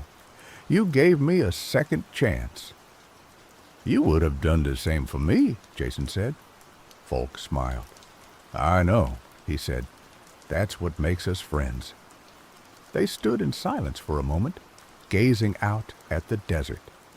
Then Folk turned to Jason, his expression serious. "There's something I want to give you," he said. He reached into his pocket and pulled out a small leather-bound book. It was the same book that Jason had found in his saddlebag years ago, the book of Navajo legends. "Take this," Folk said. "It belongs to you now." Jason hesitated for a moment, then accepted the book. "Thank you, Folk," he said. "I'll cherish it always." Folk nodded, then turned and walked away, disappearing into the shadows. Jason watched him go, his heart filled with a mixture of sadness and gratitude. He knew that he would never see Folk again, but he would always remember him, the man who had ridden with ghosts beneath the blood moon. He opened the leather-bound book and began to read, his mind filled with thoughts of the midnight rodeo, the ghostly cowboys, and the lessons he had learned. He read about the spirits of the land, the power of friendship, and the importance of fighting for what you believe in. As he read, he felt a sense of peace wash over him, a sense of belonging that he had never felt before. He was a rodeo champion, a man of the modern world, but he was also a part of something ancient and mysterious, something that transcended time and space. He was a part of the midnight rodeo. He closed the book and tucked it safely into his shirt pocket. He knew that he would carry its lessons with him for the rest of his days. He turned and walked away from the desolate stretch of land, leaving the midnight rodeo behind him. He was ready to face whatever challenges lay ahead, knowing that he was not alone. He had the memories of his friends, the lessons of the past, and the courage to face the future. As he rode off into the sunrise, he knew that the spirit of the midnight rodeo would live on in his heart, in his memories, and in the stories he would tell for generations to come. The legend of the rodeo that appeared beneath the blood moon, a testament to the enduring power of courage, friendship, and the human spirit.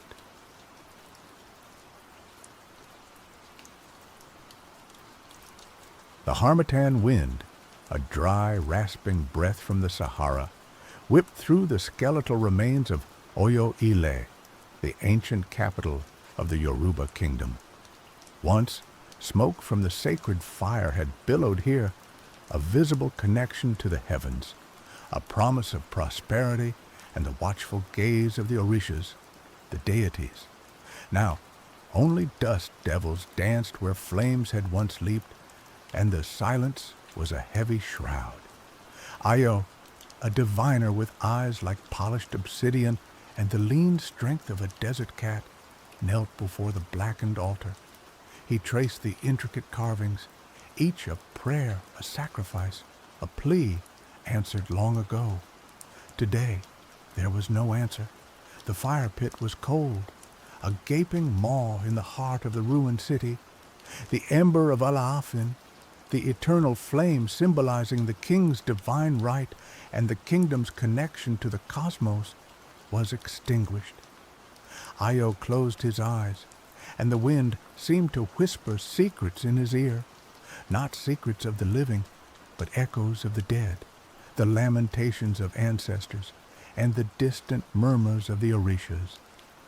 He saw visions flicker behind his eyelids, a sky choked with darkness, fields withering under a merciless sun, and the faces of his people etched with despair. He opened his eyes with a jolt.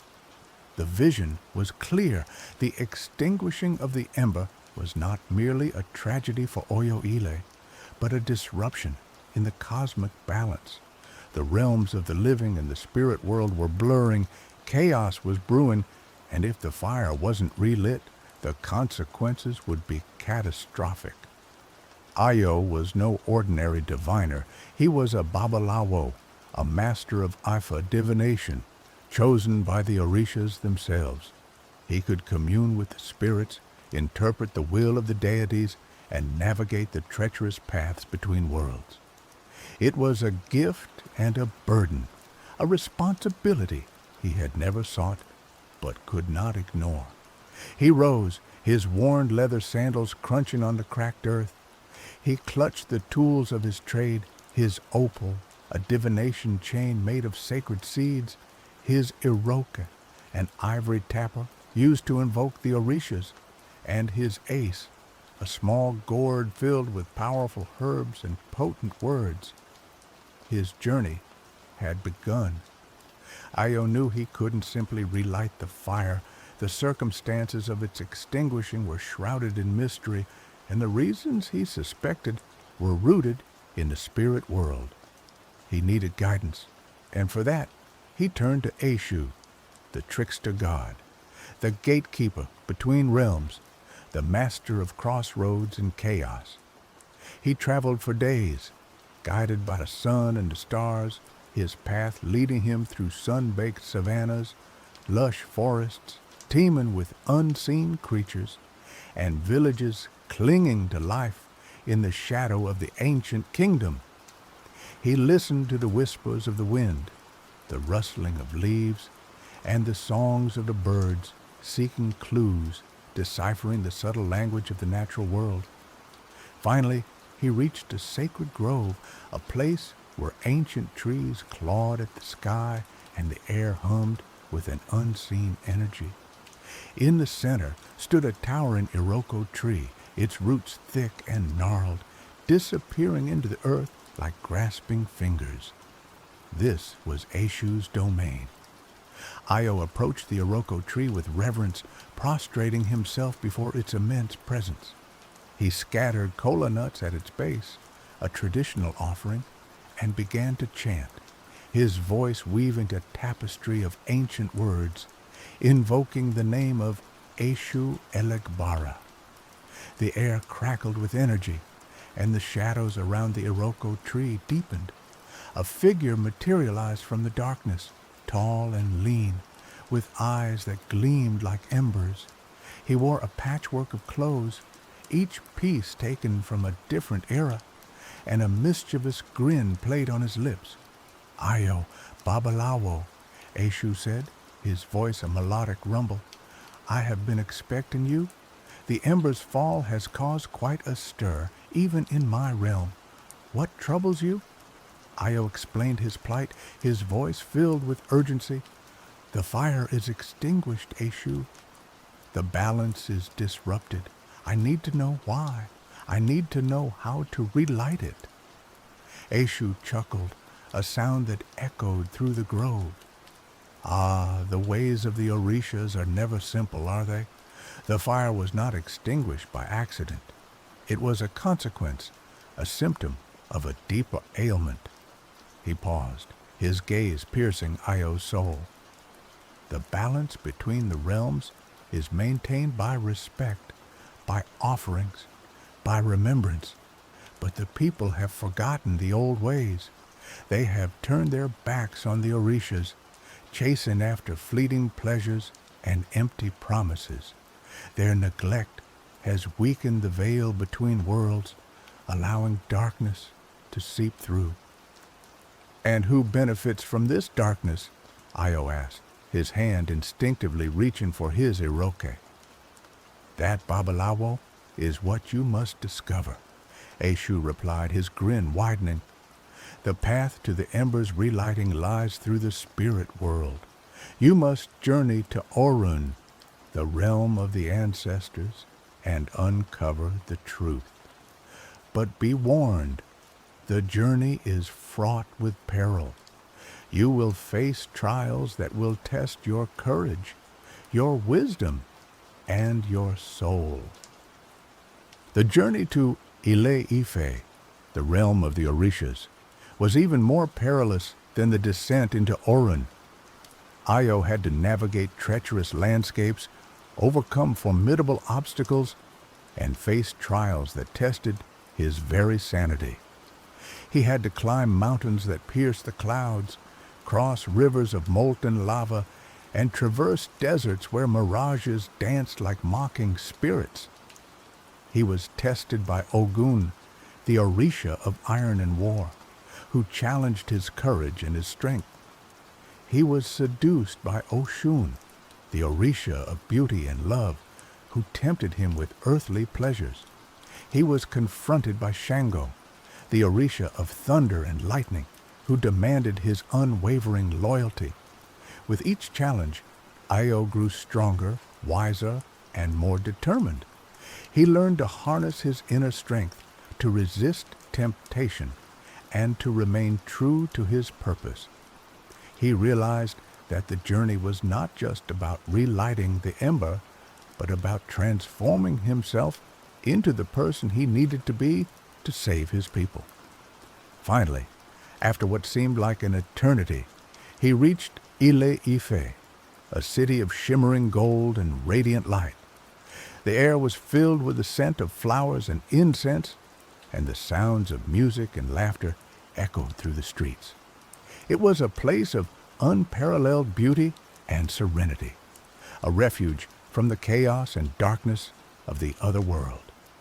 He was greeted by Obatala, the Orisha of purity and light, who welcomed him with open arms. "Ayo Babalawo," Obatala said, his voice filled with compassion. "We have been waiting for you. You have proven yourself worthy to stand before the Orishas." Obatala led Io to a grand palace, where all the Orishas were gathered. They sat on thrones of gold and ivory, their faces radiating divine power. Io prostrated himself before them, his heart filled with awe and reverence. The Orishas listened intently as Io recounted his journey, his voice filled with passion and urgency. They knew the danger that Iku posed, and they understood the importance of relighting the sacred fire. After he finished, Shango, the Orisha of thunder and lightning, rose from his throne, his eyes blazing with righteous anger. "This Iku must be destroyed," he thundered. "It threatens the very fabric of existence." Oshun, the Orisha of beauty and love, spoke next, her voice soft but firm. "We cannot simply destroy Iku," she said. "It is a part of ourselves, a reflection of our own darkness. We must find a way to heal the wounds that gave rise to it, to transform the despair into hope, the hatred into love." The Orishas debated for what seemed like an eternity, their voices echoing through the palace. Finally, Obatala, the Orisha of purity and light, spoke, his voice filled with wisdom and compassion. "We cannot fight darkness with darkness," he said. "We must fight it with light. We must rekindle the flame of hope in the hearts of the people, restore their faith in the Orishas, and remind them of the power of love and forgiveness." He turned to Io, his gaze piercing his very soul. "Io Babalawo," he said, "you are the chosen one. You have the strength, the wisdom, and the compassion to defeat Iku and relight the sacred fire." He handed Io a small, unassuming clay pot. "This is the source of the ember's power," he said. "It contains the essence of creation, the spark of life. Take it back to Oyo-Ile and use it to relight the sacred fire. But remember, the fire will only burn if the people's hearts are filled with hope and faith." Io returned to the mortal world, his heart filled with a renewed sense of purpose. He knew that his journey was far from over. He still had to confront Iku, the spirit of death and destruction, and he still had to convince the people to embrace hope and faith. He traveled back to Oyo-Ile, the ruined capital of the Yoruba kingdom. The city was even more desolate than before, the air thick with despair, and the silence broken only by the mournful cries of the wind. He found the people huddled together, their faces etched with fear and hopelessness. They had lost their faith in the Orishas, their belief in the future. They had given up on life. Ayo climbed onto the blackened altar, holding the clay pot high above his head.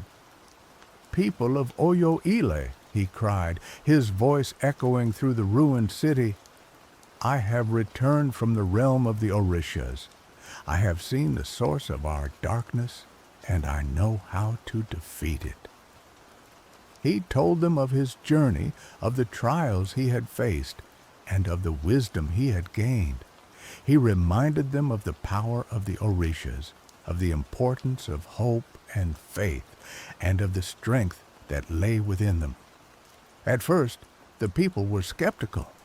They had been through so much pain and suffering that they had lost the ability to believe in anything. But as Ayo spoke, his passion and sincerity began to touch their hearts. He showed them the clay pot, the source of the ember's power. "This is the spark of life," he said. "It has the power to heal our wounds, to restore our hope, and to relight the sacred fire." Eshu vanished as quickly as he had appeared, leaving Ayo alone in the silent grove. He knew what he had to do. He had to journey to Orun, the land of the dead, and confront whatever forces had conspired to extinguish the sacred fire. The entrance to Orun was hidden deep within a cavern, guarded by ancient spirits and shrouded in an almost tangible darkness. Ayo prepared himself with potent herbs and incantations, fortifying his spirit against the dangers that awaited him. He drew a protective circle around himself with white chalk, invoking the protection of Obatala, the Orisha of purity and light. He stepped into the darkness, and the world dissolved around him. He felt a disorienting sensation of falling, of being pulled through a vortex of swirling energy. Then suddenly, he was standing on solid ground, but the world around him was unlike anything he had ever seen. Orun was a land of shadows and whispers, a mirror image of the living world, yet distorted and faded. The trees were gnarled and leafless, the rivers flowed with a viscous black fluid, and the air was heavy with the scent of decay and regret. Lost souls wandered aimlessly, their faces etched with sorrow and longing. They were the spirits of those who had died without fulfilling their purpose, trapped between worlds, unable to find peace. Ayo avoided them, knowing that their despair could easily overwhelm him.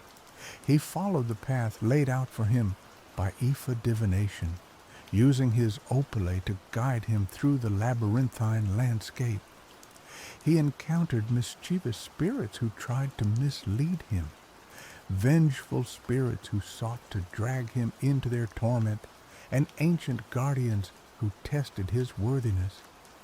He used his knowledge of herbs and incantations to ward off the malevolent spirits, his wisdom to outwit the tricksters, and his unwavering faith in the Orishas to overcome the trials.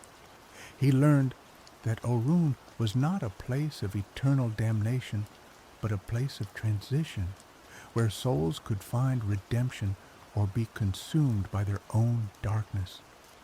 As he journeyed deeper into Orun, he began to sense the source of the imbalance, the force that had corrupted the spirit world and led to the extinguishing of the sacred fire. It was a presence, a malevolent entity that emanated from the heart of Orun, a being of immense power and ancient hatred. Io's path led him to a clearing bathed in an ethereal light. In the center stood a circle of ancient trees, their branches intertwined to form a living canopy. Beneath the canopy sat the council of ancestors, the elders of the Yoruba people, their faces lined with wisdom and their eyes filled with the knowledge of generations. He approached the council with reverence, prostrating himself before their collective presence. "Honorable ancestors," he said, his voice filled with respect, "I come seeking guidance. The sacred fire has been extinguished, and the balance between worlds is disrupted. I have been sent to uncover the truth and find a way to relight the ember." The ancestors listened in silence, their gaze penetrating his very soul. Finally, the eldest among them, a woman with hair as white as moonlight and eyes as deep as the ocean, spoke. "Ayo Babalawo," she said, her voice a gentle whisper. "We have been watching you. We have seen your courage, your wisdom, and your unwavering devotion to the Orishas. You are worthy to know the truth." She gestured to a swirling vortex of energy that hung in the air above the clearing. "This is the source of the imbalance. It is the manifestation of the people's neglect, their abandonment of the old ways. It has given rise to a darkness that threatens to consume both the living world and the spirit world." "What is this darkness?" Io asked, his voice barely above a whisper. "It is called Iku," the ancestor replied, "the spirit of death and destruction. It feeds on despair, on anger, on hatred. It was born from the broken promises and the unfulfilled potential of our people. It seeks to sever the connection between the living and the dead, to plunge the world into eternal darkness." "How can I defeat Iku?" Io asked, his heart pounding in his chest. "You cannot defeat it alone," the ancestor replied. "Iku is a reflection of the people's collective consciousness.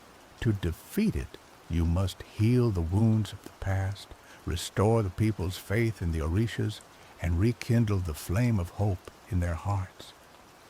She paused, her gaze locking onto Io's. "You must travel to the realm of the Orishas, to Ile Ife, the sacred city, the birthplace of humanity. There you will find the source of the ember's power, and there you will receive the guidance you need to defeat Iku." As he spoke, the ground began to tremble, and the air grew heavy with a chilling presence. Iku, the spirit of death and destruction, had arrived. The entity manifested as a towering figure of pure darkness, its eyes burning with malevolent fire. It exuded an aura of fear and despair that threatened to overwhelm Io and the people. "You cannot defeat me!" Iku boomed, its voice a thunderous roar. "I am the embodiment of your own darkness, your own despair. You are weak and you are doomed." Io stood his ground, his heart filled with courage and determination. He knew that he could not defeat Iku alone.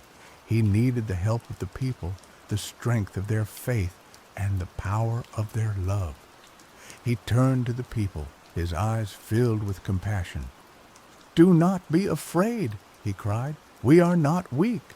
We are the descendants of kings and queens, of warriors and healers, of artists and dreamers. We have the power to overcome this darkness, to heal our wounds, and to create a better future." He raised the clay pot high above his head.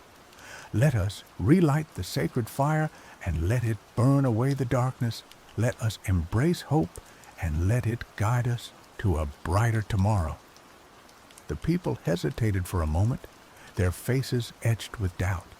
But then, one by one, they began to nod, their eyes filling with a glimmer of hope.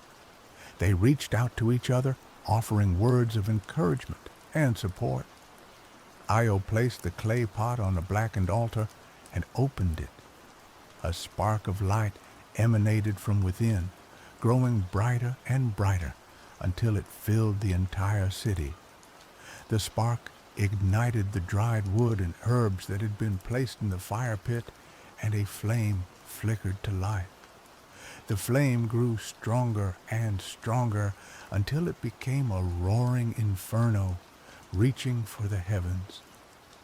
The light of the fire banished the darkness, and the warmth of the flames chased away the chill.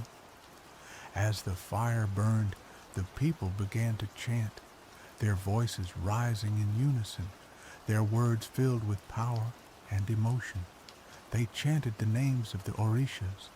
They chanted the names of their ancestors, and they chanted the names of their loved ones. Their chanting created a wave of energy that washed over Iku, weakening its power. The entity shrieked in agony as the light of the fire burned away its darkness. Finally, with a deafening roar, Iku exploded into 1,000,000 pieces, its essence scattered to the winds. The spirit of death and destruction was defeated, its reign of terror brought to an end. As the flames of the sacred fire danced in the sky, the people of Oyo-Ile rejoiced. They had overcome their darkness, they had restored their faith, and they had rekindled the flame of hope in their hearts. Io watched as the people celebrated, his heart filled with joy and gratitude. He had done his duty, he had fulfilled his purpose, and he had saved his people from destruction. He knew that the journey was far from over. The world would always face challenges, and the darkness would always lurk in the shadows. But he also knew that the people of Oyo-Ile had the strength and the wisdom to overcome any obstacle, to face any darkness, and to create a better future for themselves and for generations to come. The sacred fire burned brightly, a beacon of hope in a world filled with uncertainty. The ember of Alafin was rekindled, and the cosmic balance was restored. The connection between the living and the dead was strengthened, and the Orishas smiled down upon their people with love and compassion. Io, the wandering diviner, had saved his kingdom. He had traveled through realms of gods and spirits, confronted his own inner demons, and emerged victorious. He was a hero, a legend, a symbol of hope for all who sought to overcome darkness and embrace the light. As the sun rose over Oyo-Ile, casting a golden glow on the faces of the people, Io knew that the future was bright, the ember was burning, and the spirit of the Yoruba people would endure. The journey had been long and arduous, but in the end, love, faith, and unity prevailed. He was more than just a diviner, he was a restorer of balance, a guardian of his people, a testament to the power of belief.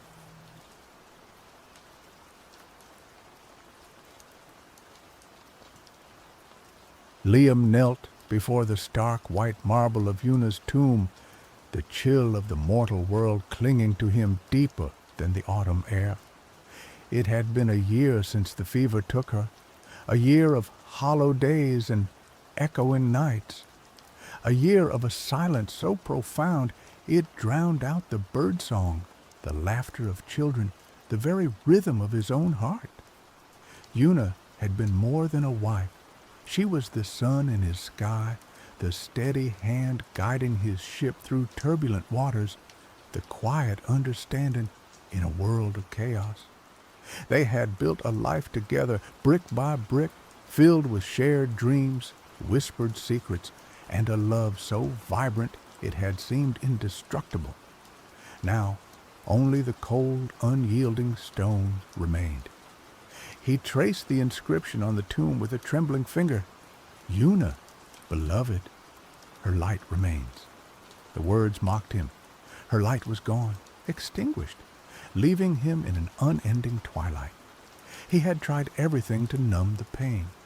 Work consumed him by day, yet the nights were a battlefield where memories, sweet and cruel, waged relentless war. He had consulted healers, sought solace in the company of friends, even offered prayers to the gods, though his faith had withered with Una's passing. Nothing worked.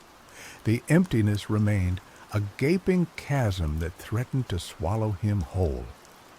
One evening, huddled by the fire, nursing a goblet of wine that tasted like ash, Liam overheard a fragment of conversation from passing travelers.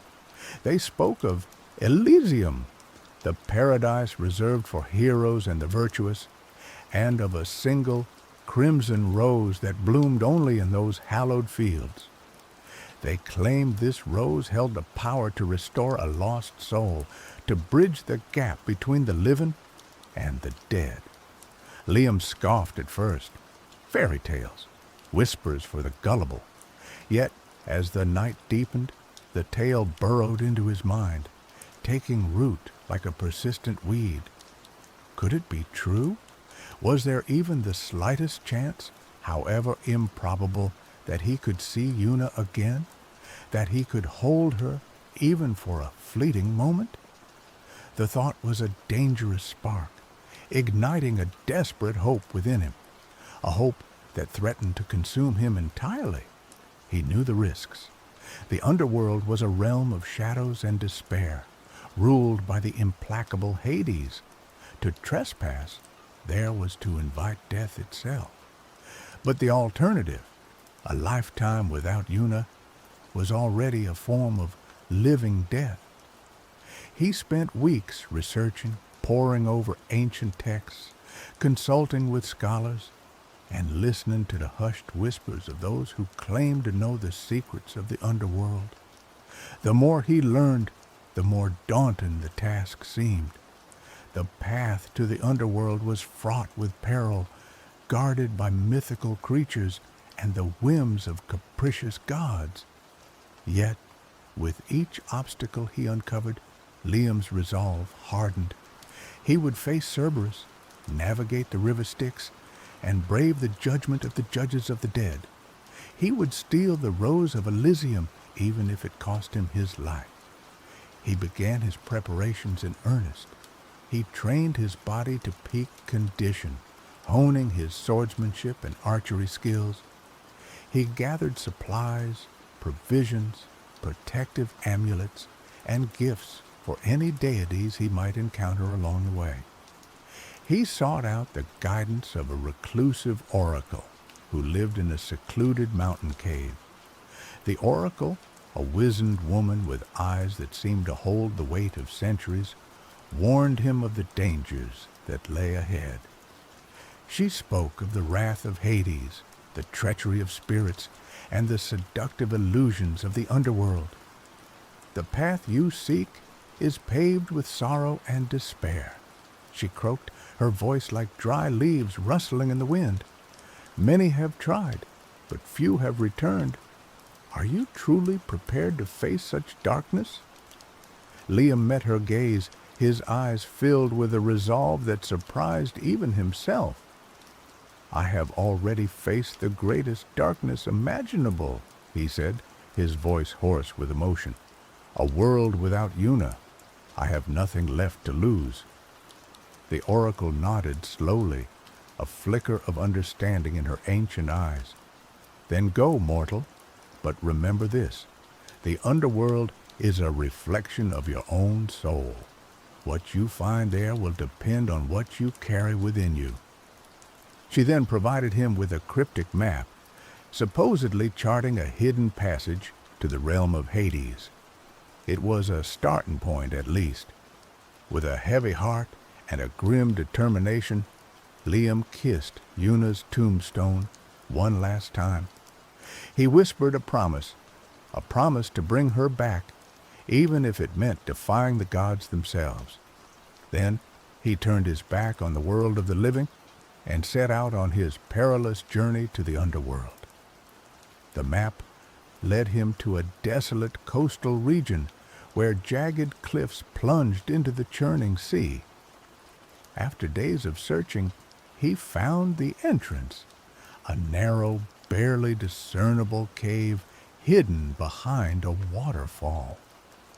The air within the cave was thick with a palpable sense of dread, a suffocating darkness that seemed to press down on him from all sides. He lit a torch, its flickering flame casting long, dancing shadows on the damp cave walls.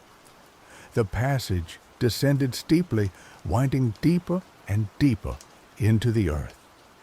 The temperature plummeted, and a chilling wind seemed to whisper through the tunnels, carrying voices of sorrow and despair.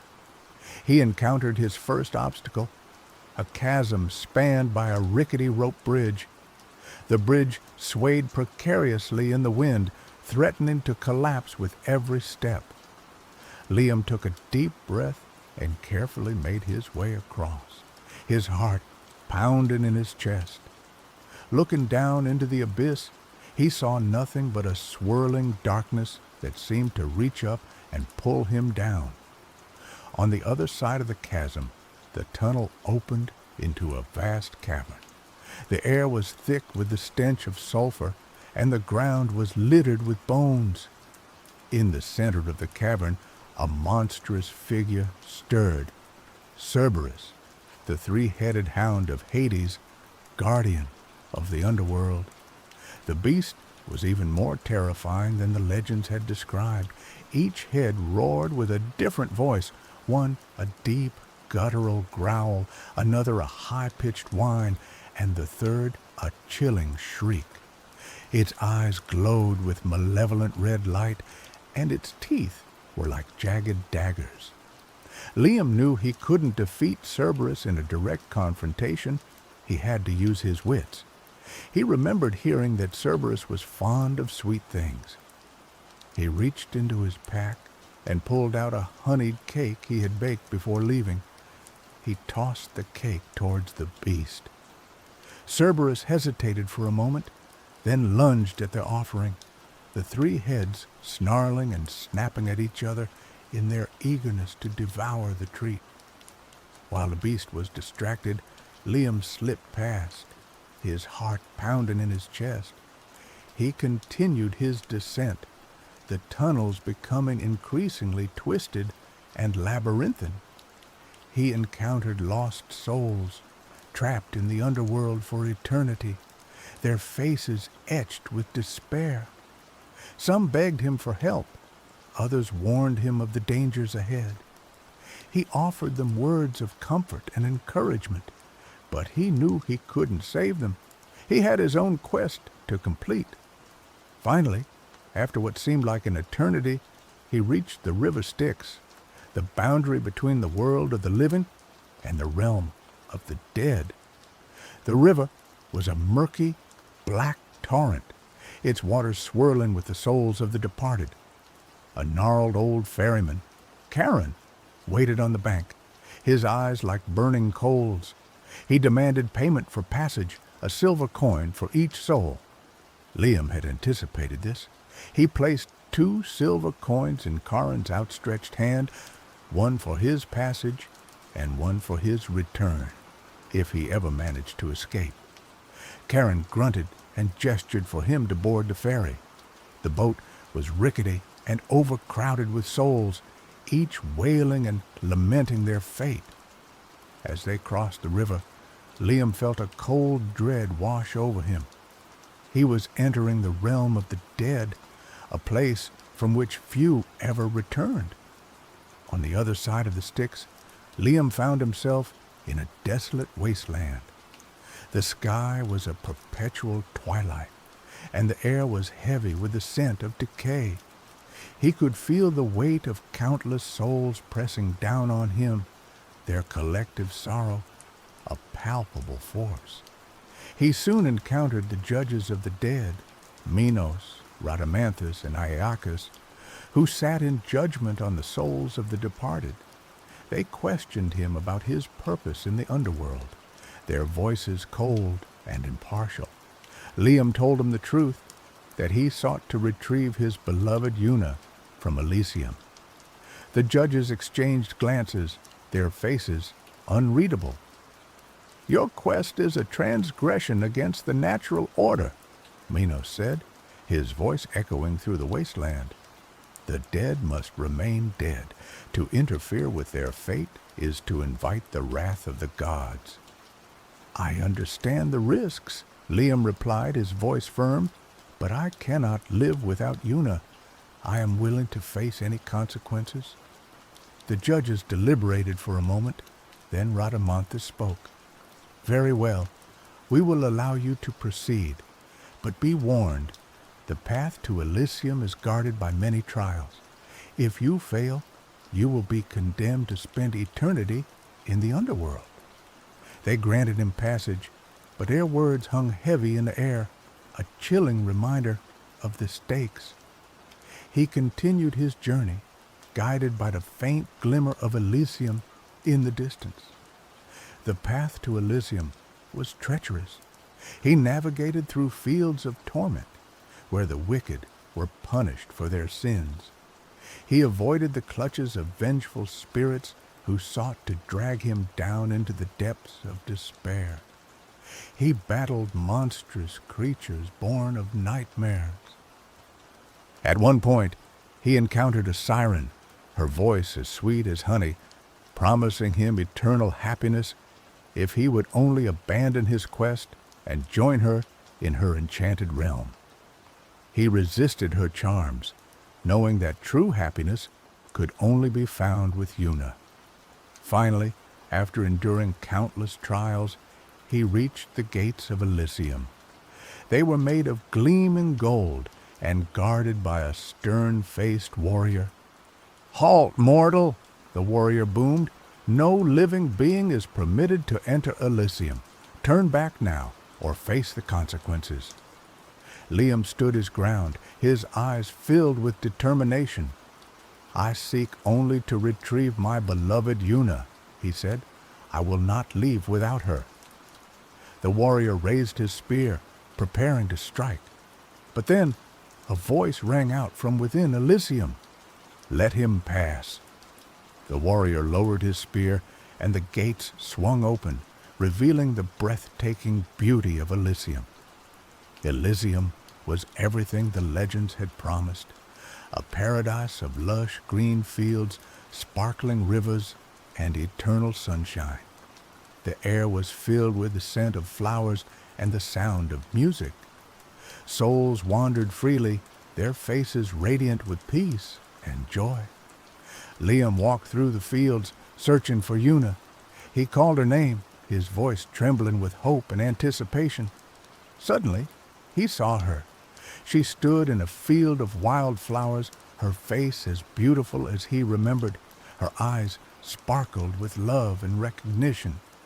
"Liam?" she whispered, her voice like the gentle rustling of leaves. He ran to her, his heart overflowing with emotion. He embraced her tightly, burying his face in her hair. "Una," he sobbed, "I found you." She held him close, her touch as warm and comforting as he remembered. "I knew you would come," she said, her voice filled with love. They spent what seemed like an eternity together, walking through the fields of Elysium, sharing stories and memories. Liam told her about his journey to the underworld, about the trials he had faced, and the sacrifices he had made. Una listened patiently, her eyes filled with admiration and gratitude. "You risked everything for me," she said. "I am truly blessed to have you as my husband." As they walked, Liam noticed a single crimson rose blooming in the center of a field. It was the rose of Elysium, the flower that held the power to restore a lost soul. He led Una towards the rose, his heart pounding in his chest. He knew what he had to do. "Una," he said, his voice filled with emotion, "this rose, it can bring you back to the world of the living, but it comes at a cost." He explained that only the soul attached to the rose could return. It was a one-way ticket. Una looked at him, her eyes filled with a mixture of love and sorrow. "I know," she said. "I already knew." "Are you sure?" Liam asked, his voice trembling. "Are you sure you want to leave Elysium? Here you are at peace. You are free from pain and suffering." Una smiled gently. "My place is with you, Liam," she said. "Wherever you are, that is where I belong. I want to be with you, to share your life, to face whatever challenges lie ahead, even if it's just for a little while." Liam's eyes welled up with tears. He reached out and plucked the rose of Elysium, its petals as soft as velvet, its fragrance intoxicating. He held the rose out to Una, his hand trembling. "Take it," he said. "Come back to me." Una took the rose, her fingers brushing against his. As she touched the petals, a brilliant light enveloped her. When the light faded, she was no longer in Elysium. She was standing beside Liam in the desolate wasteland of the underworld, her eyes filled with life and love.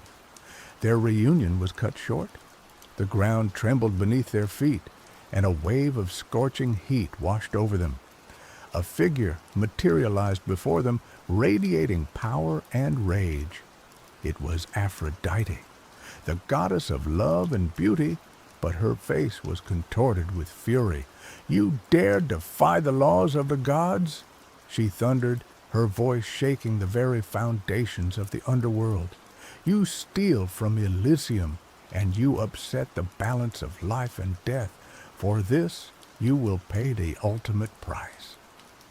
Liam stood protectively in front of Una, his sword drawn.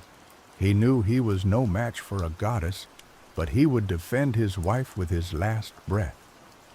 "We meant no disrespect, Lady Aphrodite," he said, his voice firm despite his fear. "We only sought to be reunited with each other. Is love not the most powerful force in the universe? Surely you, of all beings, can understand our desire." Aphrodite's anger seemed to falter for a moment, but then she hardened her gaze. "Love is a powerful force, mortal, but it must be tempered with respect for the natural order. You have disrupted that order, and you must be punished." She raised her hand, and a bolt of lightning shot towards them. Liam braced himself for the impact, but then a figure stepped in front of them, deflecting the blast with a shimmering shield. It was Orion, the great hunter, a demigod known for his courage and skill. He stood tall and imposing, his bow drawn, ready to defend the lovers. "Aphrodite," he said, his voice resonating with authority, "I implore you to reconsider your judgment. These mortals have suffered enough. They have shown great courage and devotion to each other. Is that not worthy of mercy?" Aphrodite glared at Orion, her eyes filled with disdain. "You would defend these transgressors, Orion? You, who have always been a thorn in my side?" "I defend what is right, Aphrodite," Orion replied, "and these mortals deserve a chance at happiness." A tense silence hung in the air, the fate of Liam and Una hanging in the balance. Aphrodite and Orion locked eyes, their wills clashing like thunder. Finally, Aphrodite sighed, her anger seeming to dissipate slightly. "Very well," she said. "I will spare their lives, but they must face a trial." She declared that Liam and Una must complete 3 impossible tasks to prove their worthiness. If they succeeded, they would be allowed to return to the world of the living together. If they failed, they would be condemned to eternal torment in the underworld. The first trial was to retrieve a single tear from the eye of a gorgon. The gorgons were monstrous creatures whose gaze could turn men to stone. To get close enough to collect a tear was to risk certain death. Liam and Una traveled to the Gorgon's lair, a desolate island shrouded in mist and fear. They knew they couldn't face the Gorgon Medusa directly. Her gaze was too deadly. They devised a plan to use a polished shield, reflecting her image back at her.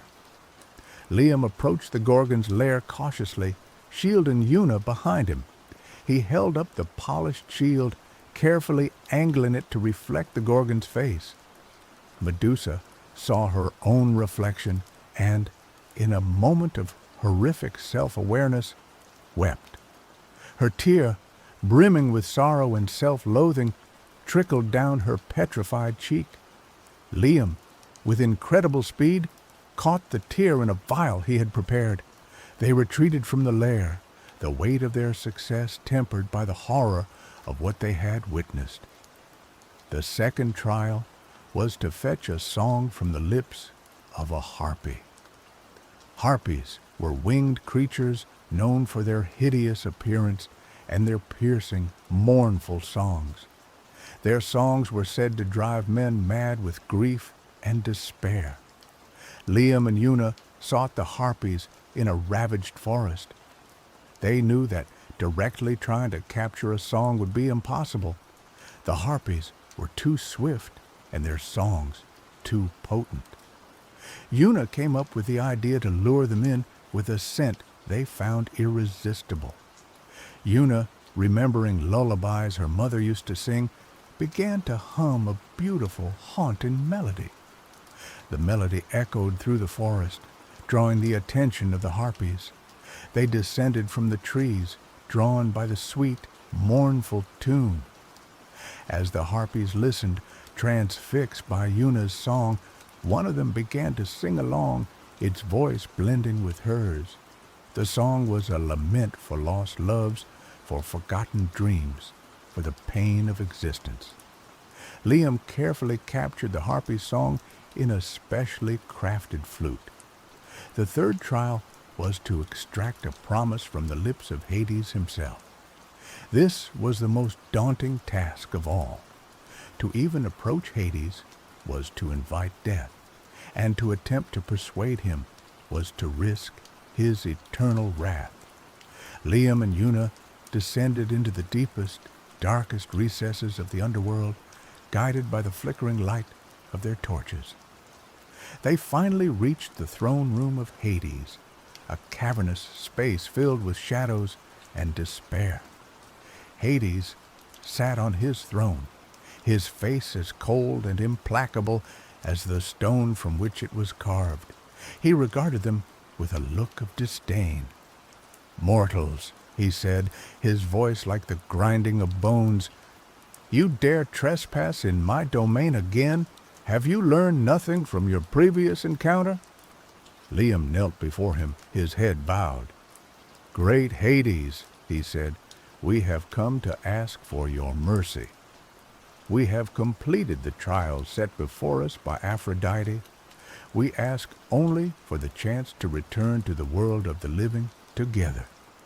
Hades laughed, a chilling sound that echoed through the throne room. "Mercy? In the underworld? Such a concept is unknown here. Why should I grant you your request? What do I gain from it?" Liam thought for a moment, then spoke with conviction. "You gain nothing, Lord Hades, but perhaps you would gain a small measure of respect. By granting us our wish, you would show that even in the realm of death, love and compassion can exist."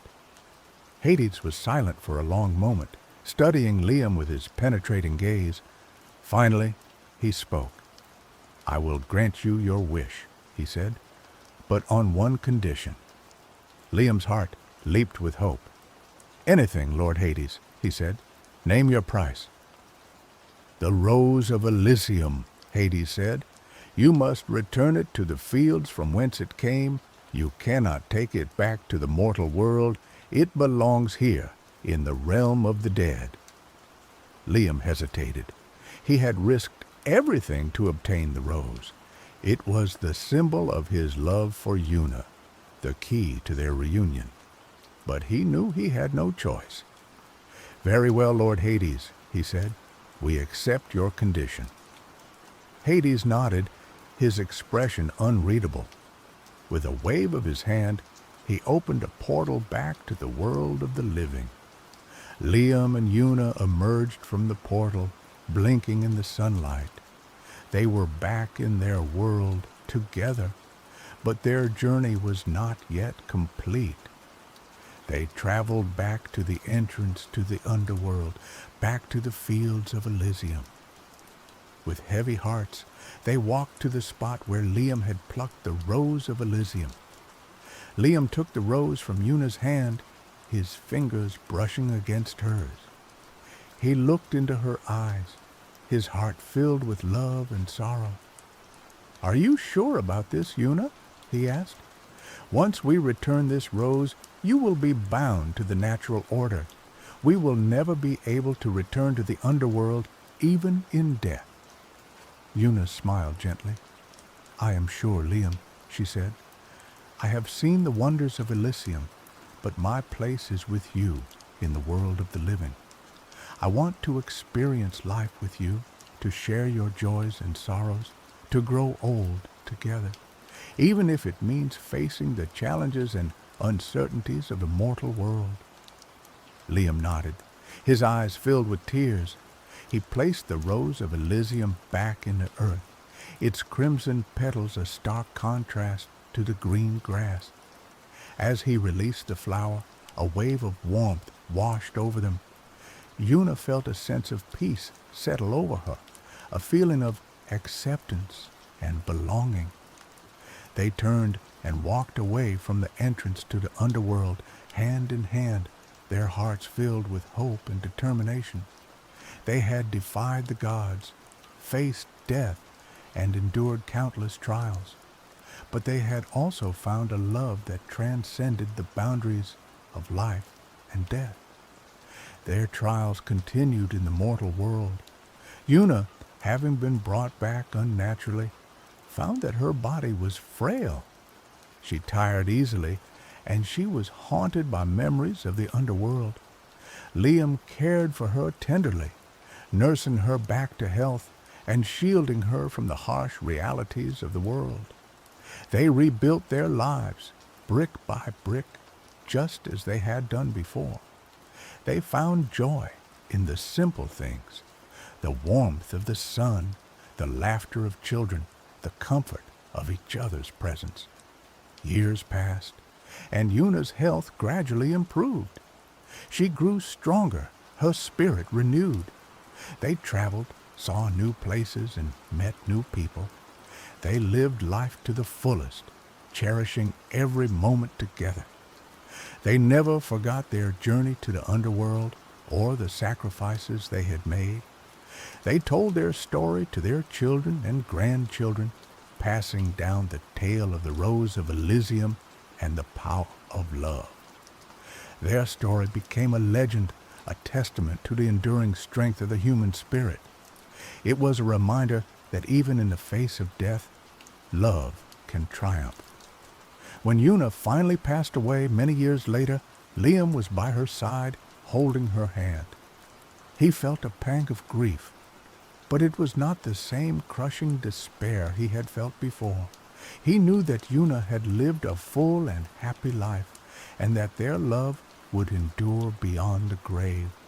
He buried her beside the tomb he had built for her so long ago. On her tombstone, he inscribed a new message: Una, beloved, her light remains. Her love conquers all.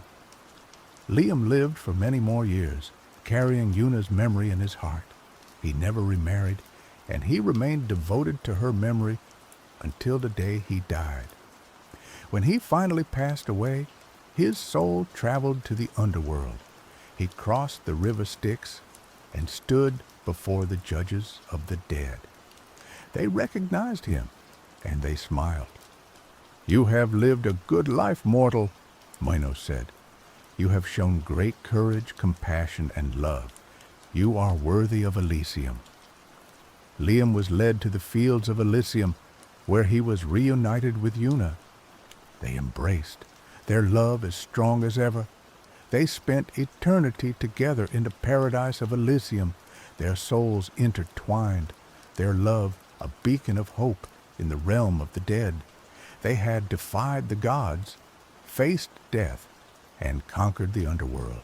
And in the end, they had found true and everlasting love. Their legend lived on, a testament to the power of love, sacrifice, and the enduring strength of the human spirit. And somewhere, in a quiet corner of Elysium, a single crimson rose bloomed eternally, a symbol of their love and their triumph over death. The rose of Elysium, a reminder that even in the darkest of times, love can bloom and conquer all. And somewhere, also, those two were always together.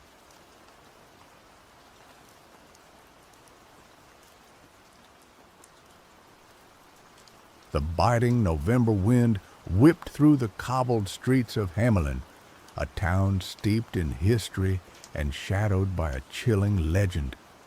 Carl, a historian with a penchant for the macabre, hunched deeper into his worn tweed jacket as he hurried towards the town archive. He was chasing shadows, whispers from a past that refused to stay buried, the tale of the Pied Piper and the vanished children. Carl wasn't a local. He'd been drawn to Hamelin by an obscure, almost forgotten manuscript detailing bizarre occurrences in the years following the children's disappearance in 1284. The manuscript hinted at strange, unnatural events, occurrences dismissed as folklore or the product of grief-stricken minds. But Carl suspected something more, something sinister. He pushed open the heavy oak door of the archive, the scent of aged paper and dust filling his nostrils. Greta, the elderly archivist, looked up from her mountain of documents, her spectacles perched precariously on her nose. "Ah, Herr Weber," she greeted him, her voice raspy with age. "Back for more tales of rats and a rainbow-clad musician?" Carl managed a weak smile. "Something like that, Frau Schmidt. I'm particularly interested in any accounts from the 14th century, anything that deviates from the official narrative." Greta nodded slowly, a knowing glint in her eye. "Hamelin has a long memory, Herr Weber. Sometimes the stones themselves whisper secrets. Be careful what you listen for." He spent the next few hours poring over ancient records, his fingers tracing the faded ink of centuries past. He found fragmented accounts of strange animal behavior, unexplained illnesses, and whispers of children seen lurking in the forests surrounding Hamelin. Children who seemed different. As dusk settled, casting long shadows across the archive, Carl stumbled upon a passage that sent a shiver down his spine. It described a group of villagers who claimed to have encountered children in the woods near the Koppelberg Hill, the very place where the Pied Piper was said to have led his young followers. These children were described as unnaturally pale, with eyes that glowed with an unnatural light, and voices that echoed with a haunting melody. They spoke of a debt owed, a reckoning to come. He copied the passage meticulously, his heart pounding in his chest. It was more than folklore, it was a warning. He packed his things, a sense of unease settling over him. As he turned to leave, Greta stopped him. "Herr Weber," she said, her voice barely a whisper, "there's something else you should know. Last night, I heard the music." Carl stared at her, his blood running cold. "Music? What kind of music?" "A flute," she replied, her eyes wide with fear. "A haunting, mesmerizing melody. I haven't heard it since I was a child, when my grandmother told me stories of the piper. It came from the Koppelberg." Carl left the archive, the piper's legend no longer a distant tale, but a looming threat. He looked towards the Koppelberg, its silhouette dark against the twilight sky. The wind seemed to carry a faint, almost imperceptible melody, a siren song calling him towards the hill. He knew, with a chilling certainty, that something was about to happen in Hamelin. The children were coming back. The next morning, Carl sought out Moritz, a local historian who had dedicated his life to studying the Pied Piper legend. Moritz was a recluse, living in a cluttered apartment filled with books and artifacts related to the Piper. He was skeptical of most interpretations of the legend, preferring to see it as a cautionary tale about broken promises and civic responsibility. Carl found Moritz hunched over a table, meticulously cleaning a collection of antique flutes. He recounted his findings at the archive and Greta's chilling experience with the music. Moritz listened intently, his expression shifting from skepticism to concern. The children returning? It's a fanciful notion, Carl, but I cannot deny that strange things have occurred in Hamelin throughout the centuries. There have been periods of unusual animal behavior, sudden outbreaks of illness, and a pervasive sense of unease. But what if it's more than just unease, Moritz? What if the children are real and they're back for revenge? Moritz sighed, running a hand through his thinning hair. Revenge on whom? The people who are long dead? It makes no sense. Perhaps not, Carl conceded. But what if they're not interested in revenge on individuals, but on the town itself? On Hamelin as a symbol of the betrayal they suffered? Moritz pondered this for a moment, his brow furrowed in thought. It's a theory, I suppose, but we need more than just whispers and legends to prove it. As they spoke, a commotion erupted in the street below. They rushed to the window and saw a crowd gathered around a group of children. The children were different, unsettling. Their skin was unnaturally pale. Their eyes glowed with an eerie luminescence, and their voices carried a strange, melodic quality. They were dressed in simple, archaic clothing, as if they had stepped out of a history book. The crowd was a mixture of fascination and fear. Some tried to approach the children, while others recoiled in horror. The children moved with an unsettling grace, their movements almost inhuman. They began to sing a haunting melody, a song that seemed to resonate deep within the listener's soul. Carl felt a strange compulsion to join the crowd, to succumb to the music's allure, but he resisted, recognizing the danger lurking beneath the surface. He grabbed Moritz's arm. "We need to get out of here now." They fled the apartment, joining the throng of people fleeing the town square. The children's song echoed through the streets, drawing more and more people towards its source. The town was descending into chaos as the children's influence spread like a contagion.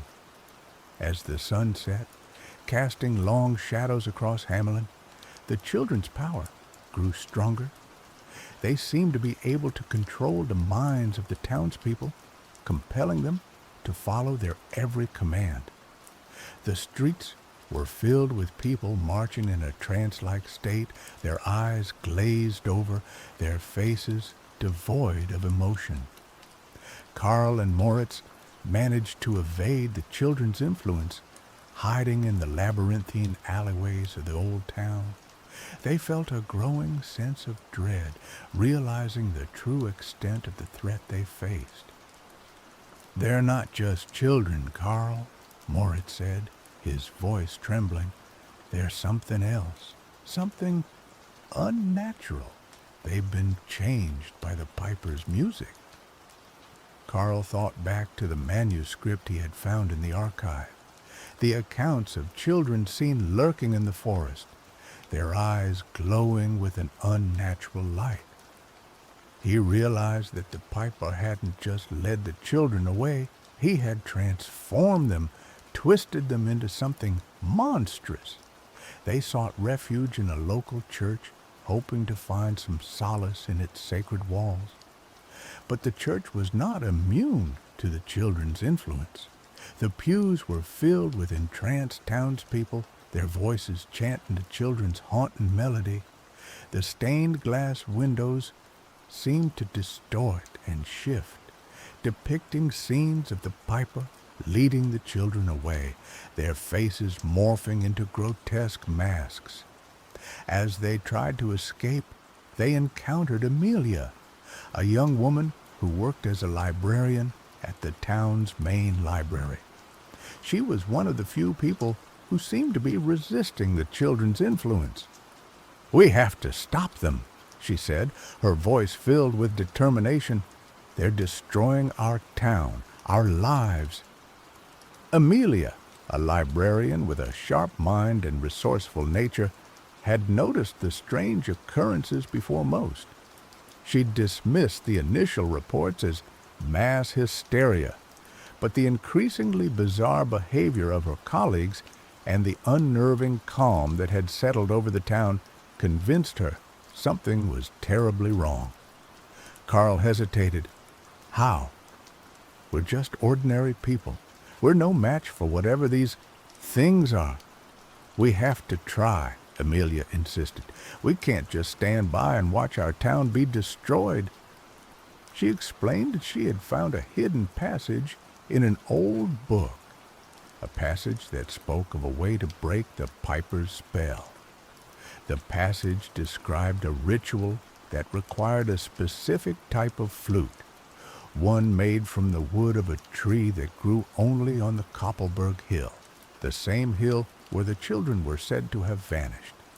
It also spoke of a counter-melody, a song that could nullify the piper's enchantment. "The ritual is our only hope," Amelia said, "but we need the flute, and we need to find someone who knows the counter-melody." The trio, bound by a shared desire to save their town, embarked on a perilous journey to the Koppelberg. The hill was shrouded in an eerie mist, and the air was thick with the children's haunting melody. The entranced townspeople roamed the slopes, their eyes vacant, their voices chanting in unison. As they ascended the hill, they encountered obstacles, traps laid by the children to protect their domain. They navigated treacherous paths, outsmarted the entranced townspeople, and evaded the watchful eyes of the children themselves. Along the way, Amelia revealed her own connection to the legend. Her grandmother had been one of the few people in Hamelin who had refused to believe in the piper's story. She claimed that the children had not been led away by magic, but by neglect and indifference. She had instilled in Amelia a deep sense of responsibility to protect the town from repeating its past mistakes. Moritz, initially skeptical, began to believe in the possibility of breaking the curse. He recalled fragments of old folk songs, melodies that had been passed down through generations in Hamelin. He suspected that one of them might be the counter-melody described in the book. Finally, they reached the summit of the Koppelberg. The air was thick with magic, and the children's melody was almost deafening. In the center of the summit stood a grove of ancient trees, their branches twisted and gnarled. One of these trees, a solitary oak, was said to be the source of the wood needed for the flute. But guarding the tree were the children themselves. They stood in a circle, their eyes glowing with an unnatural light, their voices singing a haunting harmony. They were led by a young girl, her face pale and ethereal, her eyes filled with an ancient wisdom. "You cannot stop us," she said, her voice echoing with the piper's magic. "We have returned to claim what is rightfully ours." Karl, Moritz, and Amelia stood their ground, their hearts pounding in their chests. They knew that this was their last chance to save Hamlet. The air crackled with tension as the children, their eyes glowing with an unnatural light, prepared to defend their domain. The young girl who led them raised her hand, and the children's song intensified, weaving a spell of control and despair. Amelia, her face pale but resolute, stepped forward. "We don't want to fight you," she said, her voice trembling slightly. "We just want to break the spell to free our town." The young girl tilted her head, her eyes narrowing. "Free them? They deserve to suffer. They abandoned us. They forgot us. Now they will pay the price." Moritz, remembering fragments of the old folk songs, began to hum a melody, a simple tune that had been sung by generations of Hamelin children. The melody was faint at first, but it grew stronger with each passing note, resonating with the very essence of the land. The children faltered, their song wavering. The young girl glared at Moritz, her eyes filled with fury. "Silence him!" she commanded. The children surged forward, their movements unnaturally swift and graceful. Karl stepped in front of Moritz, drawing a makeshift weapon. A sharpened piece of wood he had found along the trail, he fought with a desperate courage, deflecting the children's attacks, protecting Moritz as he continued to hum the counter-melody. Amelia, meanwhile, approached the ancient oak tree. She knew that she had to obtain a piece of its wood to complete the ritual. But the tree was protected by a magical barrier, a shimmering shield that repelled any attempt to touch it. She closed her eyes, focusing her thoughts on the town of Hamelin, on the people who were suffering under the children's spell.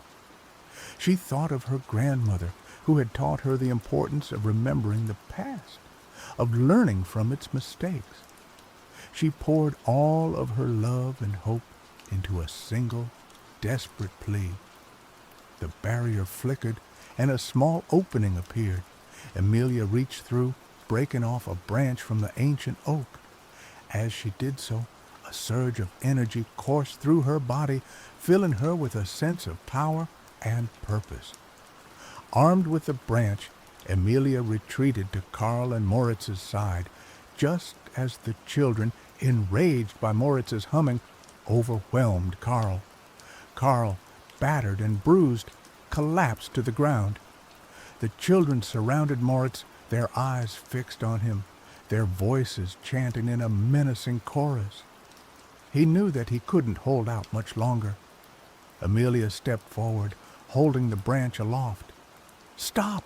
she cried, her voice ringing with authority. "This is your last chance. Let us leave in peace, and we will forget everything that has happened here."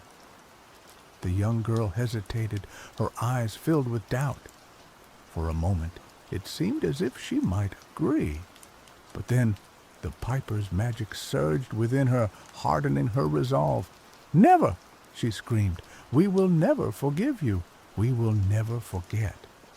She lunged at Amelia, her fingers outstretched, her eyes burning with hatred. Amelia braced herself for the impact, but it never came. Suddenly, a figure emerged from the shadows. It was Greta, the elderly archivist. She stepped in front of Amelia, shielding her from the young girl's attack. "Enough!" Greta shouted, her voice surprisingly strong. "This has gone on long enough." She pulled out a small, intricately carved flute from her pocket. It was made from the wood of the ancient oak, the same wood that Amelia held in her hand. Greta raised the flute to her lips and began to play. The melody that she played was haunting and beautiful, a lament for the lost children of Hamelin. It was a song of sorrow and regret, of forgiveness and hope. It was the counter-melody, the song that could break the piper's spell. As Greta played, the children began to weep.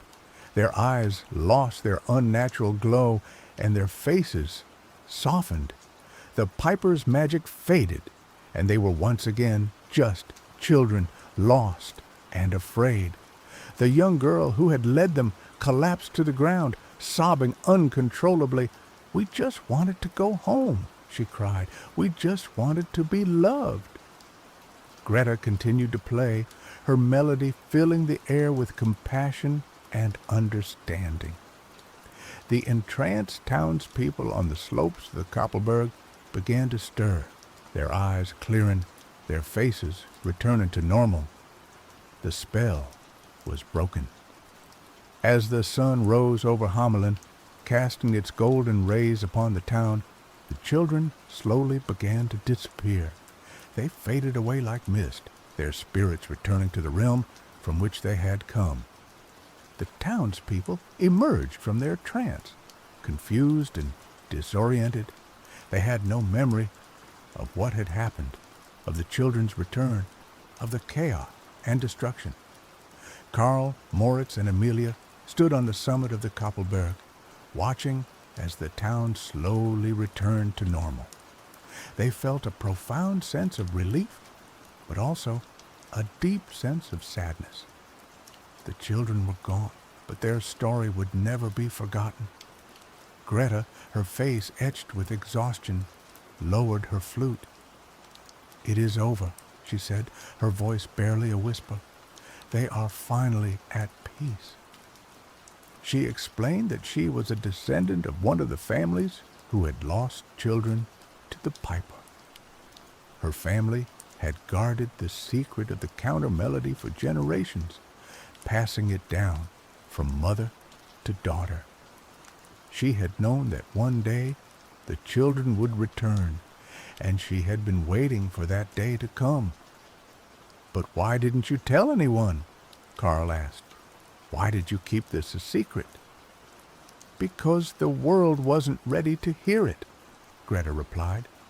The legend of the piper had become a convenient way to forget the past, to ignore the town's sins.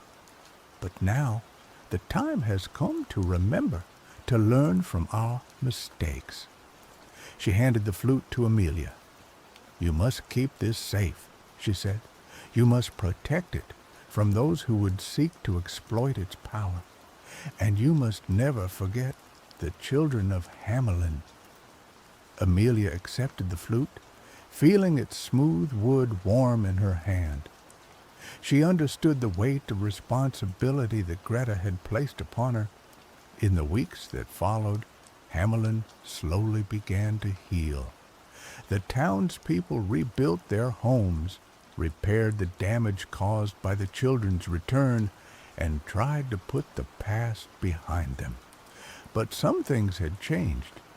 The townspeople were more aware of their history, more willing to confront the darker aspects of their past. They established a memorial to the lost children, a place where they could remember their names and honor their memory. Karl returned to his research, determined to uncover the truth behind the piper legend. He traveled to other towns and cities, searching for clues, piecing together fragments of forgotten history. Moritz, inspired by his experience, dedicated his life to preserving Hamelin's cultural heritage. He worked tirelessly to restore the town's historical landmarks, to document its folklore, to ensure that its stories would never be forgotten. Amelia continued to work at the library, guarding the secret of the counter-melody. She became a symbol of hope for the town, a reminder that even in the darkest of times, there is always a chance for redemption. Time passed, and the memory of the events faded from most minds. The world moved on, but the lessons of Hamelin remained. Years later, Amelia, now an old woman, sat in her study, surrounded by books and artifacts related to the Piper legend. She looked at the flute, which she had kept hidden for so long. She knew that the time had come to pass it on to the next generation, to entrust its power to someone who would protect it and use it wisely.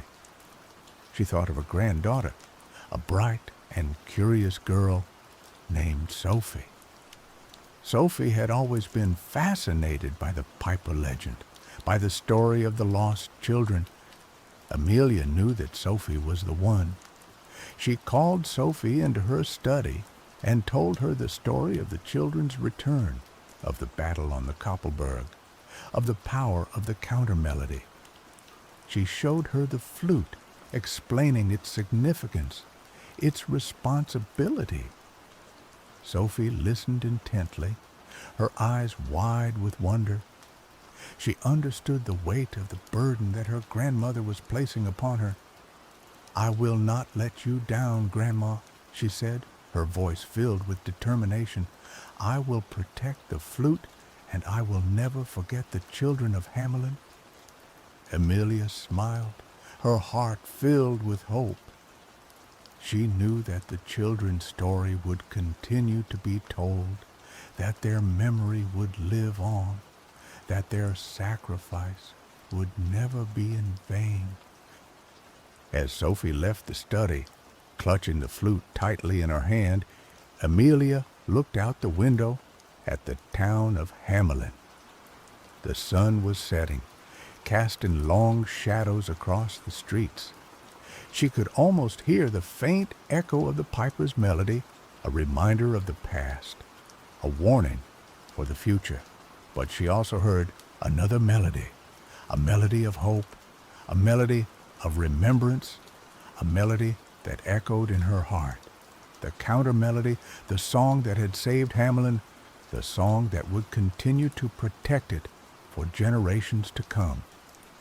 The legend of the Pied Piper and the children of Hamelin lived on, a testament to the enduring power of music, memory, and the enduring spirit of humanity.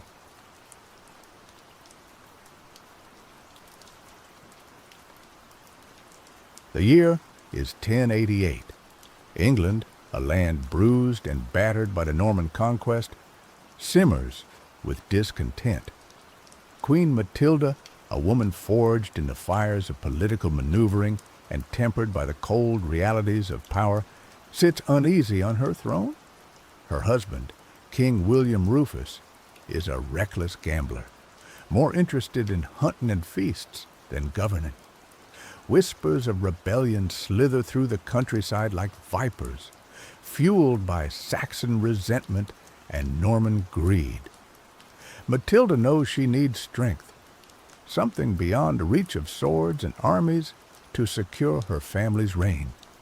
It was Brother Thomas, an aging monk with eyes that held the weight of centuries, who first spoke of the prophecy. In the dimly lit scriptorium of Winchester Cathedral, surrounded by the scent of parchment and beeswax, he unfolded a brittle scroll, its ink faded, but its words still ringing with power. 3 crowns, he rasped, his voice thin as ancient paper. Forged in the heart of Albion, imbued with the very essence of this land, the crown of the North, said to command the loyalty of men, the crown of the West, capable of bending nature to the wearer's will, and the crown of the East, which grants dominion over the spirit and the very soul. Matilda, a pragmatist by nature, had initially dismissed it as superstitious drivel. But desperation gnawed at her. The threats to her throne were real, tangible. What if these crowns were not mere legend? What if they held the key to securing her dynasty's future? "Tell me more, Brother Thomas," she commanded, her voice a low, urgent hum. The monk explained the prophecy in hushed tones. Each crown, he warned, possessed a unique magic. but each demanded a terrible price. The crown of the north, forged in Hadrian's wall from the iron of Roman legions and the blood of Celtic warriors, would grant unwavering loyalty, but only in exchange for the wearer's capacity for empathy. The crown of the west, crafted from the petrified wood of the oldest oak in the forest of Dean, and adorned with gems born from the caves of Wales, would command the elements, but at the cost of the wearer's own vitality, slowly draining their life force. And the crown of the east, whispered to be made of solidified moonlight and the tears of ancient goddesses, would grant control over the spirit, but would leave the wearer vulnerable to the whims of the very souls they sought to command, twisting their perceptions and eroding their sanity.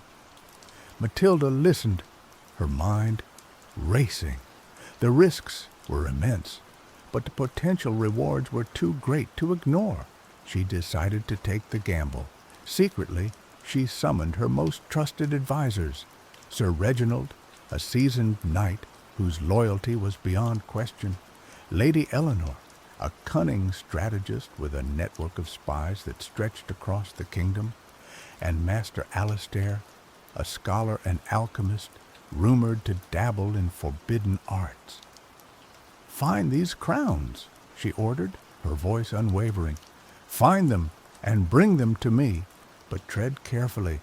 This is a matter of utmost secrecy. No one must know what we seek." The quest began, shrouded in secrecy and fraught with peril. Sir Reginald, with a small company of loyal men, rode north towards Hadrian's wall. Lady Eleanor dispatched her agents throughout the West Country, infiltrating ancient druidic circles and scouring forgotten libraries. Master Alastair delved into arcane texts, seeking clues to the crown of the East's whereabouts, his experiments filling the castle tower with strange fumes and unsettling whispers. Sir Reginald's journey to the north was arduous. The land was wild and unforgiving, the people suspicious and resentful of Norman rule. He followed the ancient Roman road, the stones worn smooth by centuries of marching feet.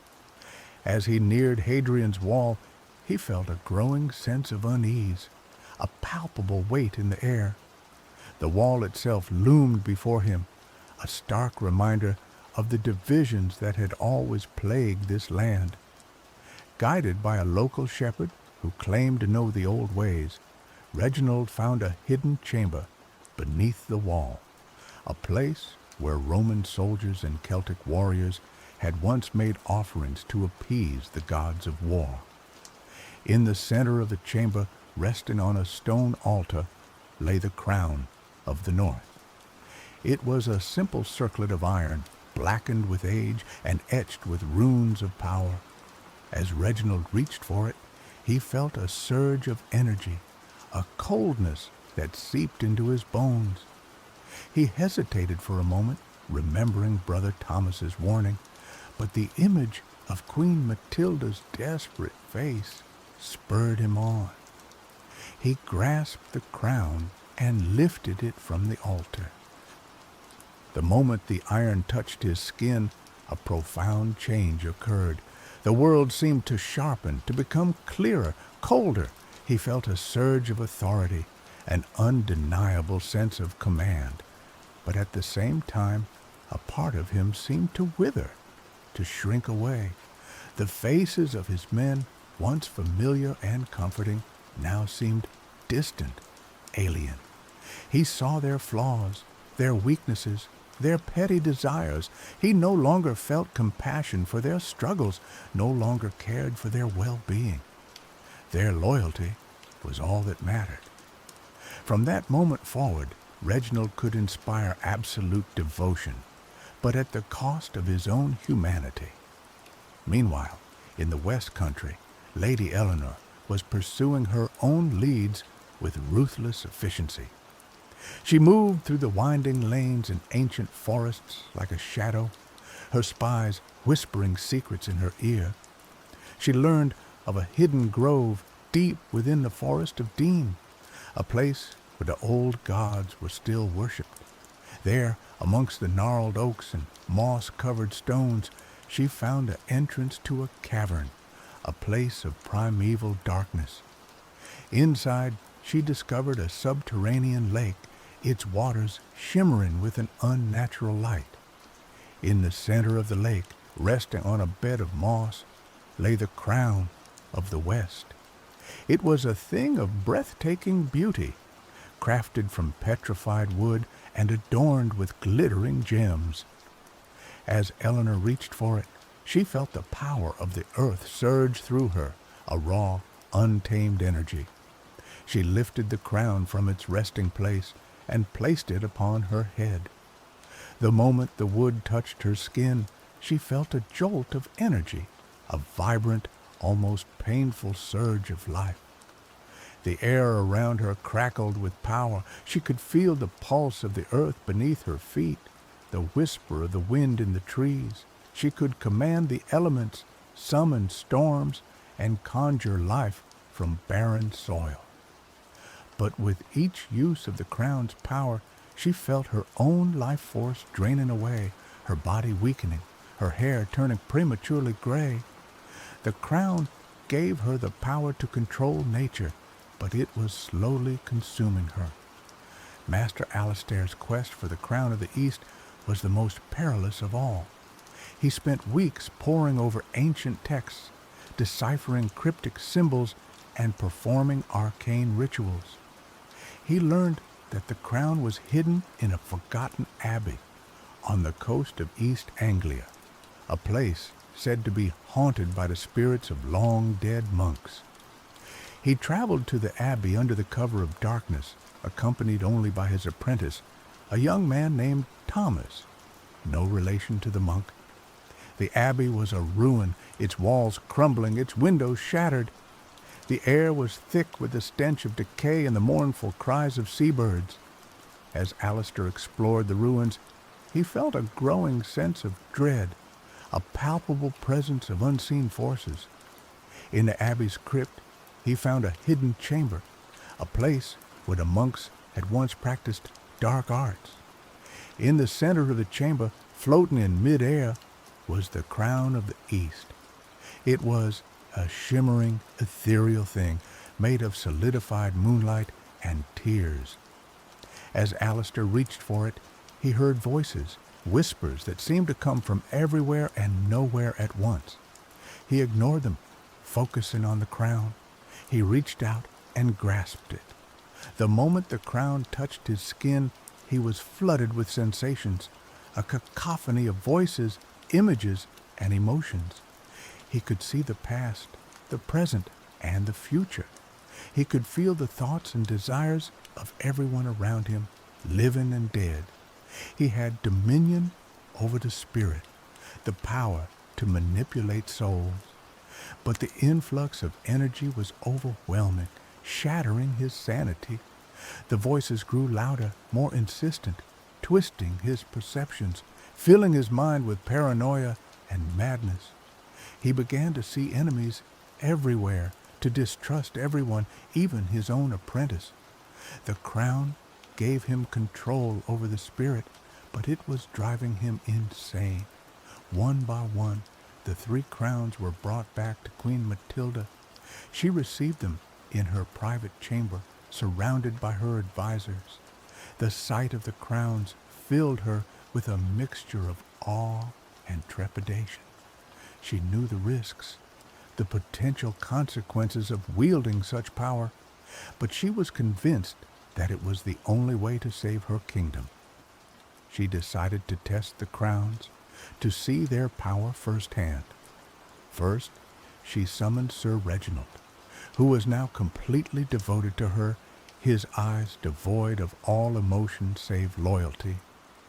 She ordered him to quell a minor rebellion in the north. Reginald obeyed without question, leading his men with ruthless efficiency, crushing the rebels without mercy.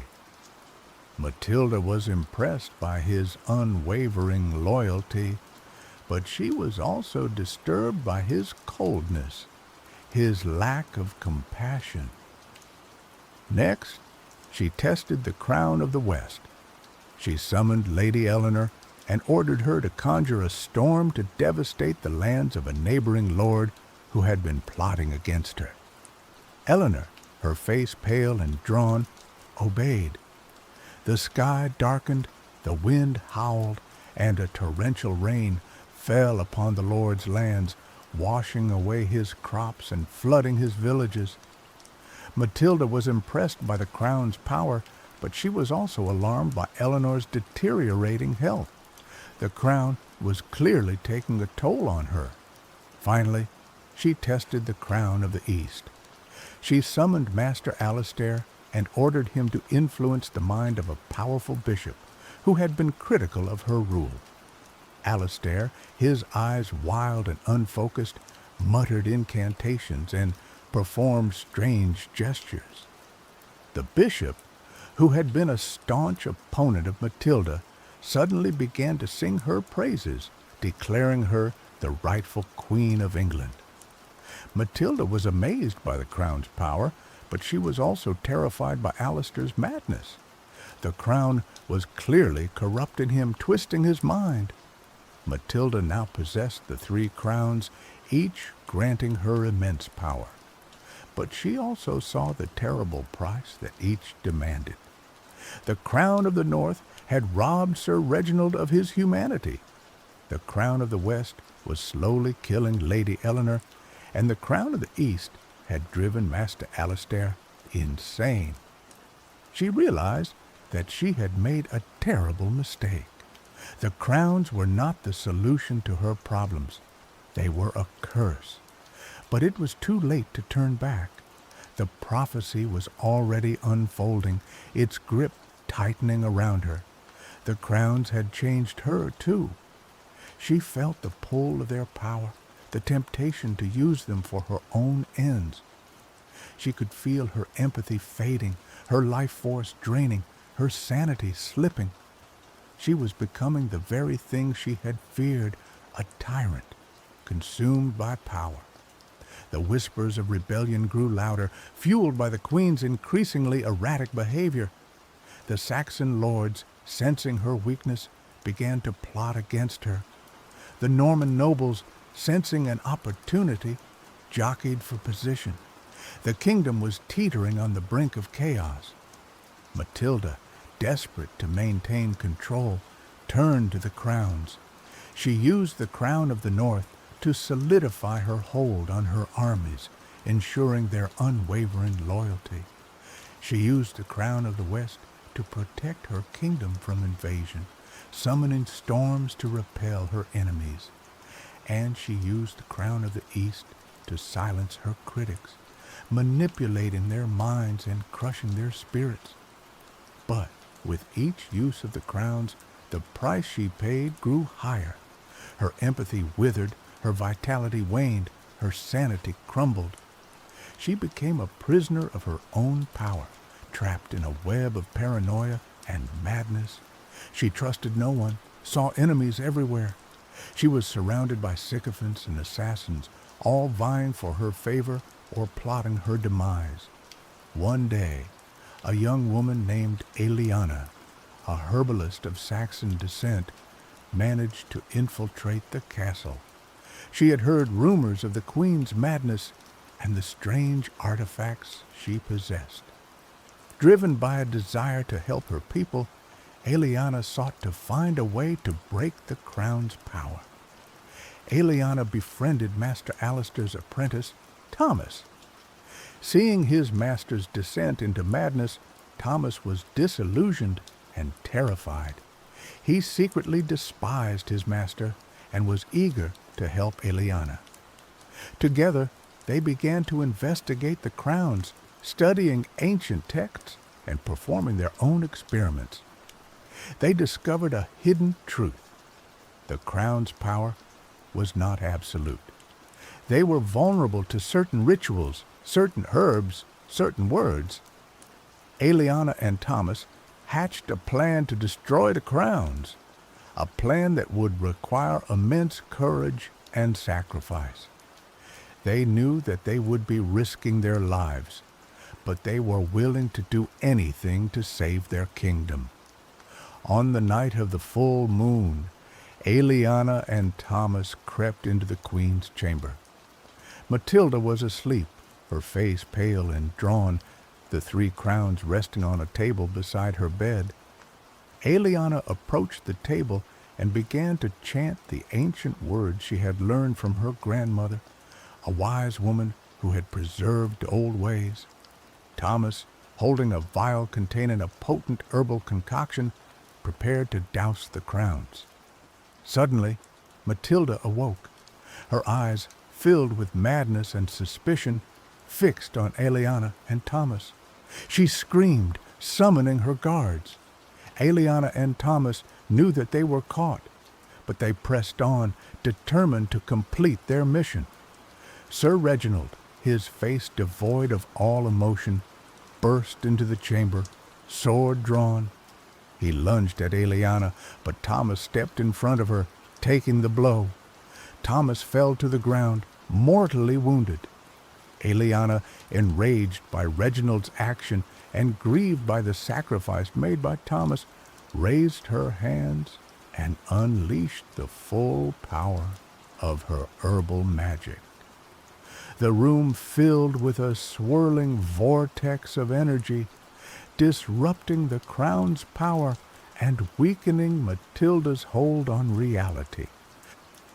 As the guards closed in, Eliana grabbed the vial from Thomas's lifeless hand and threw it at the crowns. The vial shattered, releasing the herbal concoction. The crowns sputtered and flickered, their power waning. Matilda screamed, her body convulsing. In that moment, Sir Reginald, momentarily freed from the crown's influence, saw the horror of what he had become. He looked at the dying Thomas, at the desperate Eliana, at the ruined queen. He felt a flicker of his former self, a spark of empathy. He turned his sword on himself, ending his own life. The chaos in the room was overwhelming. The guards were confused and disoriented. Matilda was weakened and vulnerable. Eliana seized her opportunity. She grabbed the crown of the north and hurled it out the window. She grabbed the crown of the west and smashed it against the stone floor. And she grabbed the crown of the east and, with a final surge of strength, plunged it into Matilda's heart. With a final agonized scream, Queen Matilda collapsed, the crown's power finally extinguished. The kingdom was saved, but at a terrible cost. Thomas and Sir Reginald were dead. Queen Matilda, once a powerful and ambitious ruler, was reduced to a broken shell, and Eliana, forever marked by the events of that night, was left to pick up the pieces and try to rebuild her shattered land. The prophecy had been fulfilled, its terrible price paid in blood and madness. The crowns, once symbols of power and dominion, were now scattered and broken, their magic forever dormant. But the memory of their allure and the consequences of seeking power at any cost would linger in the hearts of the people of Britain for generations to come. The tale served as a grim reminder that true power lies not in magic or dominion, but in empathy, compassion, and the courage to resist the temptations of darkness. And so, the new era dawned, and the story of the crowns passed into the realm of legend.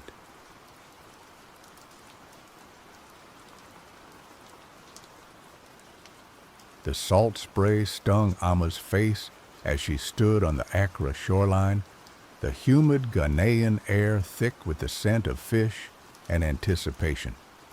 Tonight was the night. For generations her family had held the vigil, passing down the knowledge, the rituals, and the bone-deep understanding of what this night meant. Tonight, Ogiakram, the city of the dead, would rise. Amma wasn't a traditional priestess or even particularly spiritual in the conventional sense. She was a software engineer, coding by day and chasing server errors. But the blood of her ancestors flowed in her veins, a current stronger than any algorithm. She couldn't deny the pull, the electric hum in the air that grew stronger as the moon climbed higher. Around her, the beach throbbed with life. Fishermen had pulled their canoes ashore, offering libations to the sea gods, their voices a low, reverent murmur.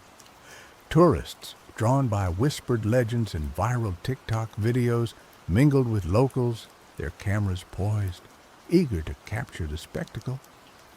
Amma found their presence jarring, a crass intrusion into something sacred. This wasn't a show, it was a reckoning. Her grandmother, Nana Abena, stood beside her, her face a roadmap of wrinkles etched by time and wisdom. Nana Abena's eyes, though clouded with age, held a sharp, unwavering focus. She clutched a gnarled wooden staff, its surface worn smooth by decades of rituals. "They are here for a spectacle, Amma," Nana Abena said, her voice raspy but firm, cutting through the ambient noise. "They do not understand the weight of what we witness." Amma nodded, her gaze fixed on the horizon. The air crackled with energy, a palpable tension that made the hairs on her arms stand on end. Then it began. A faint, ethereal glow shimmered on the water, barely visible at first. It pulsed, grew brighter, coalescing into a luminous form. The crowd gasped, a collective intake of breath as the impossible unfolded before their eyes. Ogiakrom rose from the depths. It wasn't a city of rotting corpses or grotesque specters as the sensationalist stories often claimed. It was beautiful, hauntingly so. Buildings crafted from shimmering opalescent stone spiraled towards the heavens, their architecture defying earthly physics. Ghostly lights flickered in the windows, and faint music, like the echo of a forgotten song, drifted across the water. It was a city frozen in time, a testament to a civilization lost to the sea, yet somehow preserved in a realm beyond mortal comprehension. Amma felt a wave of awe wash over her, mingled with a primal fear. The city was beautiful, but it was also undeniably wrong. It shouldn't exist. It defied the natural order. This year, though, there was something different. Aside from the normal ghostly lights of Ogiakrom, there was a pulsating golden light. It originated from the highest tower of the floating city, a beacon visible even from the shore. It was a light of immense power, of resistance. Nana Abena gripped Amma's arm, her fingers surprisingly strong. "He is here," she whispered, her voice filled with a mixture of dread and anticipation. "He has returned?" "Who?" Amma asked, her heart pounding in her chest. Before Nana Abena could answer, a figure emerged from the golden light. It was a man, or rather, the shape of a man, formed from pure energy. He hovered in the air between Ogiakrom and the shore, his form flickering like a dying flame. He looked at the crowd, and the tourists, even in their morbid fascination, took a step back. The man's gaze swept over the crowd like he was searching for someone or something. When the man's gaze settled on Amma, she forgot how to breathe. The man spoke, his voice resonating in Amma's mind, bypassing her ears altogether. "I am Kwame," he said, "and I will not stay dead." Chaos erupted. The tourists screamed, scrambling back from the shore. The fishermen, hardened by years of facing the unpredictable sea, crossed themselves and chanted ancient prayers. Nana Abena pushed Amma behind her, raising her staff in a defensive posture. "He is a rogue spirit," Nana Abena said, her eyes fixed on Kwame. "A soul who refuses to accept his fate. He seeks to return to the world of the living, a transgression against the balance. Kwame ignored the commotion, his gaze still locked on Amma. "I need your help," he said, his voice pleading. "I cannot do this alone." Amma, despite her fear, felt a strange pull towards Kwame, a flicker of recognition. It was as if she knew him, or perhaps knew of him, from a dream or a forgotten memory. "Why me?" she asked, her voice barely a whisper. "Because you are the key," Kwame replied. "You are the link between the world of the living and the world of the dead. Your bloodline carries the power to open the gate." Nana Abena gasped. "He speaks of forbidden magic," she said, her voice trembling. "The gate of return. It is a dangerous path, Amma. It leads to nothing but suffering." Amma ignored her grandmother.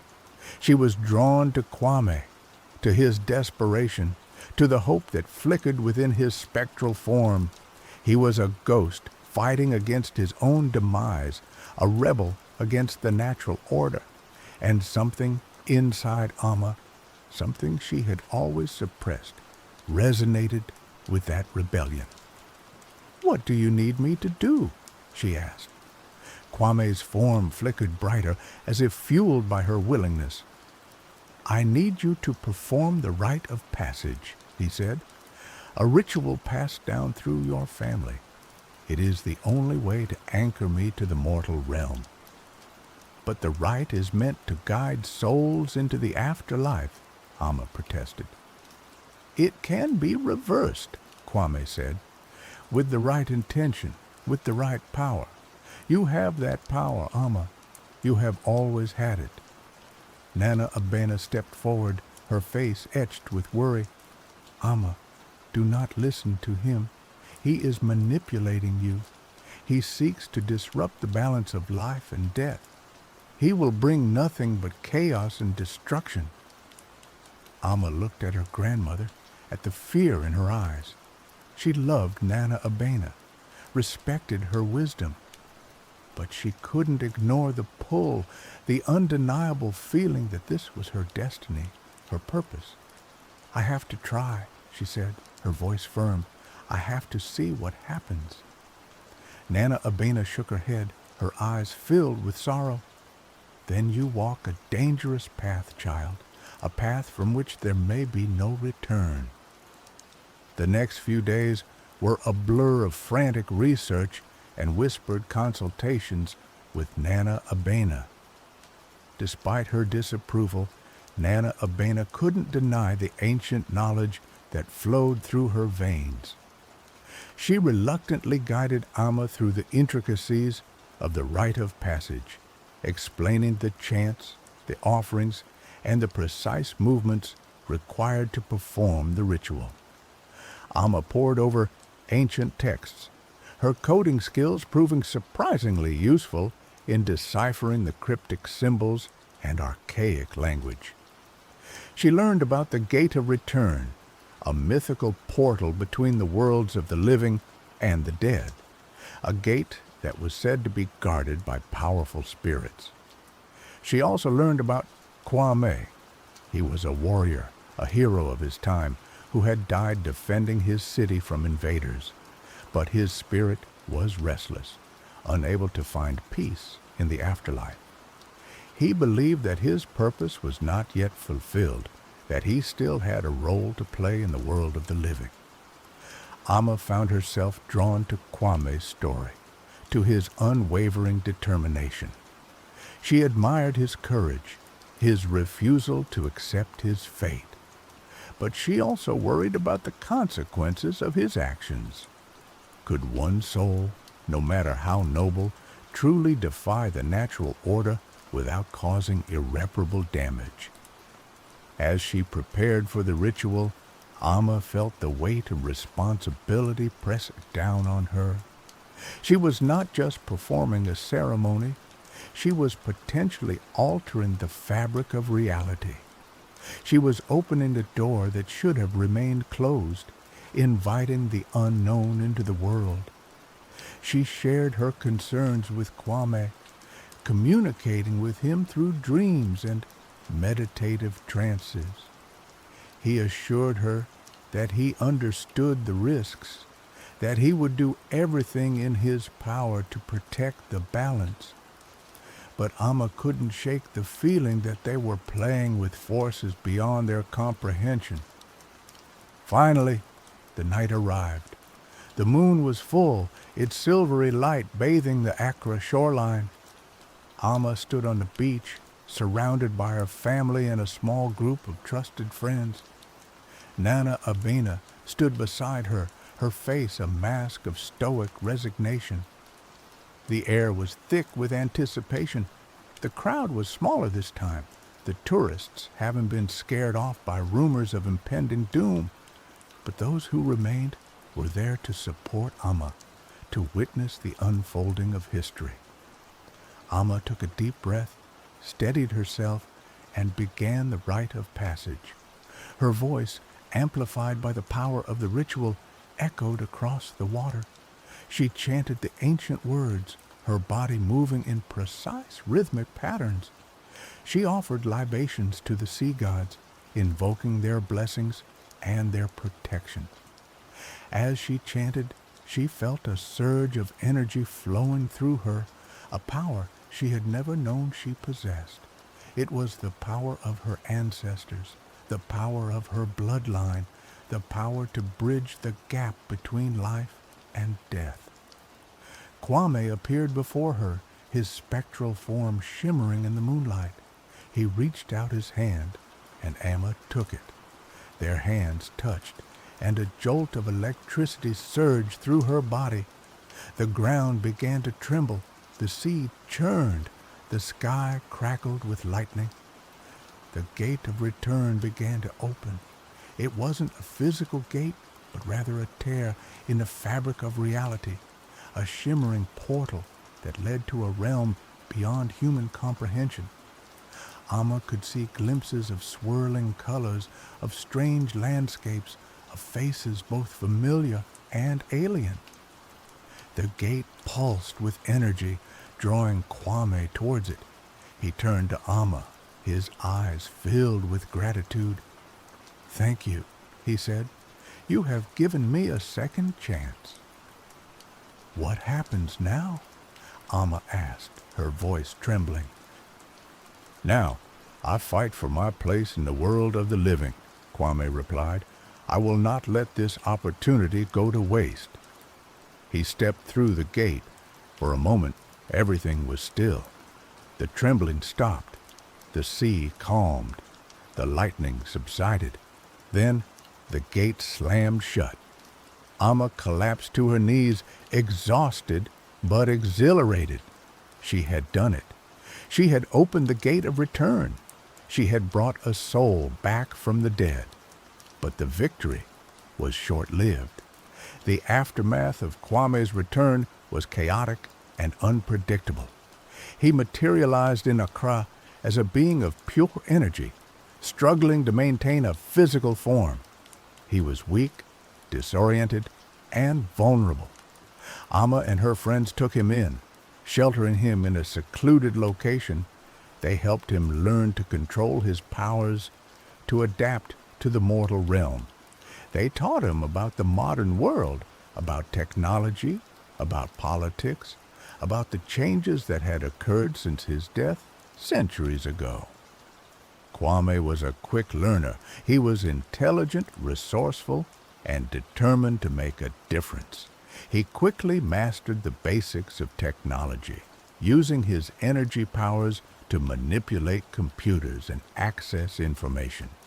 He studied the history of Ghana, learning about the struggles and triumphs of his people. But he also faced challenges. His presence attracted unwanted attention. Government agencies, religious organizations, and shadowy corporations all sought to control him, to exploit his powers for their own purposes. Kwame refused to be a pawn. He used his abilities to fight back, to protect the innocent, to expose corruption. He became a symbol of hope for the oppressed, a beacon of light in a dark world. But his actions also had consequences.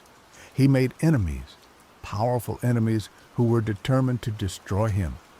They spread rumors, launched smear campaigns, and even attempted to assassinate him. Amma and her friends stood by Kwame, protecting him from his enemies, guiding him through the complexities of the modern world. They became his family, his support system, his anchor to the mortal realm. As Kwame grew stronger, he began to remember details of his past life. He remembered his family, his friends, his city.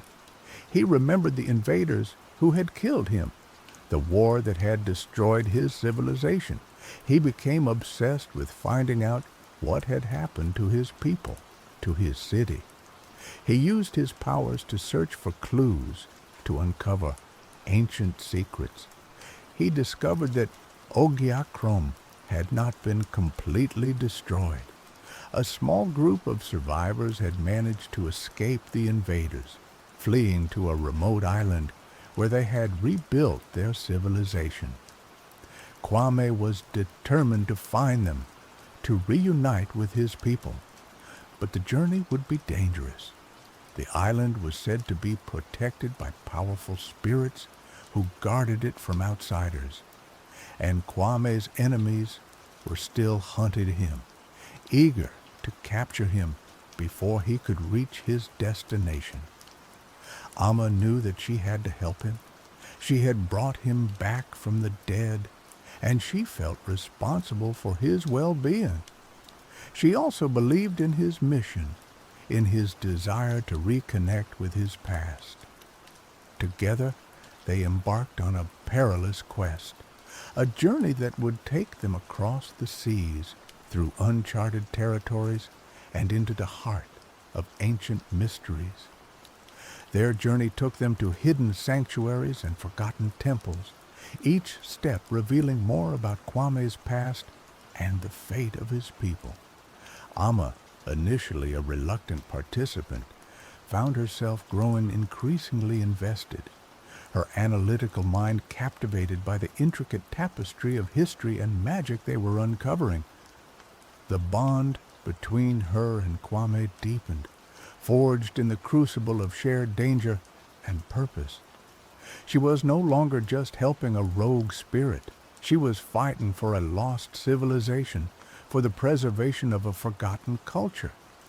They learned that Ogiakrom wasn't merely a city of the dead, but a repository of knowledge and power, a place where the veil between worlds was thin.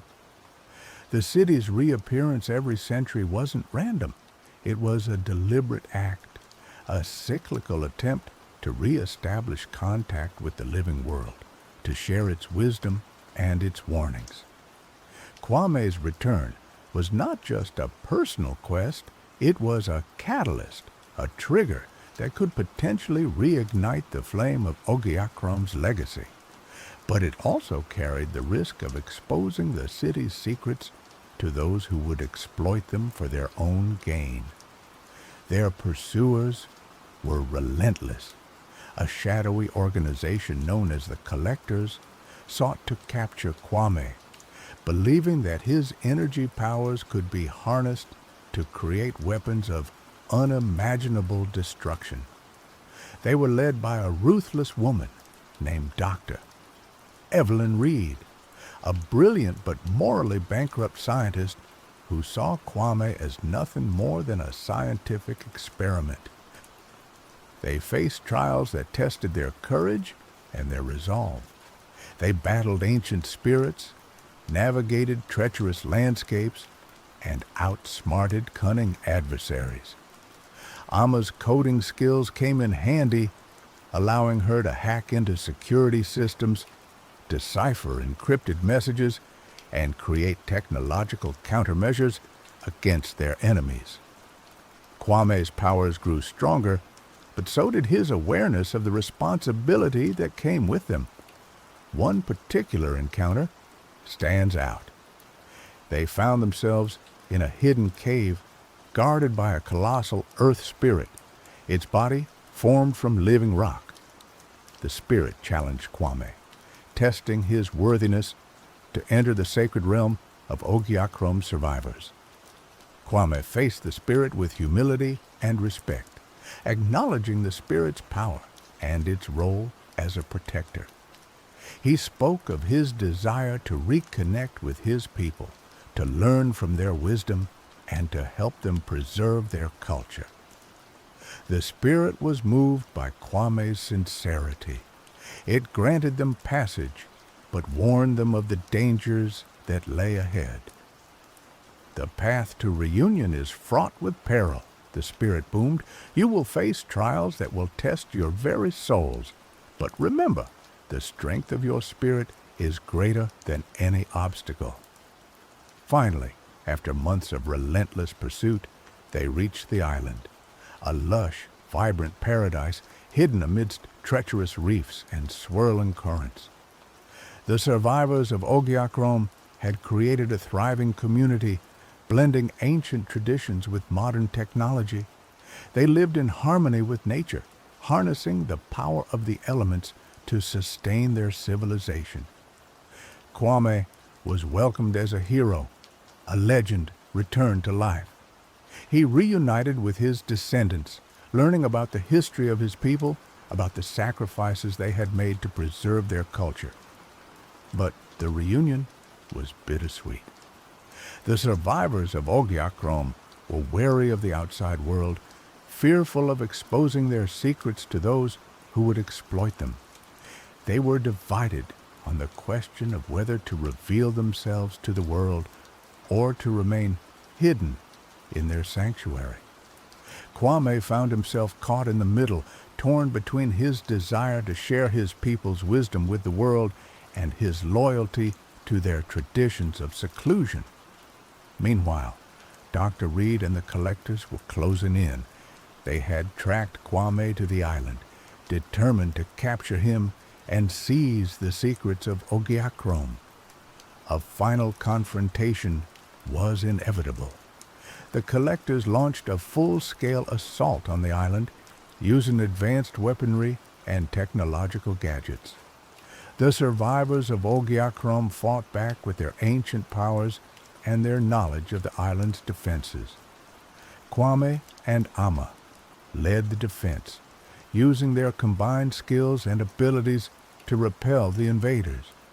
Kwame channeled his energy powers, creating shields of light, deflecting missiles, and disrupting the collector's technology. Amma used her coding skills to hack into their systems, disabling their weapons and creating diversions. The battle was fierce and chaotic. Lives were lost on both sides, but the survivors of Ogiakrom fought with courage and determination, defending their home, their culture, their very existence. In the midst of the chaos, Kwame confronted Dr. Reed. She revealed her twisted vision, her belief that Kwame's powers could be used to create a new world order, a world where the strong ruled over the weak. Kwame rejected her vision. He argued that power should be used to protect the innocent, to uplift the oppressed, to create a world of peace and justice. Their clash was not just a physical battle, but a philosophical one, a struggle between two opposing ideologies. In the end, Kwame prevailed. He used his powers to disable Dr. Reed's technology, rendering her harmless, but he refused to kill her. He believed that even she could be redeemed, that she could learn to use her talents for good. The remaining collectors were defeated, their forces scattered, their plans thwarted. The island was safe. In the aftermath of the battle, the survivors of Ogiakrom faced a difficult decision. Should they remain hidden, or should they reveal themselves to the world? Kwame argued that they had a responsibility to share their wisdom and their knowledge with humanity, to help create a better future. He believed that the world needed Ogiakrom's perspective, its understanding of the interconnectedness of all things, its reverence for nature. But he also acknowledged the risks. Exposure to the outside world could lead to exploitation, to cultural appropriation, to the destruction of their way of life. Ultimately, the decision was left to the elders of Ogiakrom. After much deliberation, they decided to take a cautious approach. They would begin by sharing their knowledge with a select group of individuals, people who were trustworthy and dedicated to making a positive impact on the world. Amma was chosen to be one of the ambassadors, to serve as a link between Ogiakrom and the outside world. She accepted the responsibility with humility and gratitude. Kwame, having fulfilled his purpose, began to fade. His connection to the mortal realm was weakening, his energy dissipating. He knew that it was time for him to return to the afterlife. He said his goodbyes to his people, to Amma, to his friends. He thanked them for their love, their support, their unwavering belief in him. He stepped back through the gate of return, this time willingly, peacefully. As he faded away, he left Amma with a message of hope. "The future is not predetermined," he said. "We have the power to shape our own destinies. We must use that power wisely to create a world that is worthy of our ancestors and worthy of our descendants." Amma returned to Accra, carrying Kwame's message with her. She dedicated her life to building bridges between cultures, to promoting understanding and cooperation, to creating a world where the wisdom of the past could guide the choices of the future. She never forgot Kwame, the rogue spirit who had defied death, who had fought for his people, who had inspired her to embrace her destiny. She knew that his spirit lived on, not just in the afterlife, but in the hearts of all those who dared to challenge the status quo, who dared to dream of a better world. And every 100 years, when Ogiakrom rose from the depths, Amma would stand on the Accra shoreline, listening for the echo of his voice, remembering the lessons he had taught her, and reaffirming her commitment to the cause of justice, equality, and peace. The city would rise again, bringing with it the reminder that even in death, there is the potential for rebirth, for renewal, for the enduring power of the human spirit to transcend the boundaries of time and space. And Amma would be ready, waiting for the next message, the next challenge, the next opportunity to make a difference in the world. The legacy of Kwame, the soul who refused to stay dead, would live on through her and through all those who dared to listen to the echoes of the past and to build a better future.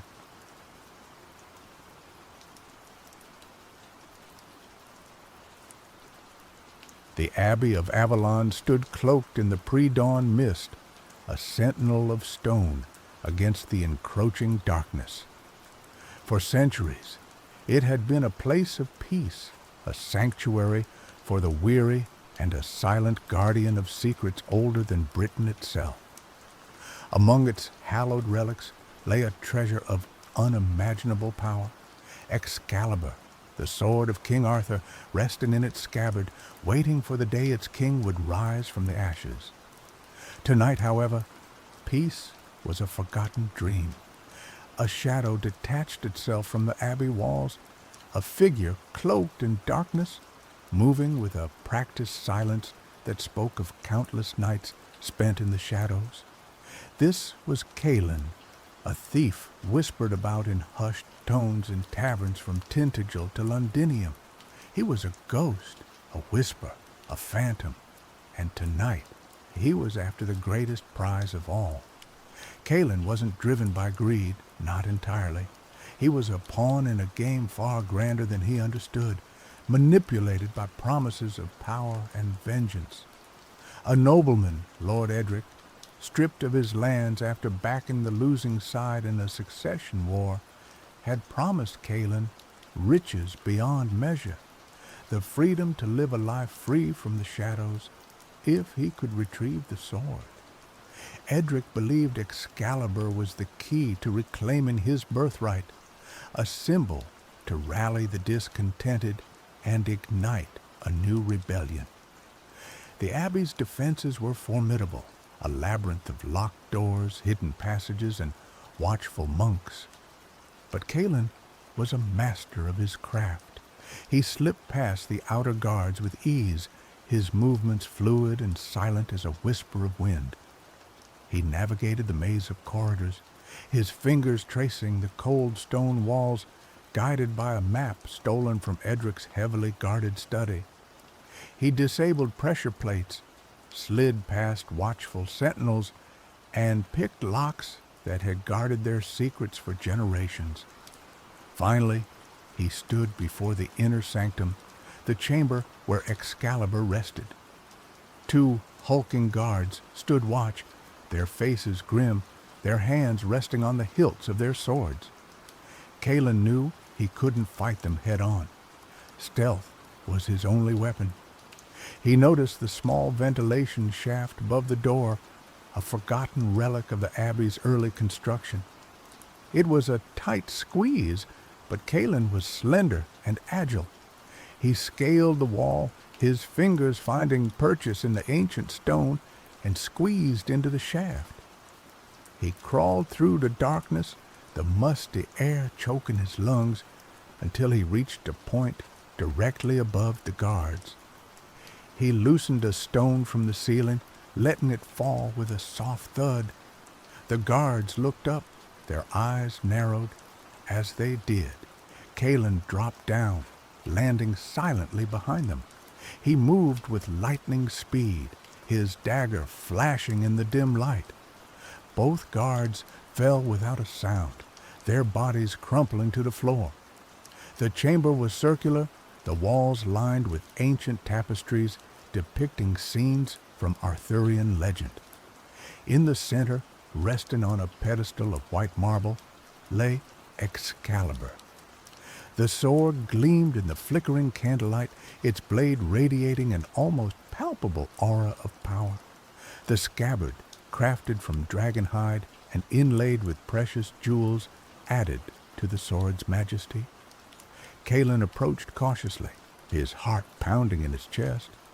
He had stolen from kings and nobles, from temples and treasuries, but nothing he had ever touched felt like this. This was more than just a sword.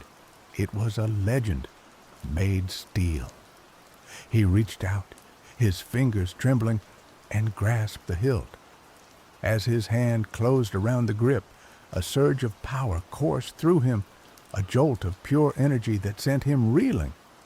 Visions flooded his mind, charging knights, clashing steel, the roar of battle, the face of a noble king.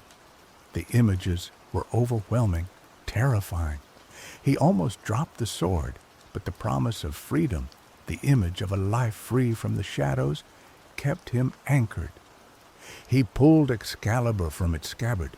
The blade sang as it left its sheath, a high, clear note that echoed through the chamber. The air crackled with energy. Kaelin felt a strange lightness, a sense of invincibility. He was Kaelin, the thief, but for this moment he felt like a king. He sheathed the sword once more, feeling the power settle, feeling the magic begin to thrum through his veins. He grabbed the scabbard and, with a final glance at the fallen guards, turned and fled the abbey, disappearing back into the pre-dawn mist. He had the sword. He had delivered on his promise, but he had also unleashed something far more dangerous than he could ever have imagined. As Kaelin rode away from Avalon, clutching Excalibur to his chest, the land itself began to stir. The old magic of Britain, dormant for centuries, awakened with a jolt, responding to the theft of its king's sword. In the deep forests, the ancient trees rustled their leaves in a language that no human could understand. They whispered of broken oaths and stolen glory, of a balance disrupted and a debt to be paid. The creatures of the wild, the deer and the fox, the owl and the hawk, felt the change in the air, a prickling on their skin, a sense of unease that sent them fleeing deeper into the woods. Beneath the earth, the ancient spirits stirred in their slumber. The guardians of the land, the elementals of stone and water, felt the disturbance in the weave of magic. They rose from their ancient slumbers, their eyes glowing with an eerie light, and began to seek the source of the disruption. At Stonehenge, the ancient stones hummed with a resonant energy. The air around the monument shimmered, and ghostly figures materialized, their faces etched with sorrow and anger. These were the spirits of the Druids, the priests and priestesses who had once held dominion over the land. They had foreseen this day, the day when the balance would be broken and the land would cry out for justice. The first sign of the awakening came in the form of unnatural weather. A storm brewed on the horizon, a tempest of wind and rain that gathered with unnatural speed. Lightning cracked across the sky, illuminating the landscape in flashes of blinding white. The wind howled like a banshee, tearing at trees and whipping the rain into a frenzy. Kalen felt the storm gathering around him, a physical manifestation of the magic he had unleashed. His horse, spooked by the lightning and the roaring wind, reared and bucked, threatening to throw him from its back. He struggled to control the animal, his hands slick with rain, his heart pounding in his chest. He pressed on, driven by the urgency of his task. He had to deliver the sword to Lord Edric, collect his payment, and disappear before the storm consumed him. But the land itself seemed to be working against him. Fallen trees blocked his path, swollen rivers forced him to detour, and the wind seemed determined to rip the sword from his grasp. As he rode through a dense forest, a figure emerged from the shadows, blocking his path. It was a woman, tall and slender, with eyes as green as a forest canopy and hair as dark as a raven's wing. She wore a cloak of woven leaves and carried a staff of twisted oak. "You cannot pass," she said, her voice as soft as the rustling of leaves, but as firm as the earth itself. "The land does not permit it." Kalen recognized her instantly. She was a druid, a guardian of the forest, a servant of the old gods. He had heard tales of their power, of their ability to command the elements and communicate with the spirits of the land. He knew he couldn't fight her. "I mean no harm," he said, his voice trembling slightly. "I am merely delivering this sword to its rightful owner." The druid's eyes narrowed. "There is only one rightful owner of that sword," she said, "and he is not among the living. You have stolen what does not belong to you, and you have awakened a power that you cannot control." "I was paid to do this," Kalen protested. "I had no choice." "Everyone has a choice," the druid said. "You chose to serve greed and ambition. Now, you must face the consequences." She raised her staff, and the forest around them seemed to come alive. The trees swayed and groaned, the ground trembled, and the air crackled with energy. Kalen felt a surge of fear, a primal terror that threatened to overwhelm him. He knew he couldn't stay and fight. He spurred his horse forward, hoping to break through the druid's blockade, but the forest seemed to close in around him. the trees reaching out to ensnare him, the ground opening up to swallow him whole. He managed to escape the druid's grasp, but he knew he couldn't outrun the wrath of the land. The storm raged around him, the wind howling, the lightning flashing, the rain lashing at his face. He was lost, alone, and hunted by forces far beyond his understanding. Lord Edric waited impatiently in his castle, a crumbling fortress perched on a craggy hilltop. He paced the great hall, his boots echoing on the stone floor, his eyes fixed on the storm raging outside. He had sent for Callan days ago, and the thief should have arrived by now. Edric was a man consumed by ambition. He had once been a powerful nobleman, but his fortunes had been reversed when he chose the losing side in the succession war. His lands had been confiscated, his title stripped, and he had been forced into exile. But he had never given up hope of reclaiming his birthright. He believed that Excalibur was the key to his success. He had studied the ancient texts, consulted with sorcerers and seers, and convinced himself that the sword held the power to restore his family's glory. He imagined himself leading an army, wielding Excalibur, and overthrowing the usurper king. He knew that the theft of Excalibur would not go unnoticed. The king would send his knights, his spies, and his assassins to retrieve the sword. But Edric was prepared. He had gathered a loyal band of followers, men who had also been wronged by the king, and he had fortified his castle, preparing for a siege. Finally, he saw a figure approaching through the storm. It was Callan, his face pale, his clothes soaked, his horse lathered in sweat. Edric rushed out to meet him, his eyes gleaming with anticipation. "You have it?" he asked, his voice barely a whisper. Callan nodded, his hand trembling as he reached into his cloak and pulled out Excalibur. The sword gleamed in the dim light, its blade radiating an aura of power. Edric gasped, his eyes wide with awe. "At last," he said, "the power of kings is mine." He took the sword from Callan, his fingers closing around the hilt. He felt a surge of energy, a sense of invincibility. He raised the sword above his head, his voice ringing with triumph. "With this sword," he cried, "I will reclaim my birthright. I will overthrow the usurper king. I will rule Britain." But as he spoke those words, the castle shuddered, the ground trembled, and the air crackled with energy. The storm outside intensified, the wind howling, the lightning flashing, the rain lashing against the walls.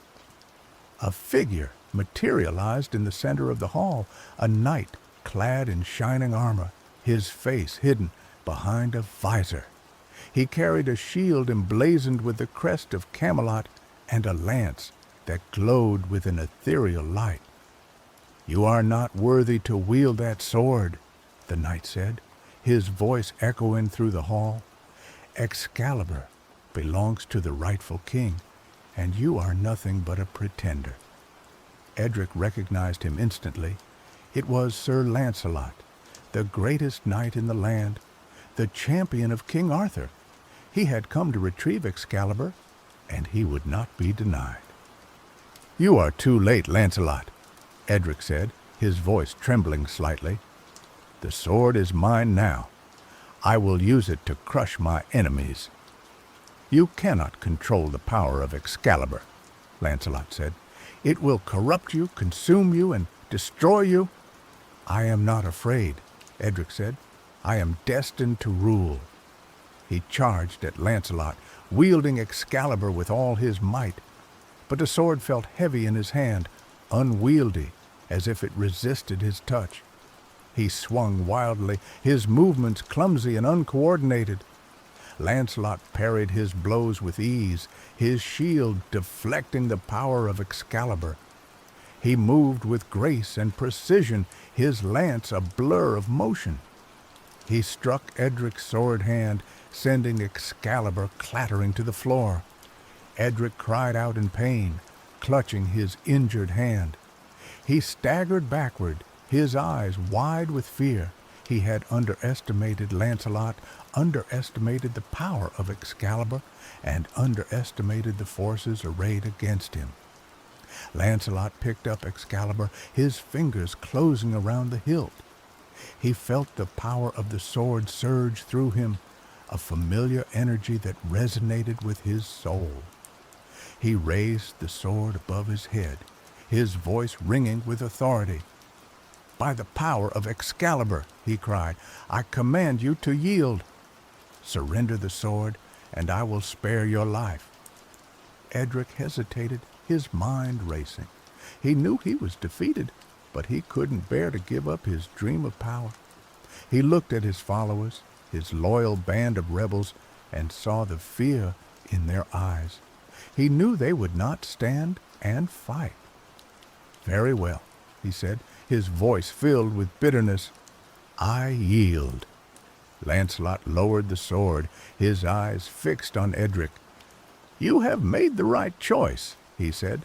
"Now, you must face the consequences of your actions." He ordered his knights to seize Edric and his followers, to take them back to Camelot, to face the king's justice. He sheathed Excalibur, feeling the power of the sword settle once more. He knew that the theft of Excalibur had unleashed a chain of events that would have far-reaching consequences for the land. Lancelot returned to Camelot, bringing Edric and his followers as prisoners and Excalibur as a testament to the power of good over evil. King Arthur was overjoyed to see his sword returned, but he was also troubled by the events that had transpired. He knew that the theft of Excalibur was not merely an act of greed or ambition. It was a sign that the old magic of Britain was stirring, that the balance of power was shifting, and that the land was crying out for a true king. Arthur summoned his advisors, his knights, and his sorcerers to discuss the matter. They debated for days, arguing about the meaning of the events and the best course of action. Some argued that Edric should be executed as a traitor, others that he should be imprisoned for life. Some suggested that the sword should be locked away in a vault, never to be wielded again. Others that it should be used to crush any potential rebellion. Merlin, the court's ancient and wise enchanter, listened patiently to the debate, his eyes twinkling with amusement. Finally, he spoke, his voice ringing with authority. "You are all missing the point," he said. "The theft of Excalibur was not a threat to the kingdom, but an opportunity. It was a test, a sign that the land is ready for a new king." "What do you mean, Merlin?" Arthur asked, his brow furrowed with confusion. "The rightful heir to the throne is not among us," Merlin said. "He or she is hidden, waiting for the time to come when they will reveal themselves. The theft of Excalibur was a catalyst, an event that will draw the true heir out of the shadows." "But how will we find this heir?" Arthur asked. "How will we know if they are worthy to wield Excalibur?" "The sword will choose its own master," Merlin said. "It will only respond to the touch of the true heir. You must organize a tournament, a trial of skill and courage, where any who claim to be worthy can attempt to draw Excalibur from its stone. The one who succeeds will be the rightful king or queen of Britain." Arthur agreed to Merlin's plan. He sent messengers throughout the land, announcing the tournament and inviting any who believed themselves worthy to participate. The news spread like wildfire, attracting knights, nobles, and adventurers from far and wide. Among those who heard the call was a young woman named Isolde.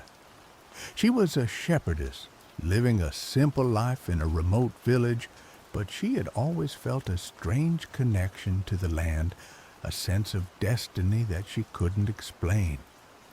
She had grown up hearing tales of King Arthur and Excalibur, and she had always dreamed of one day wielding the sword herself. Isolde knew that she was not a knight or a noble, that she had no claim to the throne, but she felt a pull towards Camelot, an irresistible force that drew her towards the tournament. She believed that she was the one the land had been waiting for. She set out for Camelot, traveling alone and on foot. She faced many dangers along the way, bandits, wild animals, and treacherous terrain. But she persevered, driven by her belief in her destiny. Finally, she arrived at Camelot, exhausted but determined. She stood before the castle, gazing up at its towering walls, and felt a surge of excitement and trepidation. She was just a simple shepherdess, but she was about to compete for the throne of Britain. The tournament at Camelot was a spectacle of pageantry and martial skill. Knights in shining armor clashed in the jousting arena, swordsmen battled in the dueling ring, and archers competed in the target range. The crowds cheered and roared, their excitement building with each passing day. Isolde felt out of place among the knights and nobles, but she refused to be intimidated. She knew that she didn't have their training or their experience, but she had something they didn't, a connection to the land, a sense of destiny, and the unwavering belief in herself.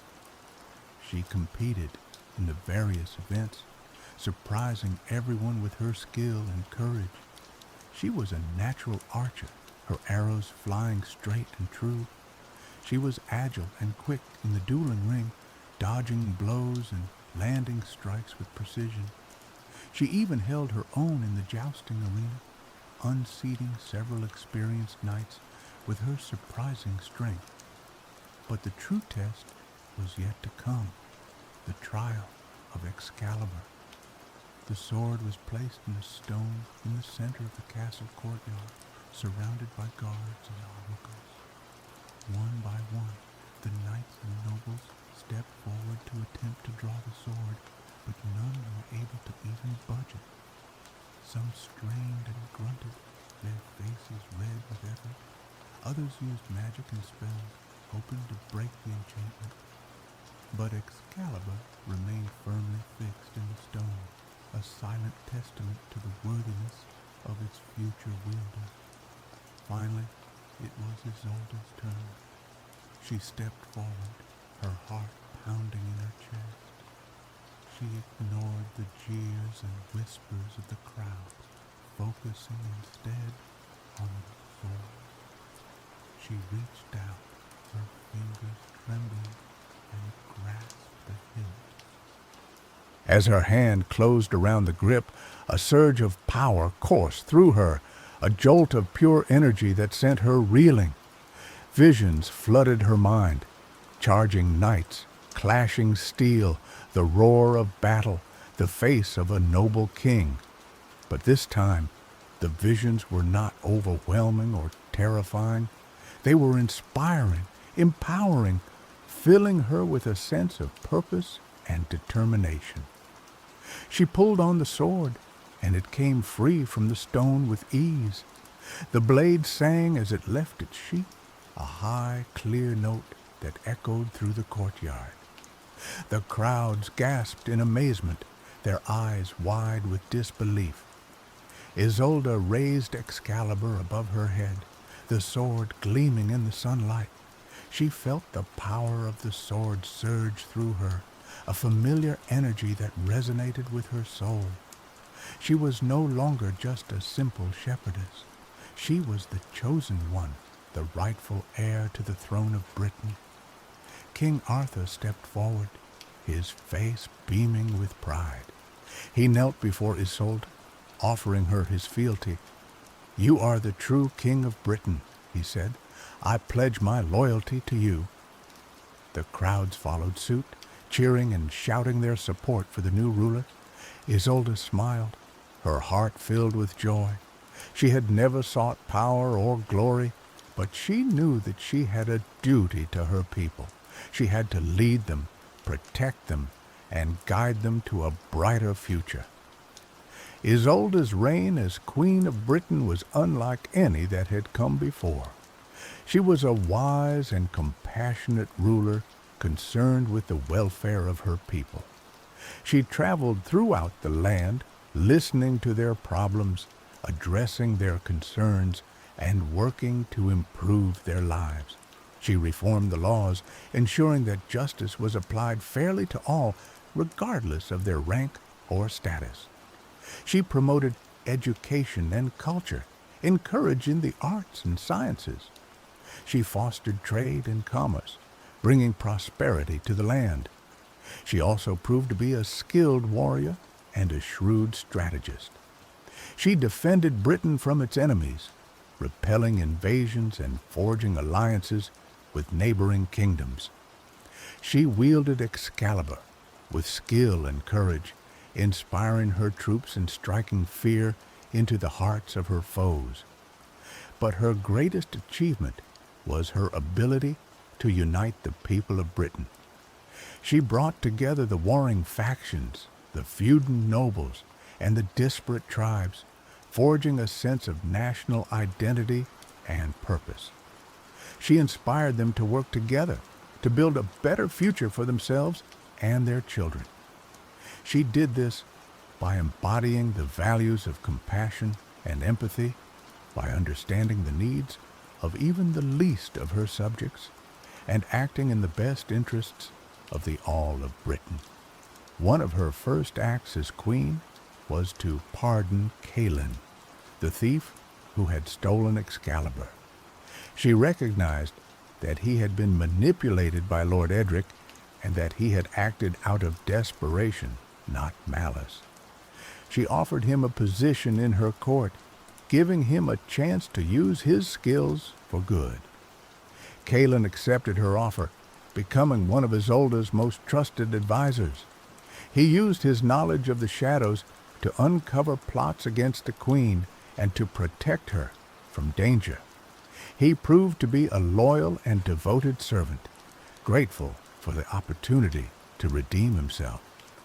Lord Edric, on the other hand, was held accountable for his actions. He was stripped of his title and his lands, and he was banished from Britain for life. He spent the rest of his days wandering the world, a broken and bitter man, haunted by the memory of his failed ambition. As for the druid who had confronted Calin in the forest, Isolde sought her out and formed an alliance with her. She recognized the importance of respecting the old magic of Britain and of working in harmony with the land. She appointed the druid as her chief advisor on matters of nature and spirituality, ensuring that the kingdom would be guided by both wisdom and magic. Isolde's reign brought peace and prosperity to Britain. The land flourished, the people thrived, and the kingdom became a beacon of hope and justice in the world. She proved that true kingship was not about power or glory, but about service and sacrifice. She showed that even a simple shepherdess could become a great ruler if she had the courage to follow her heart and the wisdom to listen to the needs of her people. Years passed, and Isolde's reign continued to be marked by peace and prosperity. She ruled with wisdom and compassion, earning the love and respect of her people. But she knew that her time as queen would not last forever. She had grown old, her hair turned gray, her face lined with wrinkles. She had no children, no heirs to inherit the throne.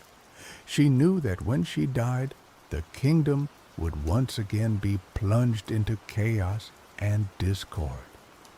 She summoned Merlin, the ancient sorcerer, and asked him for guidance. "What will happen to Britain when I am gone?" she asked. "Who will rule after me?" Merlin smiled, his eyes twinkling with amusement. "Do not worry, my queen," he said. "Britain will always have a king or queen. The land will choose its own leader, just as it chose you." "But how?" Isolde asked. "How will the land choose someone worthy?" "Excalibur will decide," Merlin said. "The sword will remain in the stone at Camelot, waiting for the next true heir to come and claim it. Only someone with a pure heart and a noble spirit will be able to draw the sword and become the ruler of Britain." Isolde nodded, satisfied with Merlin's answer. She knew that the history and the legacy of the sword was paramount to the future stability of the country. She spent her final days preparing the kingdom for her departure, ensuring that the laws were just, the defenses were strong, and the people were united. When she finally passed away, the entire kingdom mourned her loss. She was buried with honor and respect, her name etched in the annals of history, as one of the greatest rulers Britain had ever known. As per her wishes, Excalibur was returned to the stone at Camelot, waiting for the next true heir to come and claim it. The kingdom was once again without a ruler, but the people knew that the land would choose someone worthy, someone who would lead them to a brighter future. And so, the legend of Excalibur continued, a symbol of power, justice, and destiny, waiting to be wielded by the next rightful ruler of Britain. The tale of the thief, the lord, and the shepherdess, the magic of the land, and the legacy of the sword will be told and retold for generations to come. A reminder that true kingship was not about blood or birthright, but about character, compassion, and the courage to serve. And now, some soothing rain sounds for those that are still awake. Sweet dreams, friend.